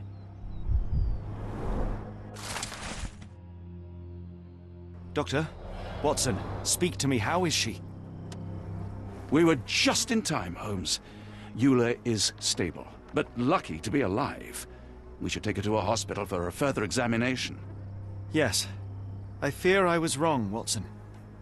The sheriff is not a man to be underestimated. To lynch an innocent woman just to send a message, it's evil. We're not safe in this city, nor is anyone around us. Then we must not dawdle. Help me get Eula to her feet. No, no. I will not leave here without Davy. Miss, please, we must get you help. No, I will not be deterred. I will get my brother and bring him home.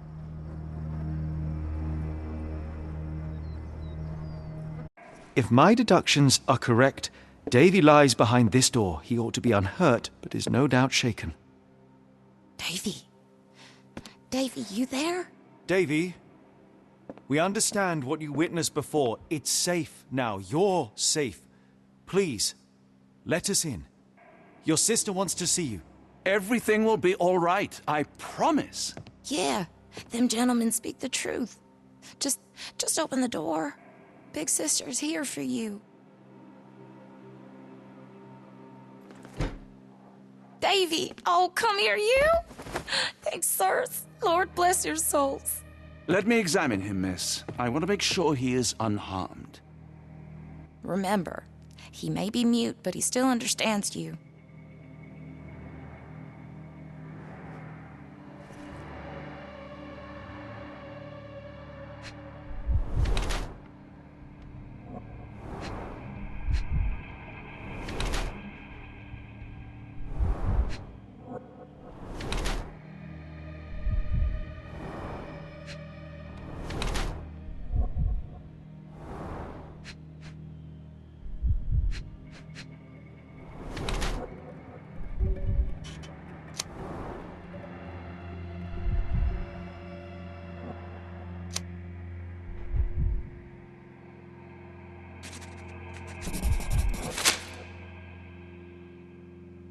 Davy seems in good health. The bruise is a remnant of that awful night, perhaps even caused by the intruder, but he is otherwise unharmed. In fact, I believe life here was good for the boy. Arneson and the others cared for Davy. That may have allowed him to withstand such horrors. I need your help, Davy. We know that the man with the curved dagger is responsible for all this. You recognized the man, yes? The same one in the photograph in the office upstairs, standing with Arneson. Good. Please, write his name. And one last thing. The room with an image of a bell on its door may hold important answers. Do you know a way in?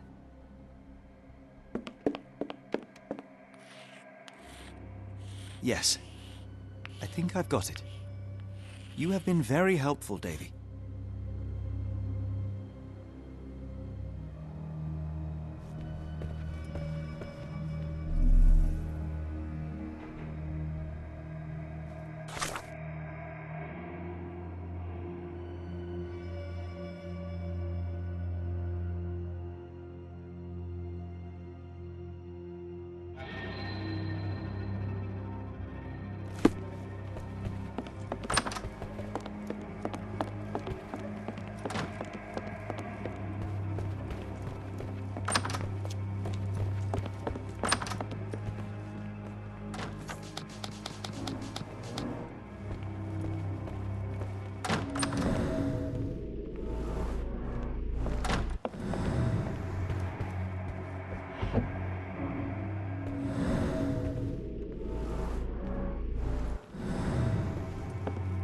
Let's take a closer look.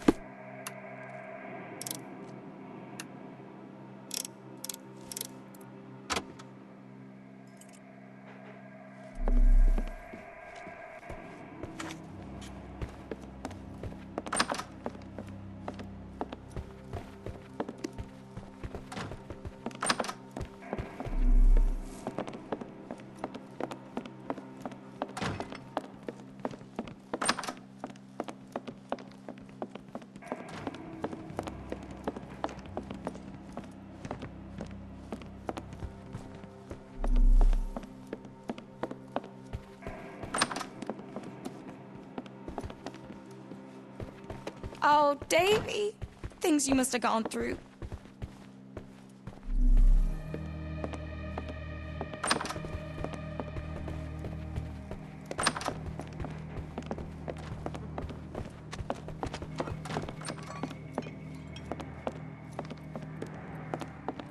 Mr. Arneson with his prey.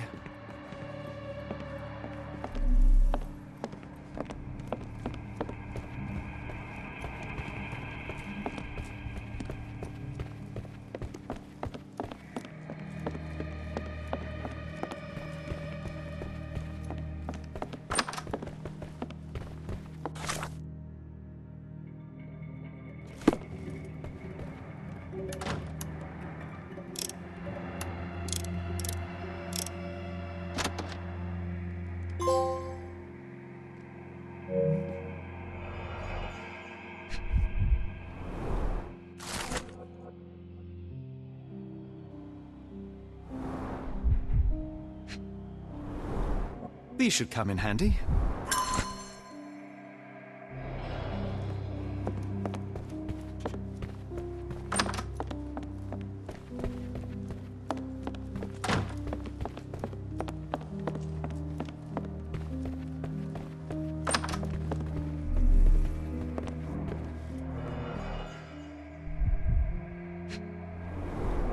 dense and disturbing notes.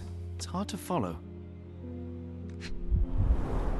The scene is impossible, unnatural, but also familiar.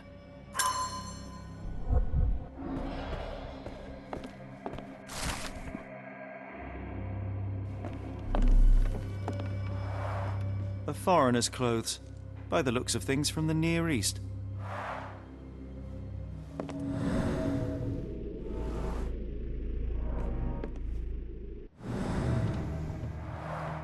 A foreigner's clothes, by the looks of things from the Near East.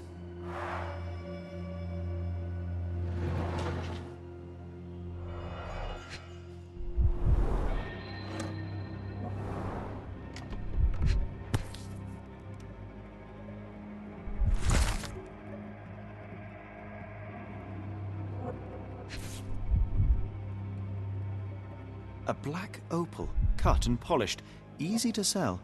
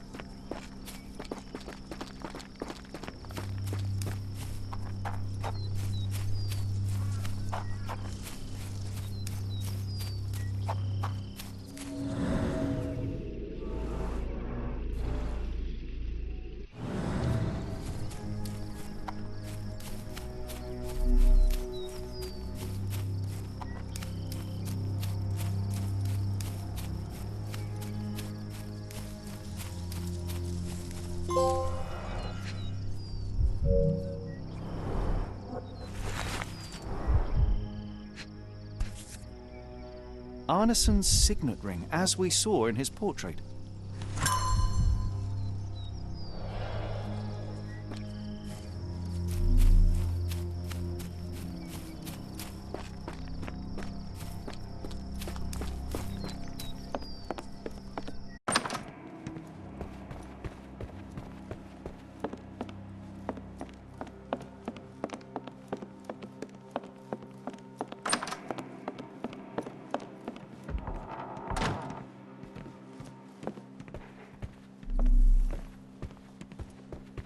It's almost a piece of art.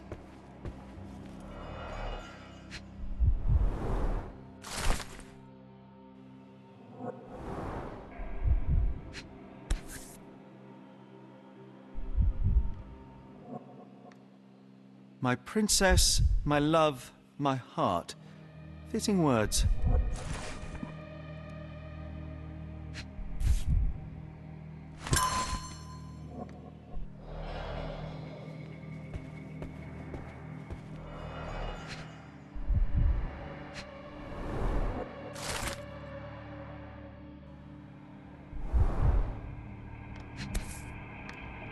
Well, isn't that interesting? Hello again, Lucy.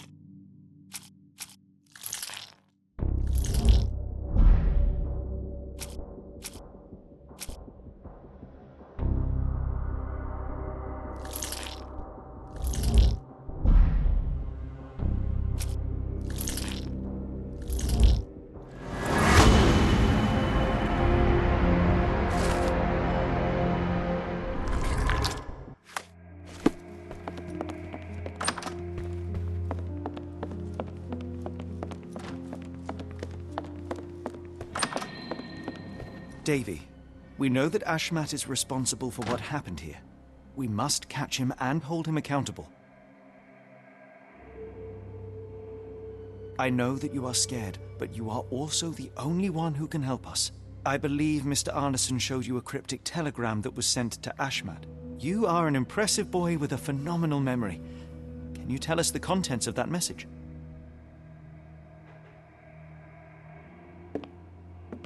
Thank you, Davy. Watson, please copy down everything he writes.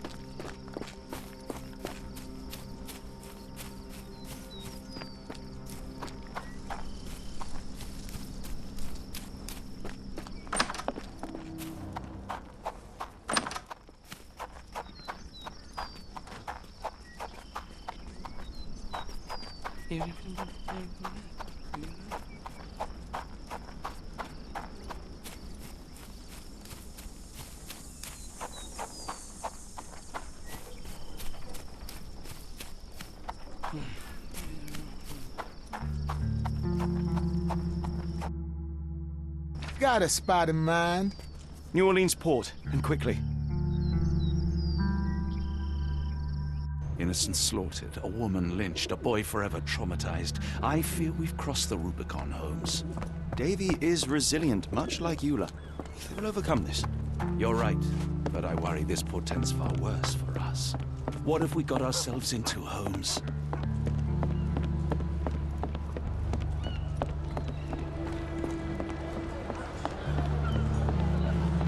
Who's your friend, Frank? We love a new face, and this is particularly lovely. Johnny boy, so how was it with Champagne? Most enlightening, thank you. And now my friend Mr. Holmes would like to talk to you too. Well, ain't you something? What can I do for you? I'm afraid I bring bad tidings. How bad? It concerns your significant other, Arneson. Arneson? Now, who said we were lovebirds? Lucy, we only mean to help. No word of the matter shall spread. What are you implying?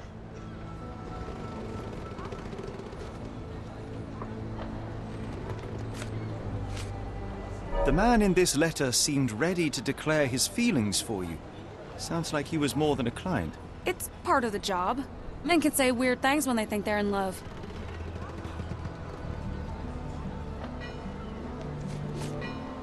This photo of you and Mr. Arneson suggests the feelings were reciprocated. Looking interested when with the client is part of the job, Mr. Holmes. I don't even remember the man.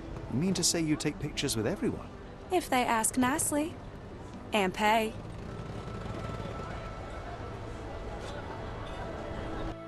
Arneson definitely paid for a ring in your size inscribed, "My princess, my love, my heart. It is for you." Arneson was going to propose marriage. The facts are clear. You know Mr. Arneson and, perhaps, even love him back. Regardless, he has been abducted. His life is hanging in the balance. Please, help me save him. Oh my Errol! What have you gotten yourself into? I didn't want to believe this could happen. Lucy, what do you know? Could it have been the sheriff? I don't know, John. This town has darkness in it. Errol and me, we had plans, dreams. We wanted to make this place better for all the folk who live here. Errol had grown suspicious of Ashmat, thought he was acting odd. He brought up the bayou. I told him to leave it all alone. The water's there. They swallow everyone. You mean the alligators? No. It's local legend. The bayou's dangerous. Any visitor that sees death's messengers, they die. These messengers, are they abstract or a landmark? They're white lilies. You see a path with them flowers, you turn around. All right, Watson. We must find someone to take us to the bayou. Lucy, you have our thanks. We will go and look for Arneson.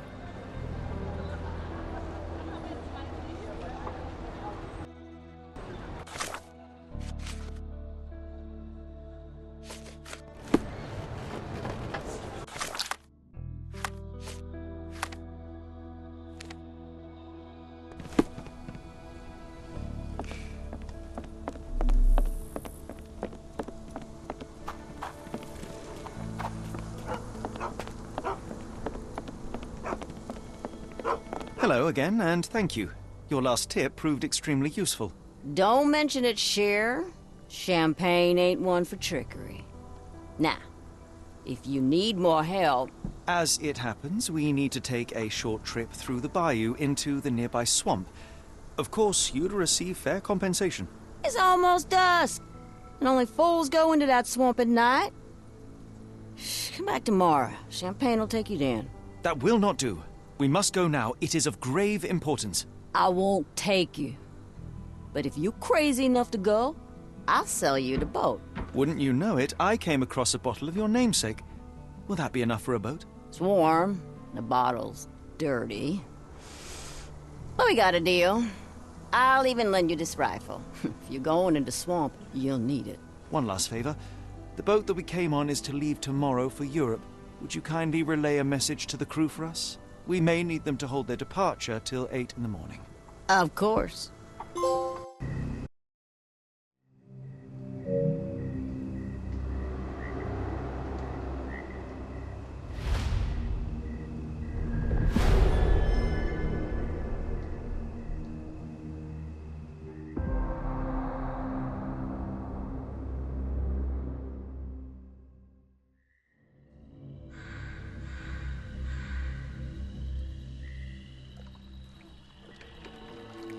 At least in Afghanistan, we had nippy nights. It makes one yearn for rainy London. This place, Champagne, did not mince words about it. Keep your wits about you, Watson. We are inching closer to the heart of this mystery, however dark it may be. Hell's bells! I told you to stay away, Doctor. That he did, Holmes. I rule these waters. No hiding from me here.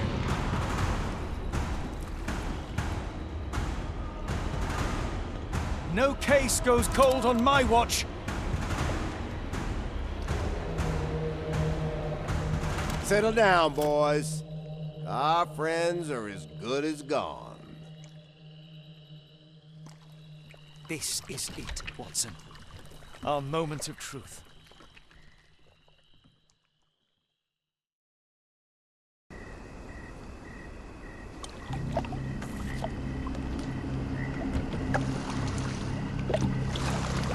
Holmes, do you believe the sheriff? That we won't escape? One cannot be hurt by superstition, Watson. Look, Holmes. Fireflies.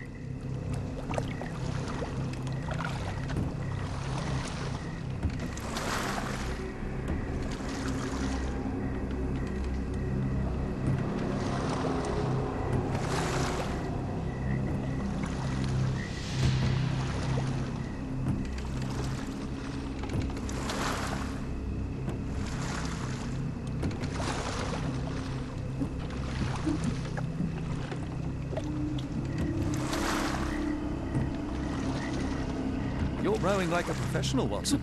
University of London Boat Club. Silver medalist, 1874.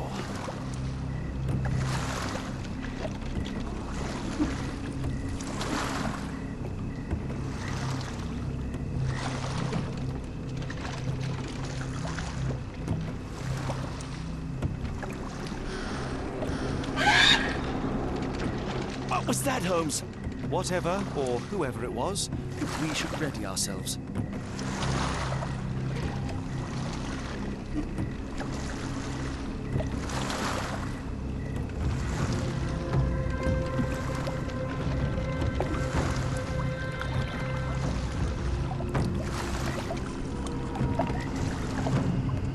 Am I hearing drums?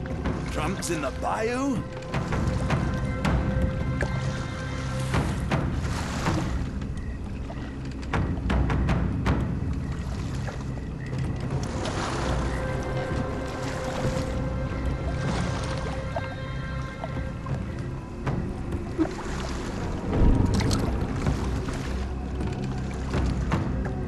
Holmes, I think I heard something swim underneath our boat. Probably just a rotten log.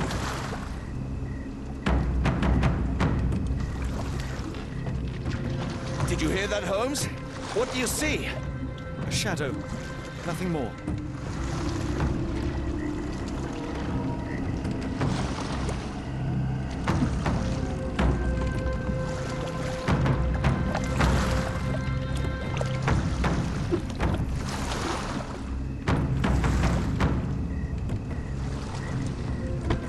If you told me when I binned your paper that we'd end up fleeing the law in a rowboat through the Louisiana Bayou... I dare say you would have hardly been surprised.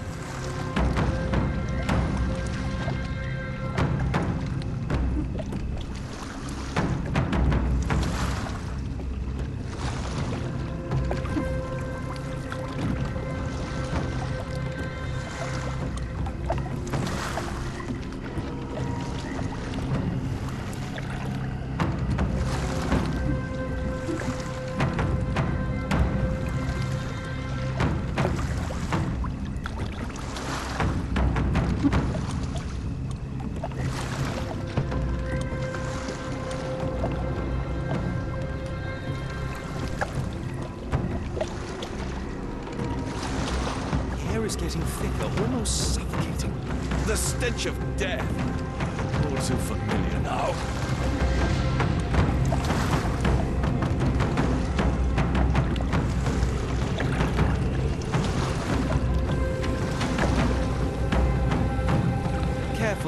answers, Watson. It is stupidity rather than courage to refuse to recognize danger when it is close upon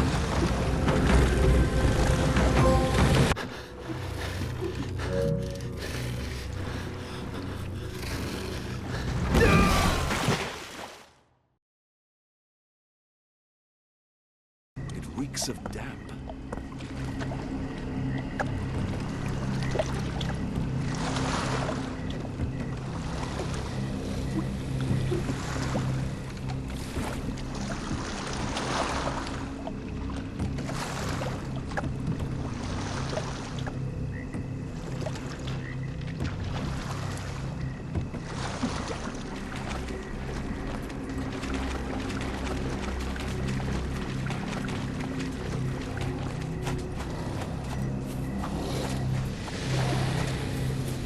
Holmes, hand me the rifle. I can shoot the ropes holding a few of those poor souls. Come on, Holmes, give me the rifle. We shouldn't waste time in a place like this. Watson, stay calm, but be quick. An alligator has noticed us.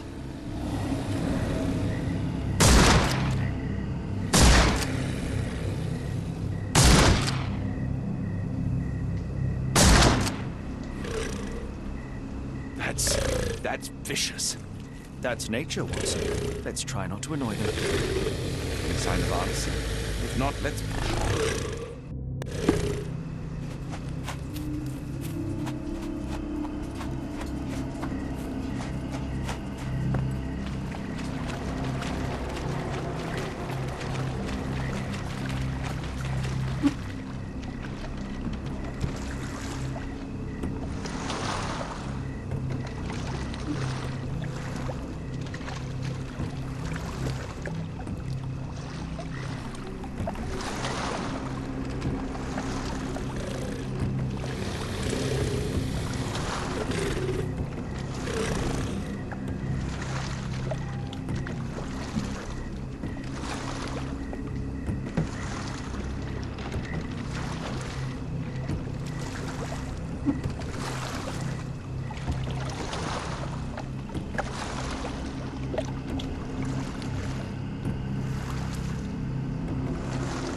That pier looks promising over there, Watson. We're approaching the heart of darkness.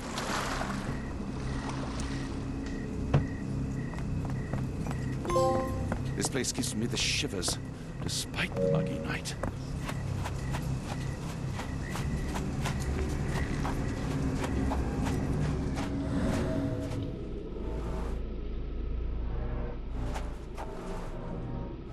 Ashmak dragged Arneson here.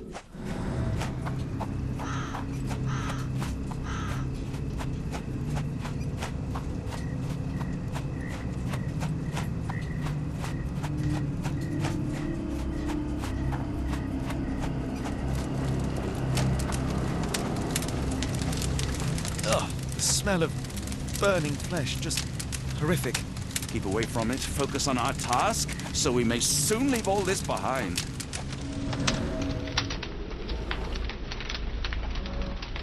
A fiery gathering of passions and deception. I should be glad we're out of the water, but I'm not.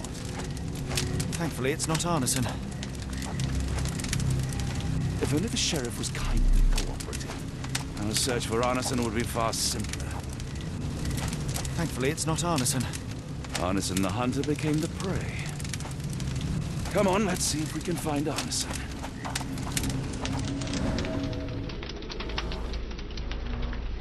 The hand tied here was bleeding in 4 places. This had to have been Arneson.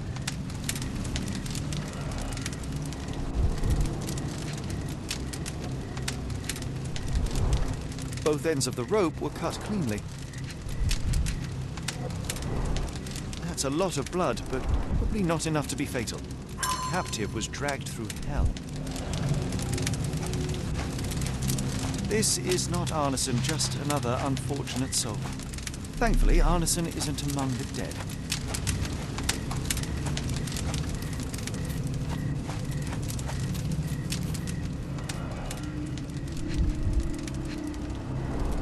The bloody handprint on this stone lacks 4 fingers.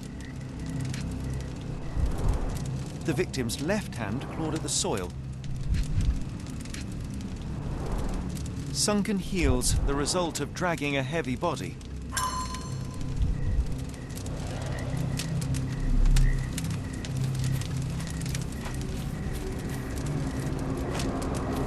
A heavy weight scored impressions in the ground 1 inch deep.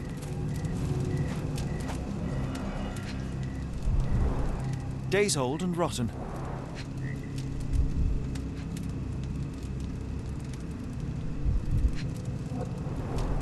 Damp and mouldy hay. The prisoners were kept like animals, slowly deteriorating under the gruesome treatment. The wood is swamp cypress, endemic to the area.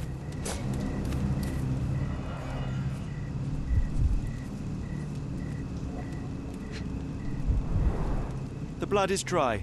The axe has not been used for some time. A simple rope. This is how those poor people were crucified.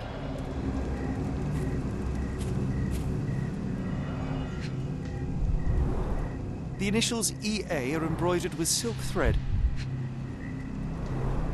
The prisoner's clothes tossed aside.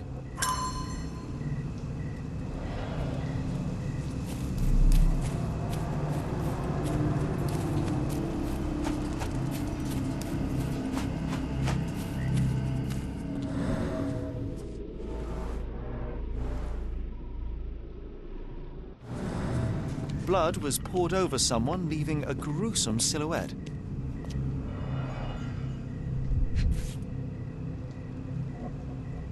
A worn blade, but clean and without blood.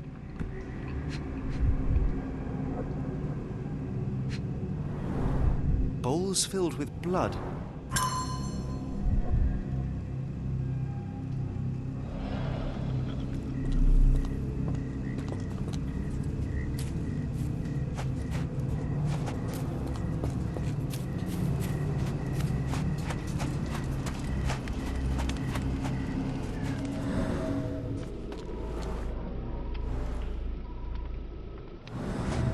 The tracks lead behind the stone slab. Only this indentation was spared from blood.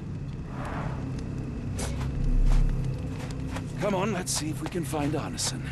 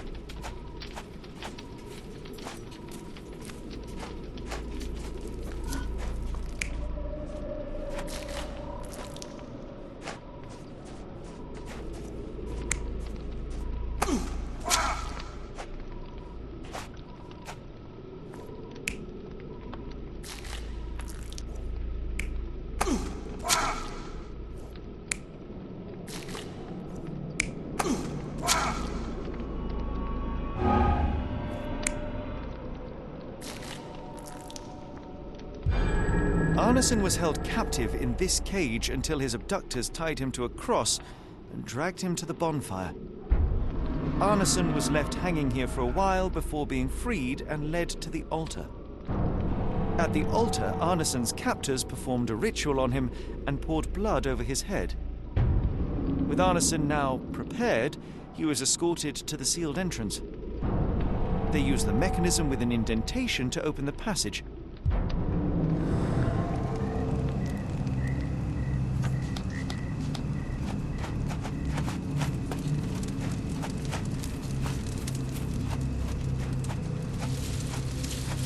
Heavy and covered in blood.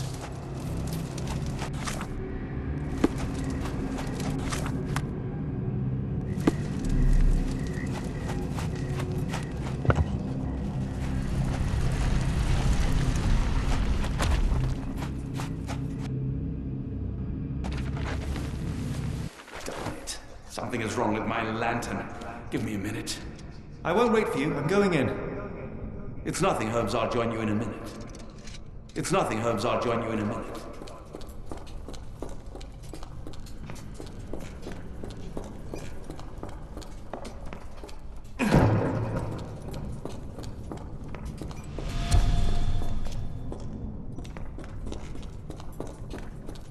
Woe betide those who take it.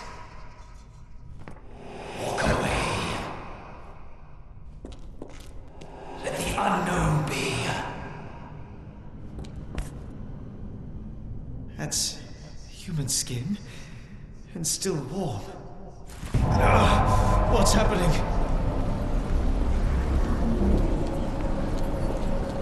Deja vu, and not in a pleasant way.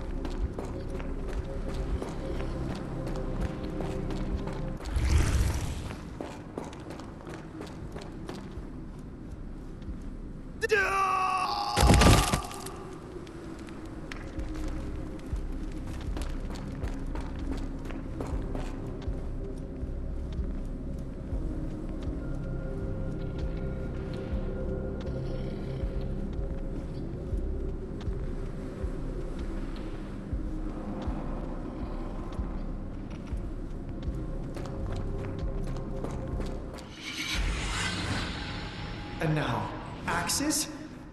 What on earth for?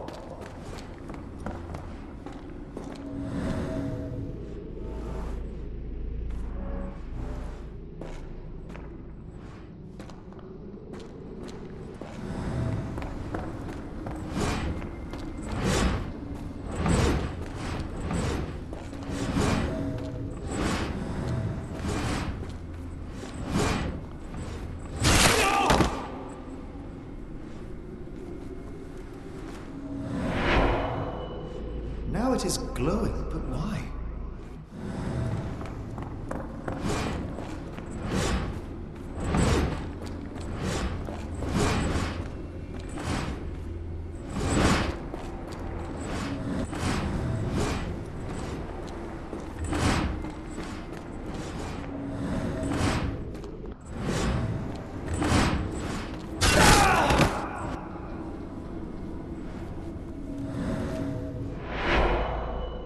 There's that glow again.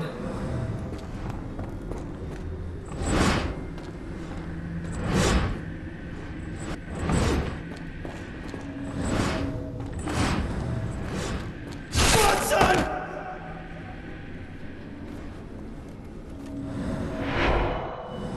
I hope that was all. I can't take any more.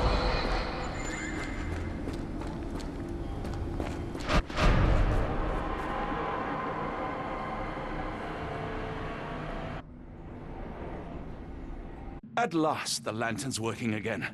Holmes, I'm coming.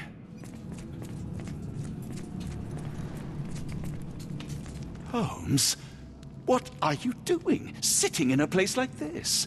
How did you get here? How did you get through the maze? Tell me, Watson. What maze?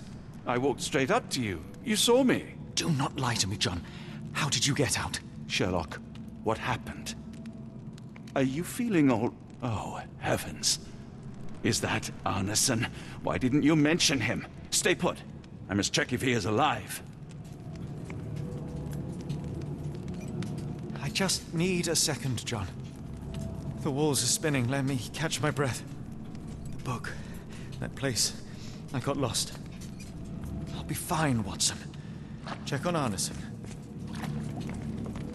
I should examine him before he has another seizure.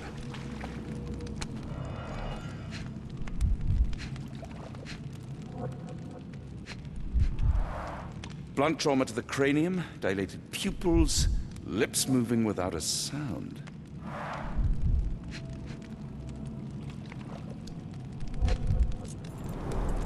Pulse is racing, 110 beats a minute. Cold sweat. 3 ribs fractured.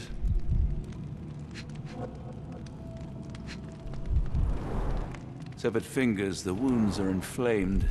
Arneson is delirious after all he's endured. We can't get him to the boat in a state like that. It's dangerous to us and him. Please tell me there are no eels inside, Arneson.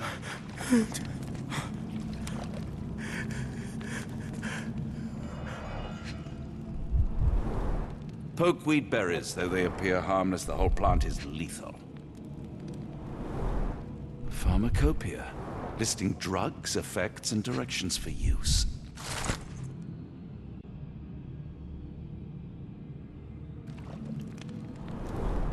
Some kind of amanita mushroom, extremely poisonous. Odorless, watery, and hard to identify.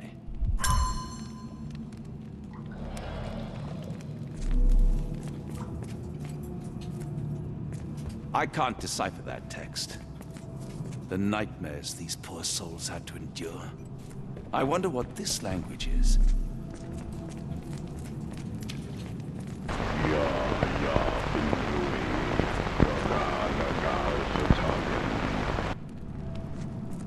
I'll be fine, Watson. Check on Arneson.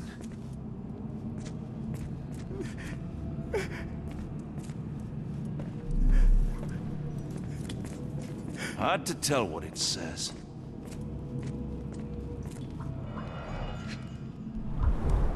This is Dwale, induces sleep and relaxation. A gluey decoction. The smell is herby but sharp. It appears burnt, judging by the color.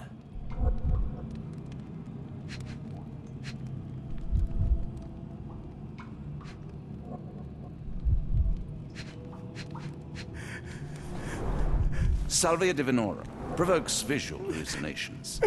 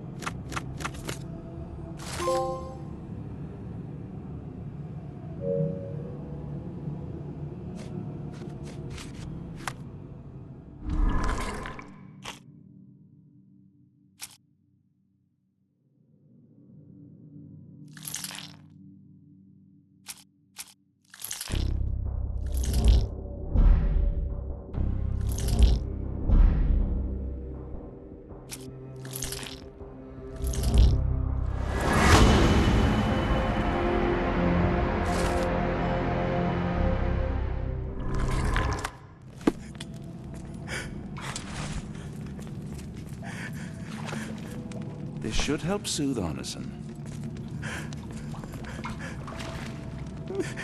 I see.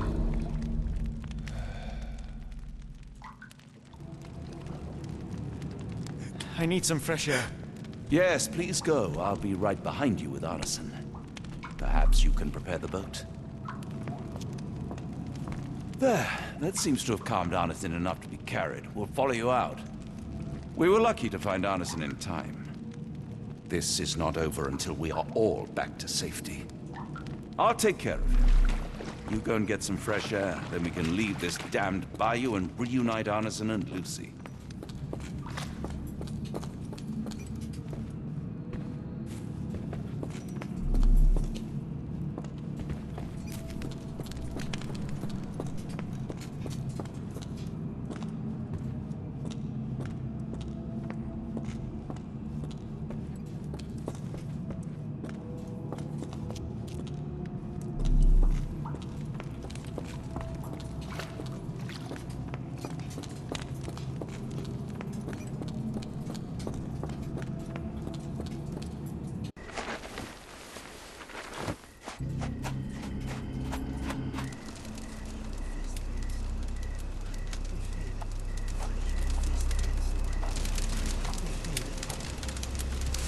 Me festering soul and let me feel. Free me festering soul and let me feel. Eyes without purpose and now see the truth. Tear me mind from me flesh, score me festering soul. Phantoms of nothing, we are born to die. Filth in the eyes of our eldritch lord. Free my festering soul and let me feel. Oh, please, I wish to return. Free me, let me return. Free me and rejoice. Eyes without purpose, I now see the truth. Tear my mind from my flesh. Holmes? Are you all right? Here, let me help. I'm fine. Holmes? Sherlock! What the hell were you doing? He almost killed you. I don't... You're right. Let's go, Watson.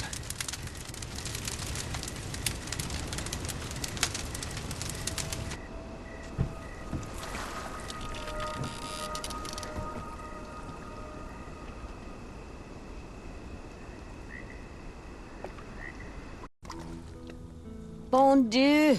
Still among the living. We are, though not for lack of trying by the sheriff. Well, he'd been telling people you died in the swamp despite his trying to save you. Crooked man. Through and through. Wait, is that Mr. Arneson? Yes, but he's not well. Do you know Lucy? Belle from the Nymph? That I do. Please bring her here. Mr. Arneson needs to see a familiar face if he's to have any chance of surviving. Power of the heart. I get you. Wait here. Errol? Oh, Errol! Reckon we should give him space. Farewells are painful. No. Tell me that's not true. Watson?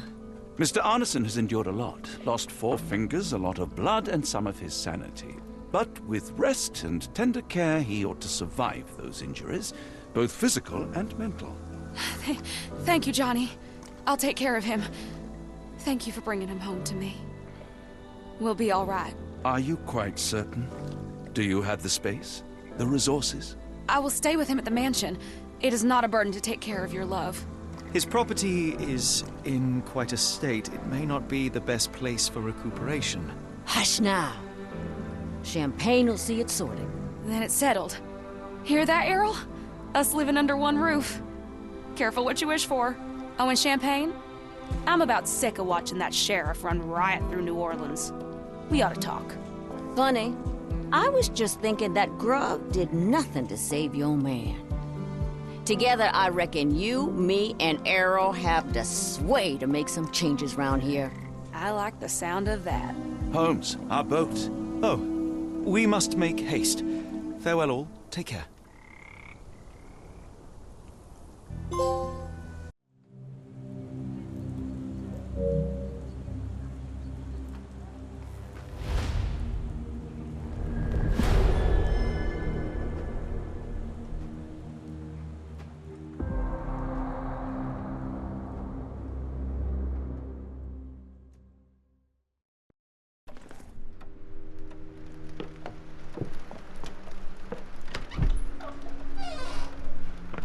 Who's there?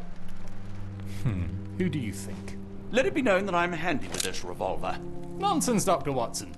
As I understand it, when faced with the imperative to defend oneself, one's comrades, and one's nation, you fled. Aren't you going to introduce us, Sherlock? Watson, meet my brother Mycroft, the Queen's best boy. This is a grim augury indeed, for wherever Mycroft travels, tedium surely follows. In contrast, of course, to Sherlock, a man whose obsessive pursuit of the trivial tears through the most carefully laid plans like a hurricane. Do you have any idea what you have disrupted? Your ego is inflated as much as your waistband. What word comes to mind? You work for the government? International trade is a delicate beast. Your antics and Edelweiss have jeopardized one of the Crown's richest relationships. Oh dear. As rich as all the butter you've been slathering on your bread? We need your help. What? There is evil afoot. Strangeness and savagery like I have never seen. Something otherworldly festering in the dark beyond our reach. We have seen things that defy explanation. Mystic forces, magic. You must help us. It's true.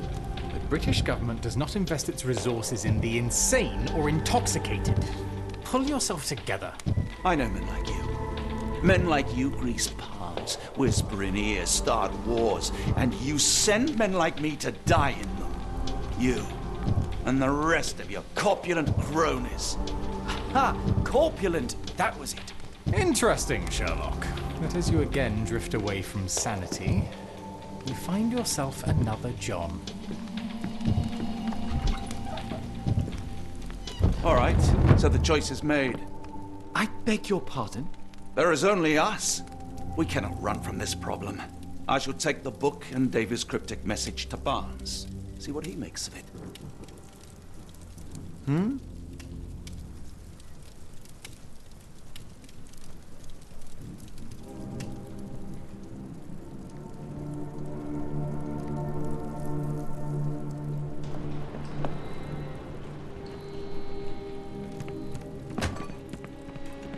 As you were, Watson. Do what you must. Family, Watson. I let go of the best part in Cordona. Now I am left with the worst in Mycroft. You held your own against Mycroft. He makes for a formidable foe.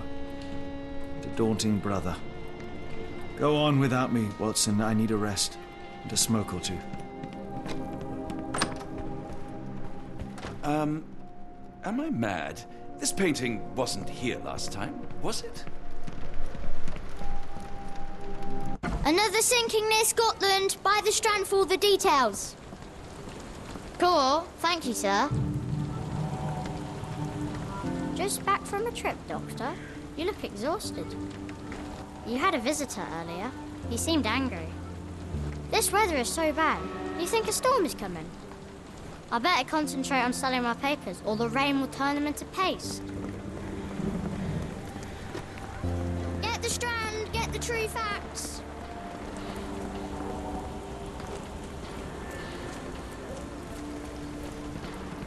Dr. Watson, how nice to see you, despite the inclement weather.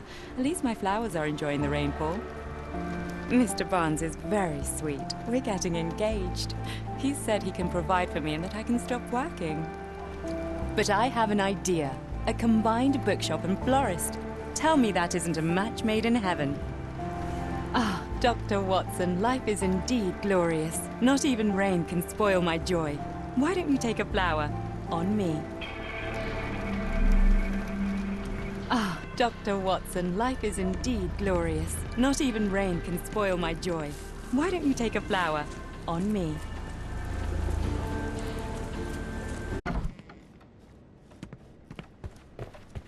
It has been a while, Barnes. Dr. Watson, indeed it has, and good to see you as always. How can I help? Someone is full of pep. Oh, yes. Mr. Holmes, he was quite the inspiration. Last time you were in town, he offered me some stirring advice, which I have since acted upon. Holmes is nothing if not provocative. Indeed, the thorny truth is often hard to hear, but it did the job. And now my heart is full. I'm glad to hear it. Much obliged, Doctor. Barnes, does Stevenson's guiding light mean anything to you? Well, my mind first goes to Robert Louis Stevenson, an up-and-coming author. I've been following his work in the periodicals. Interesting man. I take it his literary pursuits are somewhat of a deviation from the family business. What makes you say that? He wrote a poem. Let me see if I have it still. Yes. Say not of me that weakly I declined the labours of my sires, and fled the sea, the towers we founded and the lamps we lit. The labours of his sires. I wonder what they do. I have a book on great British families. If the Stevensons have achieved anything of note, they will be in there. Please, feel free to take a look. It should be on the shelves to the right. Much obliged. Last time we met, you mentioned your knack for translating occult texts. I was wondering if you could help me with this book. Certainly, Goodness. Where on earth did you procure this grimoire? That's a long story. What do you make of it? It seems to describe pagan rituals, ancient deities. Wow, what a marvel. I can try and translate it for you. Just the pages bearing that symbol. This section, really. Entity of ocean or time. Oh my. Oh, already on it, as you can tell. If you can have it done at your earliest convenience, that would be lovely. A moment, please. Spellbinding pages. Nearly done, Doctor. Have you found the book you're after? The dreamer's hidden daughter awakens in the flood. That sounds ominous. Don't worry, I'll get to the bottom of it. You won't leave without the answers to your questions.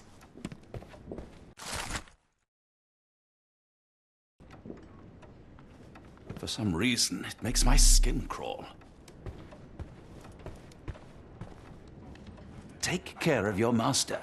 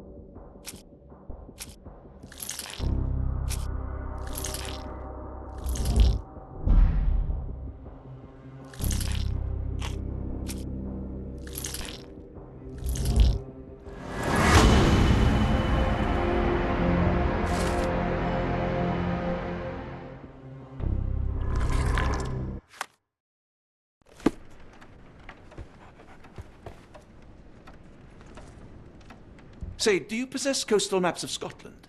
Indeed. Have you figured out what the Stevensons are known for? Feats of lighthouse engineering. You have my thanks for the book. My pleasure, Doctor. Do you need any particular part of the coast? Loch Harbour, West Coast. Right then, I'll unroll it on the desk. All yours. In the meantime, I will attend to my translation. Much appreciated.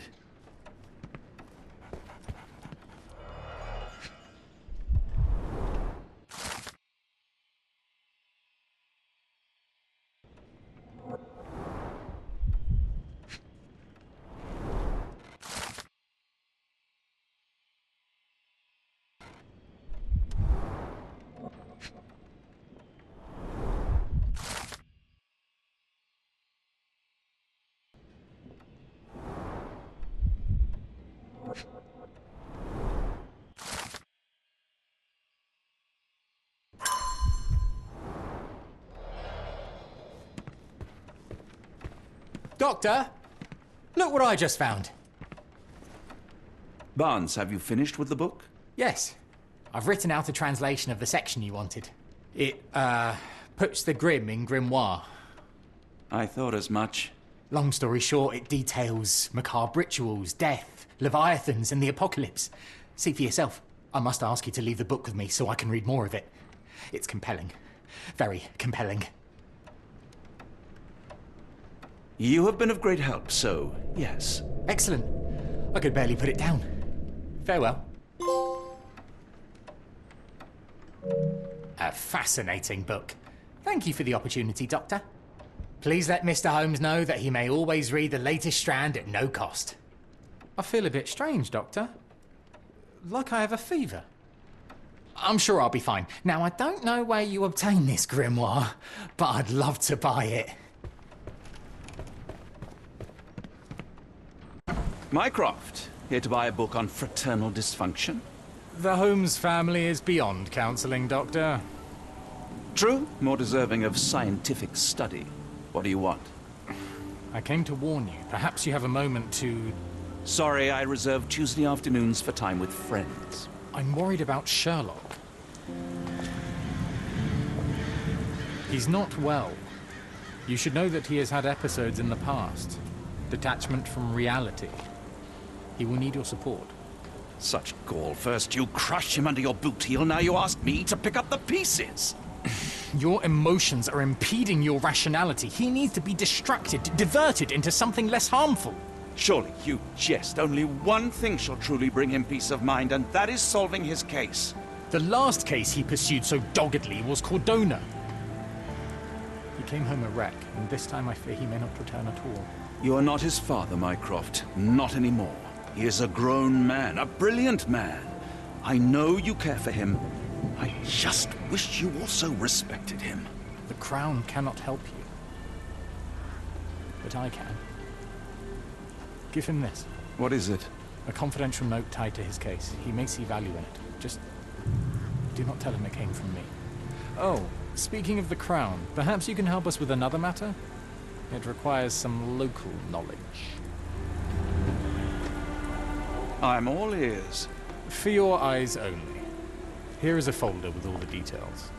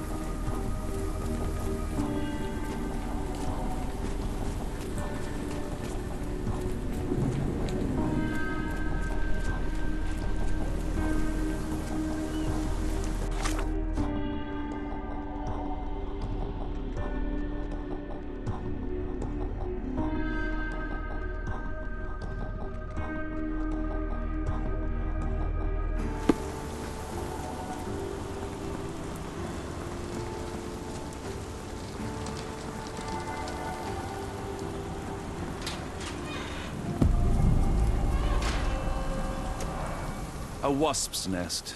They might attack if someone draws too close or are otherwise provoked. Much like London itself.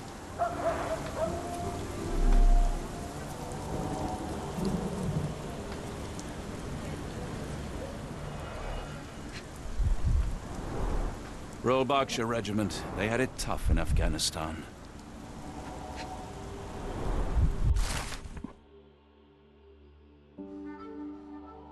Capital M, signed by someone else's hand. Only his right arm was functional. His left arm was paralyzed in the war. His face and neck are swollen, and I can see wasp stings all over the skin.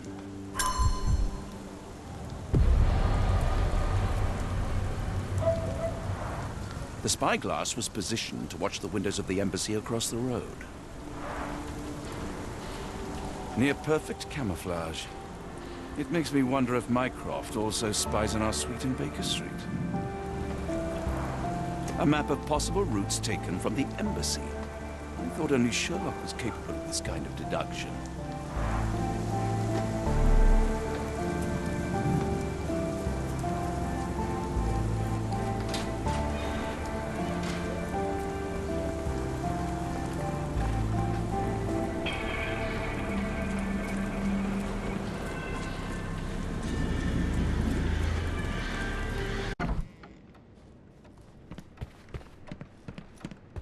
I'm sorry I have bad news. Please do not tell me Hawk is a turncoat. Worse, I have found him dead in his wheelchair, out in the garden. How did he die? Exactly. He was stung repeatedly by wasps. His body succumbed to anaphylaxis. And that is all you observed? Was there anything suspicious?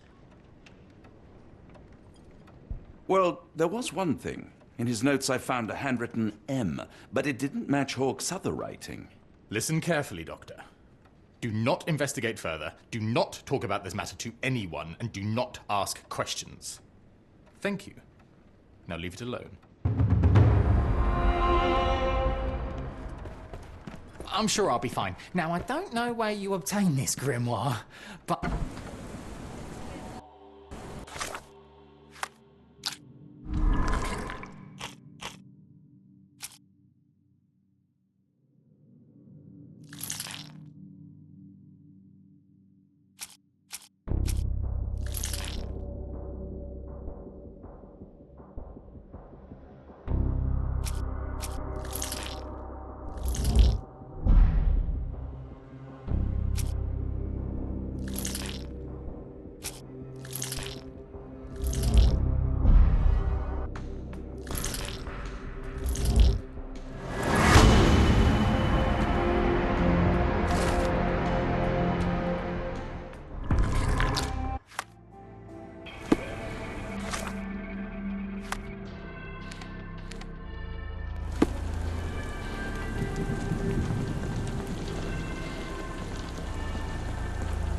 Another sink.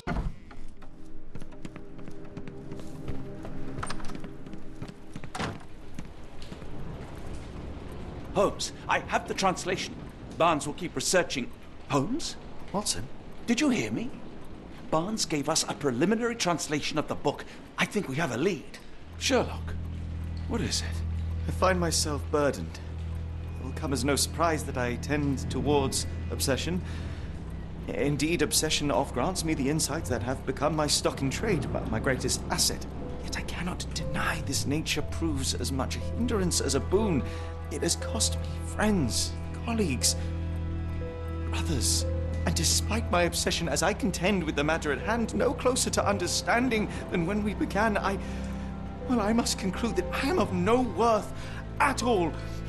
Without an answer, what use is the question? Sherlock, this is no time for despair. The book is real. Those men went mad. John, I fear that I am as mad as the rest of them. I bore witness to the same events that you did. I saw with my own eyes the inexplicable, the ghastly, and the unnatural. I can attest to their occurrence. So take heart, for it was as real as you or I, and thus we must persist. Lives hang in the balance. If you cannot see your worth, then trust in me, for I see it. And I know of no other man capable of putting this matter right. Thank you, John. Would that I possessed even half your courage. Pray tell, where does our journey end? Ardnamurchan, Scotland. Well, shall we be off? Yes, of course. You can apprise me of your actions while we pack.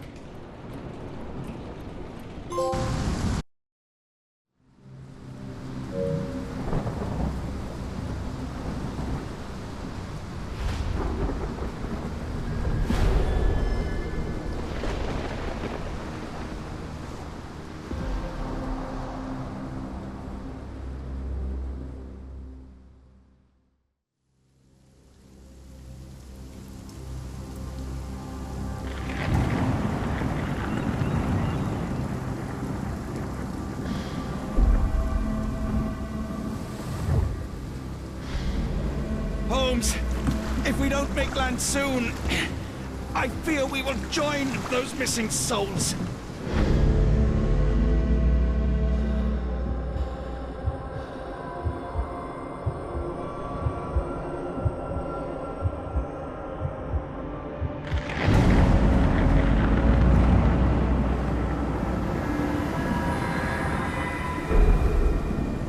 These seas have taken too many, John. Let's stop them from taking more then.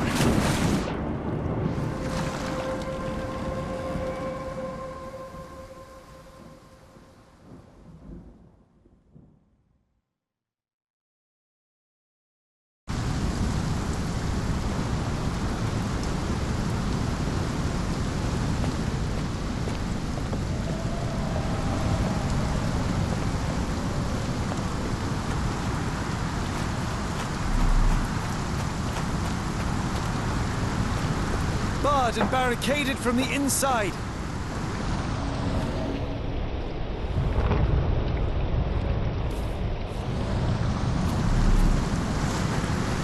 The door won't budge. Barred and barricaded from the inside.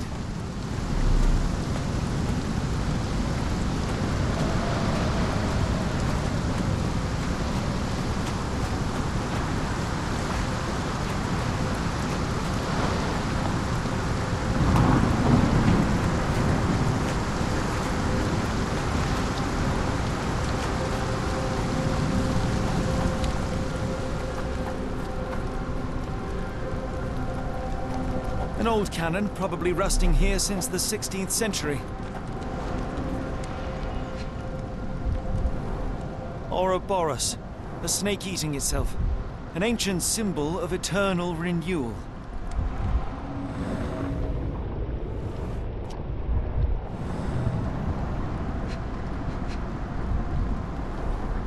Fresh marks, something scraped along the stone. This door requires a very specific key.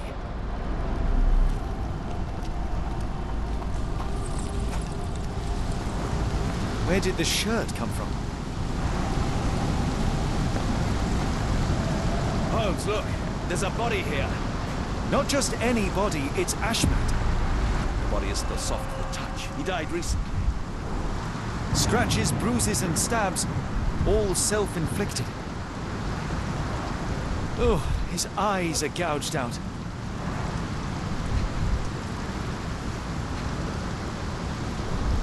The infamous curved dagger. It's tied firmly to his hand.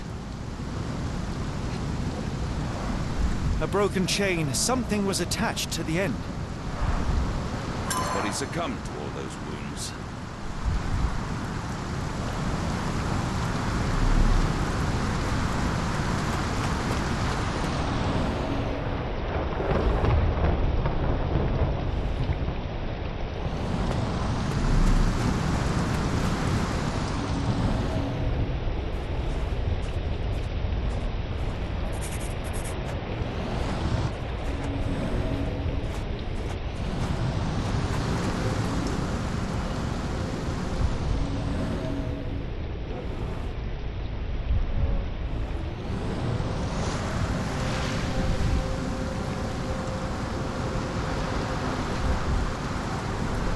This branch was recently broken. The wood is still green. A human-sized imprint. Someone fell on their back. Whatever Ashmat had secured to his chain, he lost it here.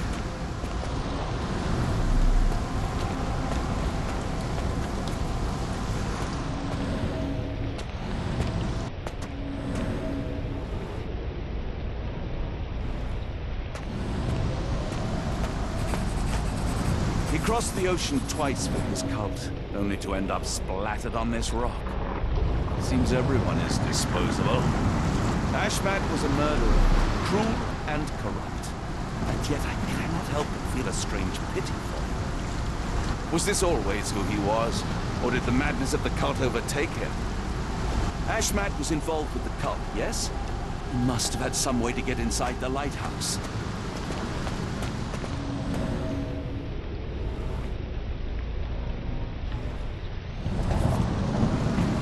Scratches. This medallion saw frequent use. Interesting occult pattern. What drove him to this dreadful act? I fear we are about to see for ourselves.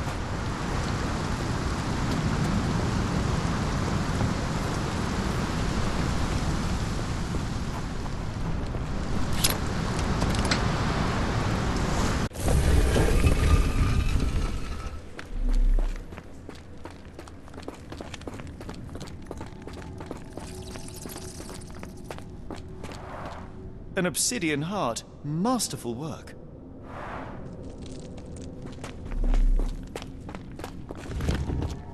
That's a crafty mechanism and quite ancient.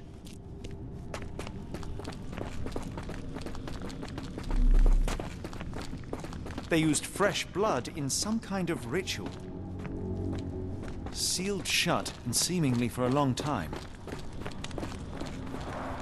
This vessel is covered in dried blood.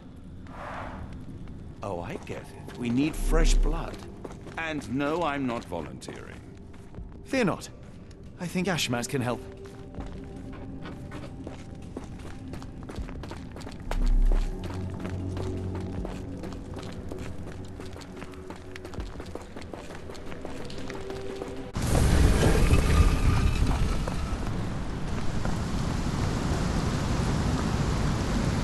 Do you have anything to hold blood, Watson? Fine. Take my flask.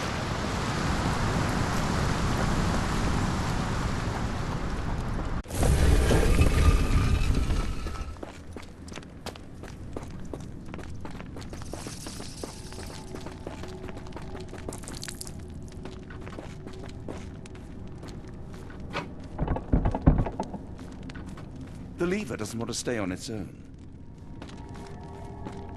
Watson, hold the lever for me. I must investigate.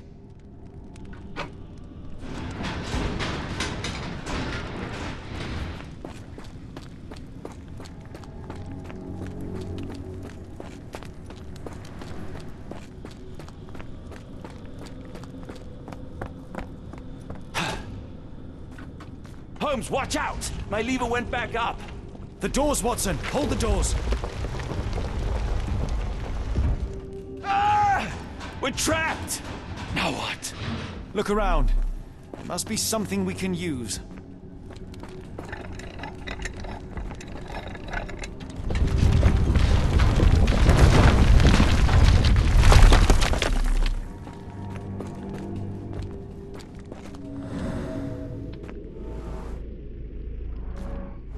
Those holes seem to have a purpose, but I won't risk my arm to find out what.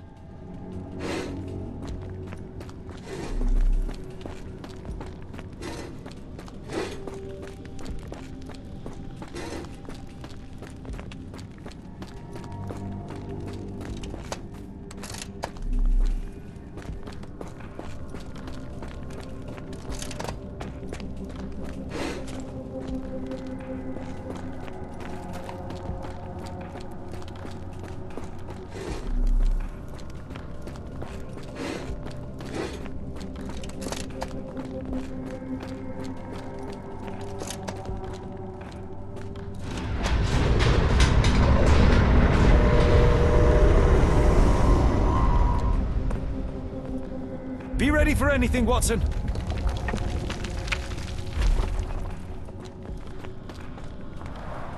It's all right, Watson. It's merely a chest with coins and a dagger, made of obsidian by the looks of it.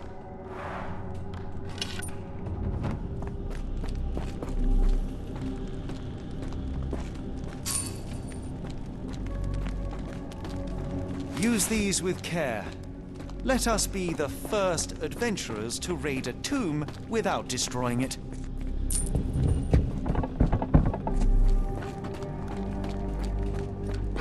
Terrific. Now, onward before they close again. Let us hope our paths converge, Holmes.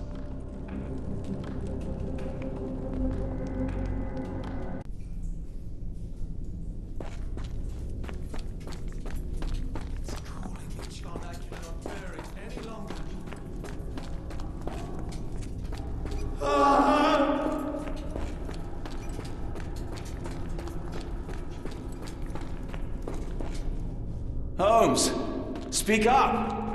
Help me.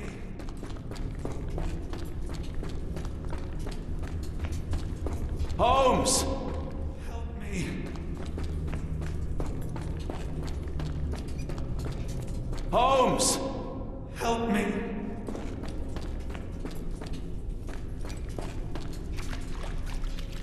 Holmes, speak up! Please, John.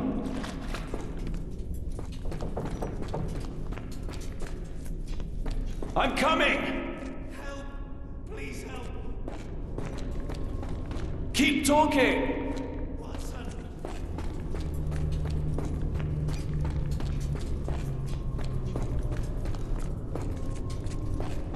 Sherlock? John, I'm falling. Keep talking! Watson!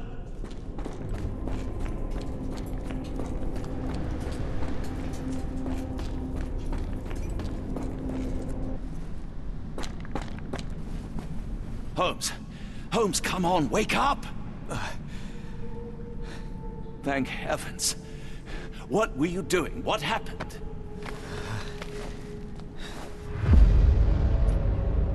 The whirlwind. Stars are so distant. The sun inverts the earth. It becomes transparent. Sherlock, snap out of it. Nothing is everything. We are so small, inconsequential. A shadow in the dark. I think we best go back. You are not well, Sherlock. No. We are so close. We cannot... You asked that I intervene if I saw you cracking. This is me intervening.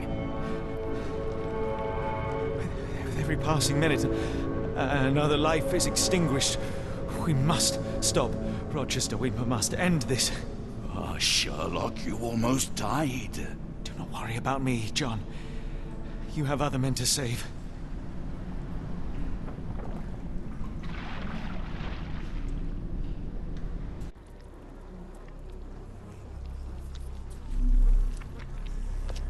I thought that I'd seen horrors during the war, but this is complete madness. Don't mind my trembling hands. It's not fear, it's adrenaline. Mad cultists, ancient ritual sites. Had I known where this case would lead, I would never have brought you to see Stenwick. All right, enough talk. Time for action. Careful, Holmes. Sir, are you all right? No response.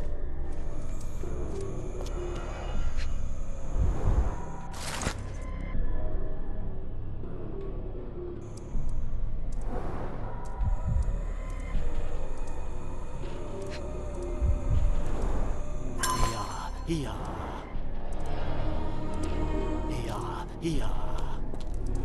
Fingloi Maglanafa. Cthulhu Mythos. Organa Galfatagam. Organa Galfatagam.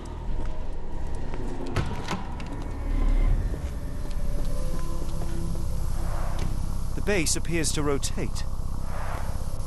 Hands off, Holmes. We have no idea of its purpose.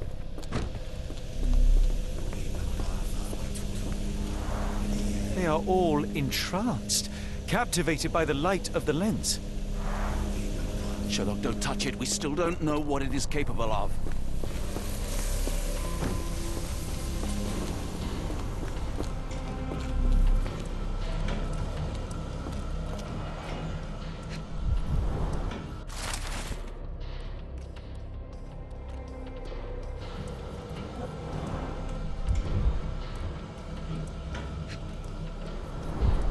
Black, metallic, and with a characteristic hue, obsidian yet again. The sheer form of it, the color, it makes me feel uneasy. This material feels very sturdy. It would take an enormous effort to break like that.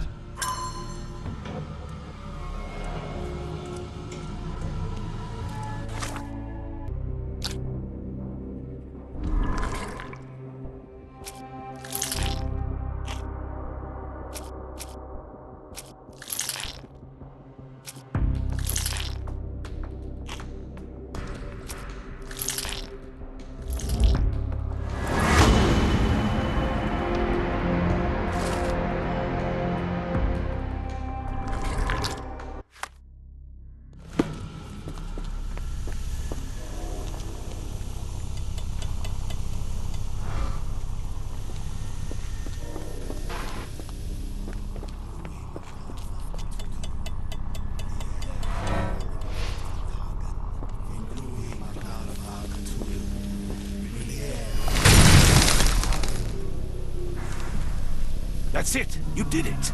The lens broke! John, the worshippers, we need to make sure... Of course, I'll see if they're all right.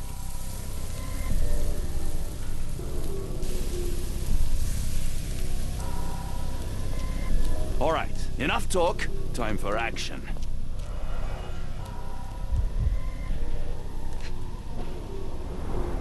Check her pulse, can you, Watson? As expected, the pulse is elevated, but within normal limits. At least this awful mask is breathable. chest is moving fast. She's hyperventilating.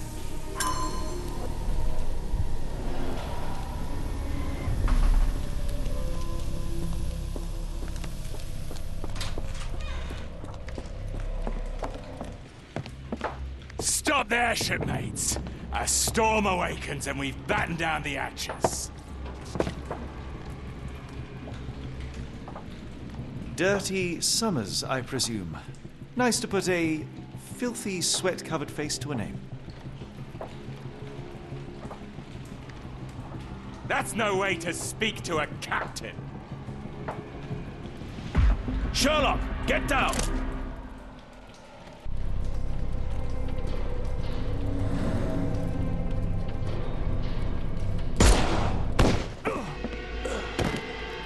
May the old one's embrace be cold and complete.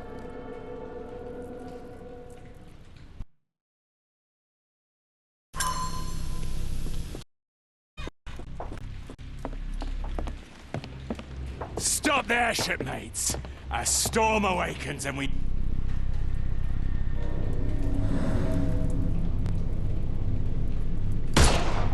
Ah! Watson! I only wounded him. Hurry, we must tie him up.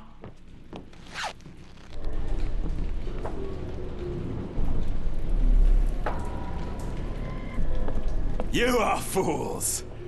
Tying me up won't stop the awakening. Can't you feel it in your bones? The storm approaches, a storm so immense it will black out the sun forever. One look at his face shall boil your eyes. One stomp of his foot will bleed your ears. You are doomed, and now there is no way back. My sanity is slipping away. I feel like I've been there. They made sure no one could enter through the main door.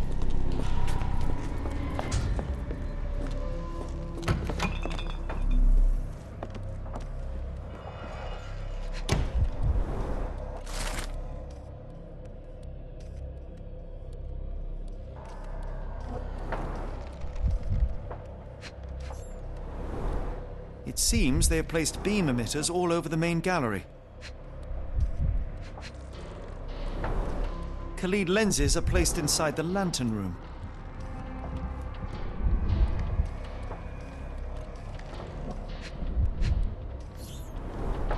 They modified the gallery and watchroom. One moment, Watson. I'll redraw this blueprint.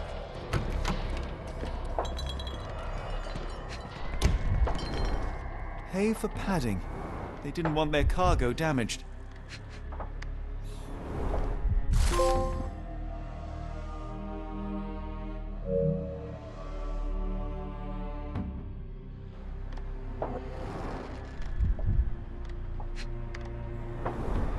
I know this company. They make Fresnel lenses, essential for any modern lighthouse lantern.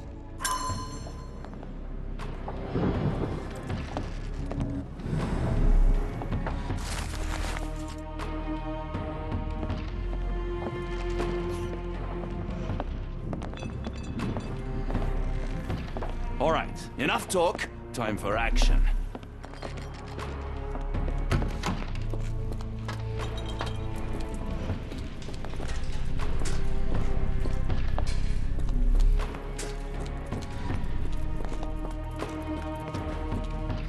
Hold on. We need a plan.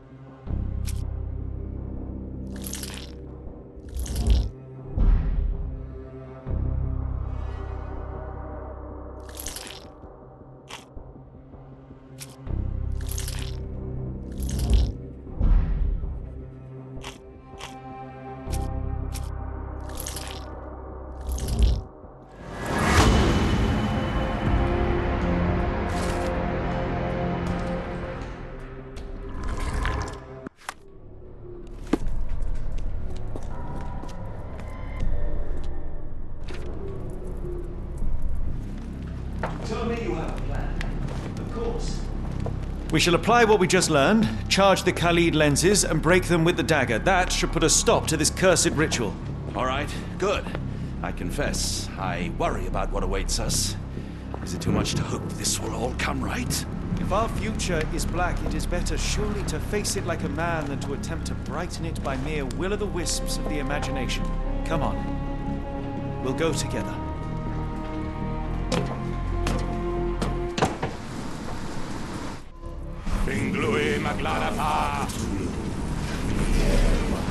Hard to imagine one could recover from a trance so fast, even if you survive. It's hard to stay sane, but still.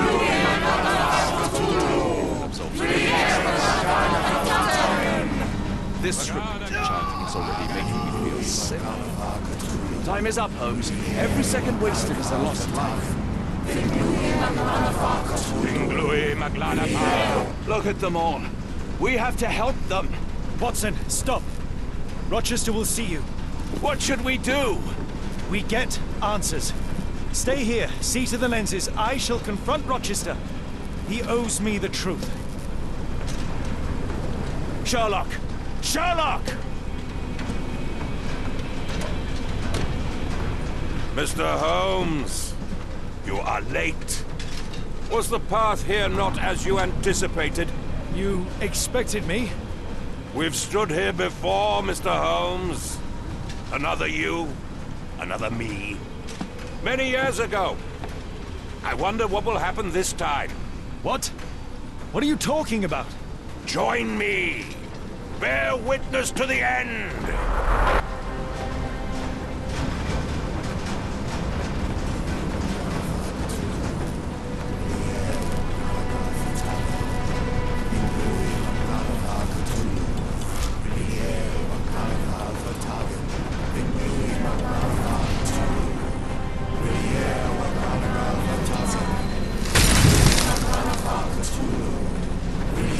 You cannot bear witness to anything, Lord Rochester. You are blind. How could you? It is what I do. No. How could you be so ignorant? For I have never seen more clearly than in this moment. Never felt more than I feel right now. Every fiber of the earth, every molecule reverberates in anticipation of the awakening. The bile of madness rises in our throats, just as our master rises below. I see moon beasts, night gaunts, a witch doctor in Arkham. I see what the stars themselves are dreaming. I know more than any man has ever known. You are delusional. How did you do it? The compulsions, the visions, was it some form of hypnosis or no? A drug, perhaps. Tell me. Bah! There is no ruse. There is no big reveal. It is exactly what it seems. You still fight so desperately against this truth, but you feel it too. Yes? Yes? You are mad. You have mistaken hallucinations for reality. Are you really want to talk, Mr. Holmes? Speak truthfully now. In the port, in the swamp, what did you see?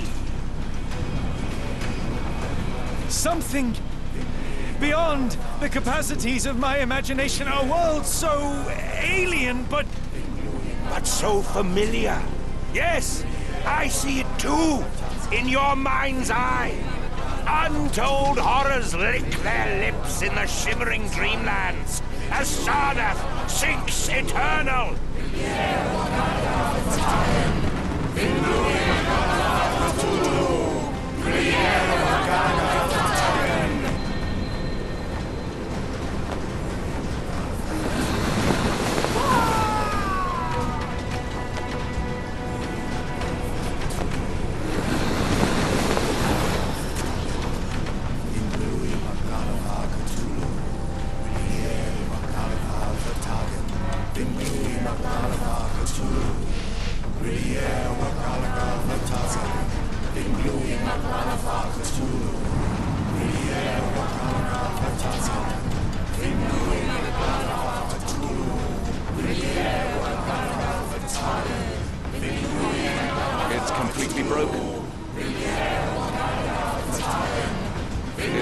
people.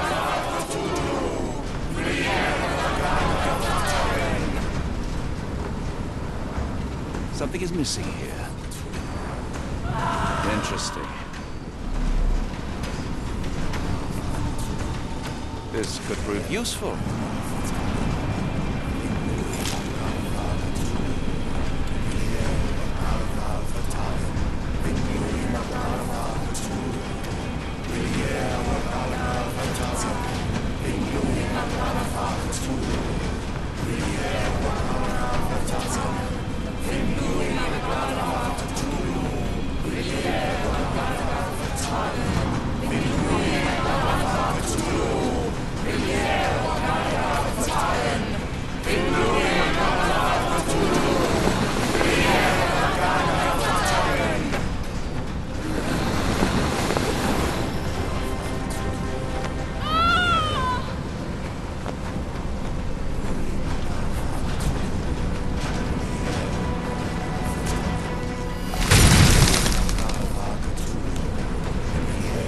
What is the point? What are you hoping to achieve with all this slaughter? Do these people deserve such suffering? They are just tools. Their existence is meaningless unless put to use. Oh, all-seeing master. Oh, grand God beneath. How he has blessed them with purpose. You use them for cruelty. I've seen a man eat his own flesh just to hear the whispers of lizards. I've seen a mother behead her newborn that she might travel to another world. Galaxies swallow each other whole. Light folds in on itself until nothing remains. You know not cruelty, Mr. Holmes. Cruelty is for such knowledge to be beyond the reach of so many. This is hubris delusion. You are Icarus flying too close to the sun. No, no. You misinterpret the legend, Holmes. Icarus flew. He reached heights no man had ever reached. One must imagine Icarus happy. He burned. Rochester plummeted to his death. And were you to ask him of his choice, he would have not a single regret. Every step I took was necessary. Every drop of blood a blessing. Every death predestined. Surely you understand. It was for knowledge. The only thing worth living for. Why must you remain so blind? Be honest. What is it you fear?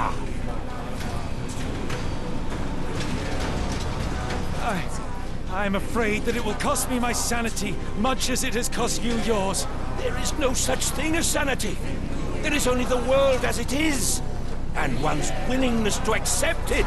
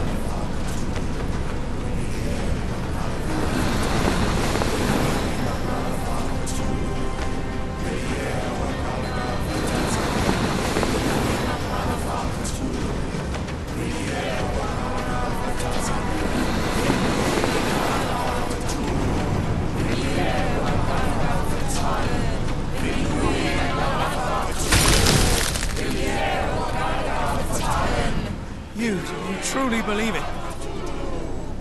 That a god arises from below, that the world shall end? There is only nothingness. Only chaos and torture and endless time, stretching its wings, baring its teeth. It's preposterous. It's nonsense. It's... You've drugged me. The fumes in the temple, narcotics, a bad reaction. Oh, you're one of my cross agents. Yes. Yes, this has the stink of my brother all over it. No, wait. Of course, I am dreaming in the asylum. In Black Edelweiss, tied to a chair.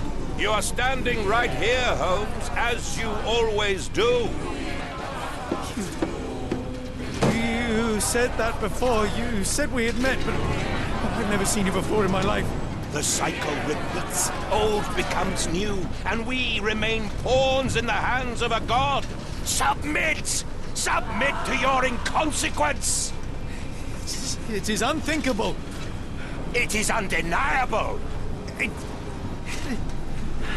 I cannot. When you have eliminated all which is impossible, then whatever remains, however improbable, must be the truth. Now, Holmes! Now is the moment! You know it in your heart! Say it! Say it!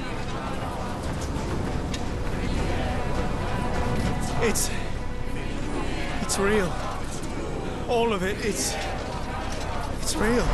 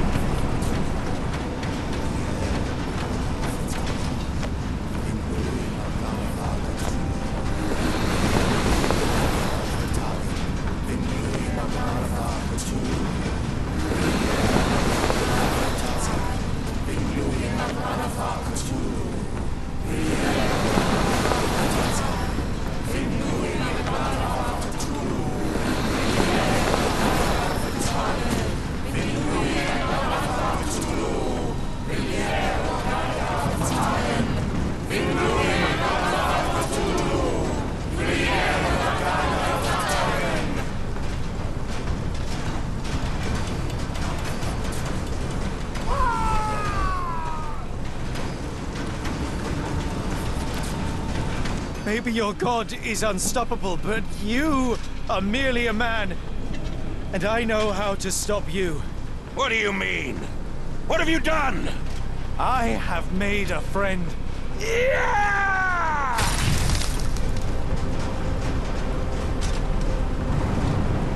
No! Curse you! Oh, Great One, forgive me! It is over, Rochester. I thought this time would be different. But the gods laugh at man's arrogance. Sherlock, come back down! The wave! Come with us! Turn yourself in, save yourself! The abyss calls for me, Mr. Holmes, as it does for you. The final problem approaches, and you too shall fall.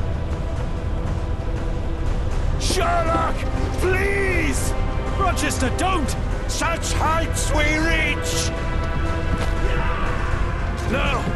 God! Sherlock, we must get inside! I have to see it, John. I have to know.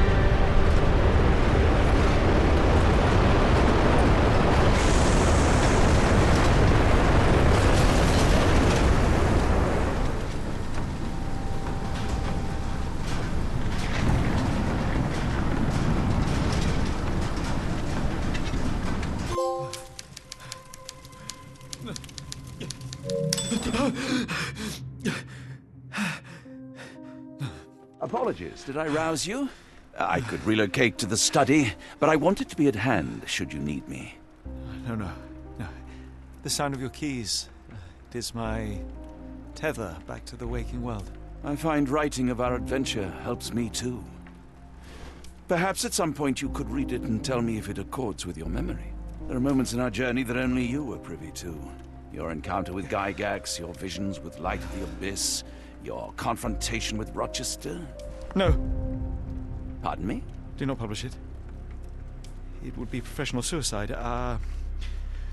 You would be a laughingstock, a fabulist, concocting penny dreadfuls for the unwashed masses. And I would no longer attract a distinguished clientele, but madmen convinced I could connect them to their deceased relatives or help them capture a fairy. Ah. It doesn't seem to get any better, does it? When I close my eyes, John, I am falling. Falling into a black abyss. It is endless and suffocating and unforgiving. What I would give for a dreamless night. It's going to be all right, Sherlock. What is that? It will help you rest. No, not that. No.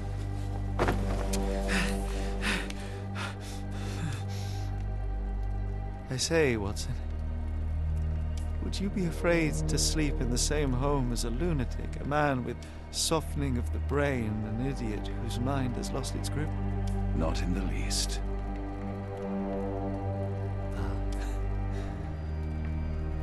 That's lucky.